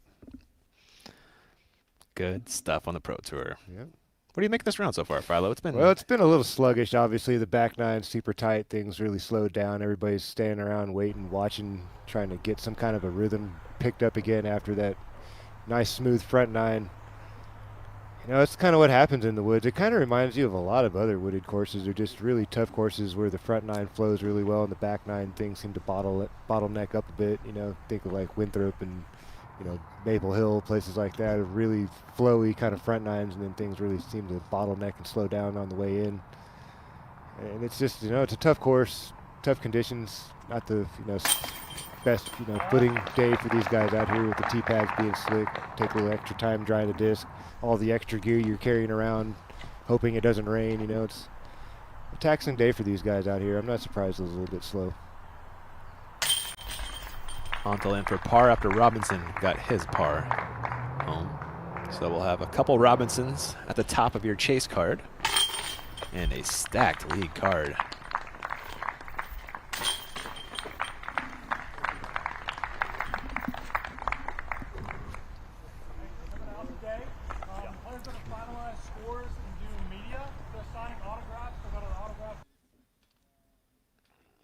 And welcome to the booth, a Great League card. I'd love to get your thoughts on Phillips and what we saw at 8er as well, Philo. Yeah, I mean, we haven't got a full, sample size of Gavin Phillips yet, on the course, but from what we did see of him, I really liked the way that he was shortening up his footwork on the tee pad, really compact but powerful and explosive swing. He did have a couple of putts that slipped through the fingers here and there, but then he really did cover him up with some really nice Circle 2 makes and some testers from Circle's Edge. So I'm looking forward to seeing what he brings on a moving day. We'll get a full, sample size serving of what we're going to see from this guy coming up in the future. But Ezra Aderhold, I'm really stoked for him to have the day that he did. I love that he was so candid in his interview to say, hey, this is what it is. I'll take all the help I can get. I'm fighting for my first tour dub, so it's going to be a grind out there, and I'm really looking forward to see what he's going to bring to the table tomorrow. Because as we look down the leaderboard, all the world beaters are right there behind him, stacked up, including Anthony Barella, who's been just as hungry as anybody the last few seasons. So he's going to have his hands full. We'll see how the weather plays out, how everybody shows up for moving day. It's going to be a busy one. That's for sure. Yeah, that it will. We're going to send it off to one more quick break. On the other side, we'll have the after show. We will see you there.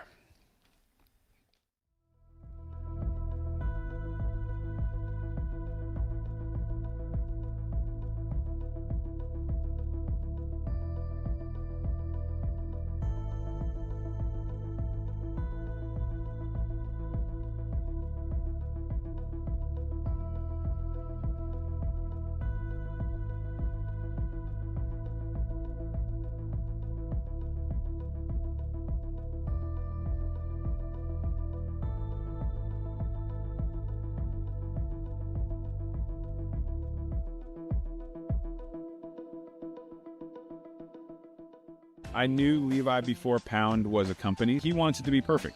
And I think he's the kind of guy that nothing's ever perfect. At this point, I don't think anyone's disputing that it's the best bag ever made. It's the most comfortable bag that I've ever worn. The most tough and well-built and long-lasting thing that I'd ever tried on. My name is Garrett Gerthy, also known as Double G, and I'm the founder of Double G Craft Jerky. Double G Craft Jerky is an awesome snack when you have a hankering on the course. You need a little something to pick you up out there so you can really get after a drive or finish on a putt and capitalize. When you're playing a disc golf round and you're hungry and you don't have a snack on the course, you start to lose focus, you start thinking about what am I going to eat for dinner. With Double G Craft Jerky, that's not a problem. Bend the reality of what a disc can be and discover Ultra Soft plastic. Ultra Soft has the best grip and flex of any plastic Prodigy has ever made. Check out the entire collection today on ProdigyDisc.com or your local retailer. Upgrade your disc golf setup this season. Discraft's fresh lineup of grip EQ bags and the all-new Zuka card give you unbeatable comfort, style, and standout performance. Make this season one to remember at Discraft.com. I sort of proved to myself that I still got it. Whatever is meant to happen with me will happen. And what I want wants me even more. So I just have to be open to receive it. EDGE is a nationally recognized 501c3 charitable organization. What we do is we empower the teachers with complete programming along with the equipment and a standardized curriculum. So you have a one-stop shop for teachers and youth educators. That's really what EDGE is. It makes everything simple for the teacher to get involved with disc golf. If we want disc golf to be recognized, we need to introduce disc golf to the youth. And if nothing else, they've got a healthy game that they can enjoy with their families throughout the rest of their lives. Your membership dollars have a huge impact on the growth of the game of disc golf. The PDGA uses membership dollars to provide and aid disc golf as it spreads across the globe. From tools like the PDGA app and Tournament Manager, services like the TD Helpline, and grant programs that support the growth of disc golf globally. Your active membership also brings you access to select member benefits, including free and discounted access to the Disc Golf Network. So sign up today, and we'll see you out on the course. Legends built it. The next generation is elevating it. The most dominant team in disc golf history just got deeper. World champions, record breakers, the future of the game, united under one banner. This isn't just competition, it's a legacy in motion. This is the next chapter. Discraft, built for flight.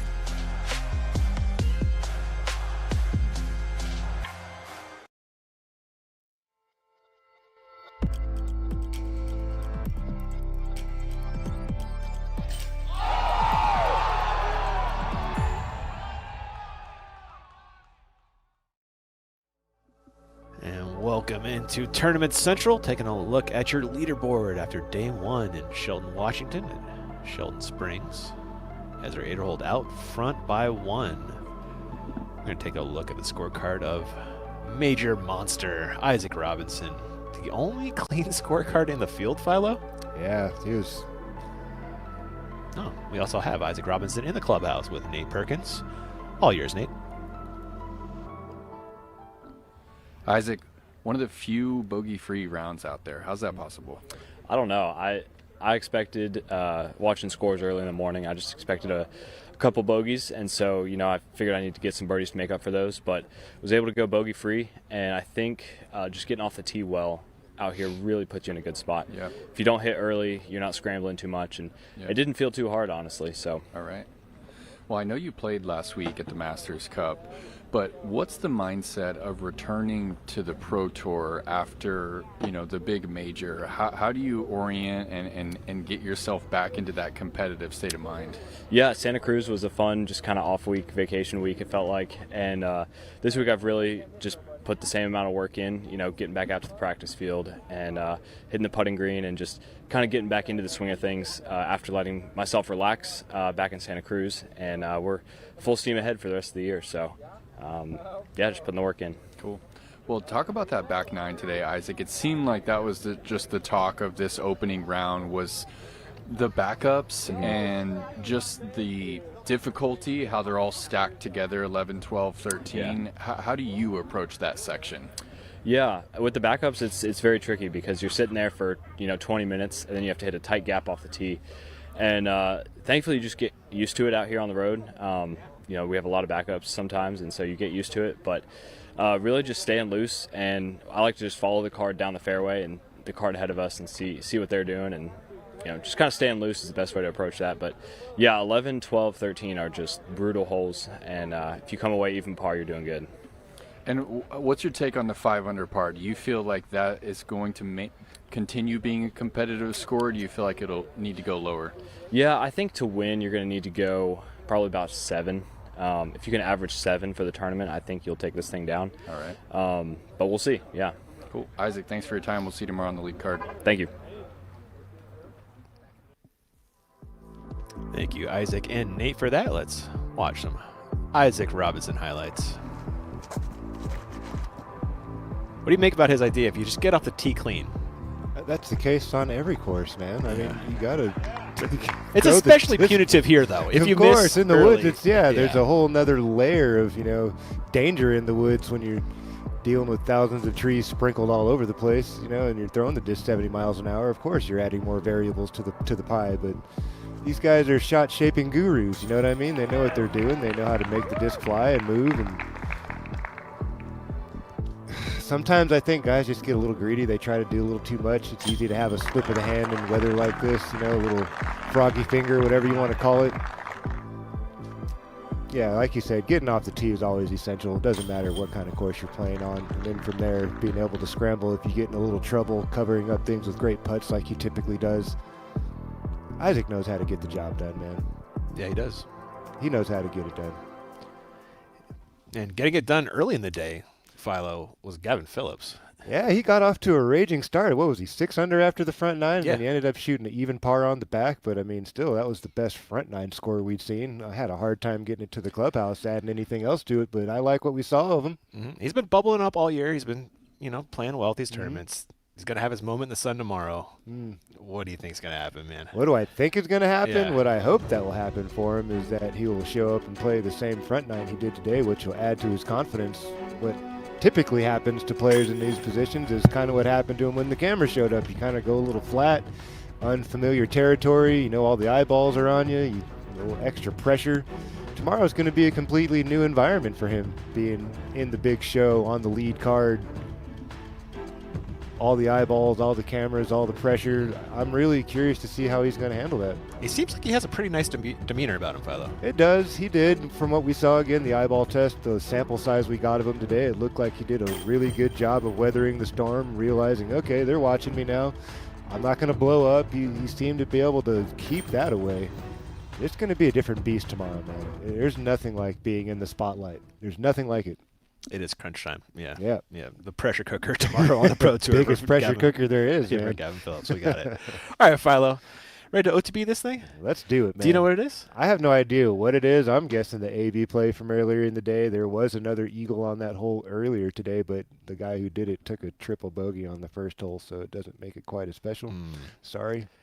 But, you know, I mean, there was a lot of great plays this afternoon. I really liked the play from Anthony Barella early on for eagle. It seemed like the whole pace of the course really hit the wall after the 9th hole, and nothing really amazing transpired to me in there. A lot of solid plays, some good plays from Ezra Aderhold to get himself to the top of the leaderboard. Some really good things, but nothing that was stand out like, wow, that was awesome. Okay. I was going to pick Ezra's birdie putt on 12. It's a good separator. That was a good one. Kind of kept him going, but. And that was a nice bounce back after that air nugget on 11 from inside circle 1 that barely got to the lock. Probably not quite as exciting as the eagle, but, you know, we'll see what production goes with, you know. You never know. That's why we watch. Marky, fire off that OTB shot of the day. What do you got for us, buddy?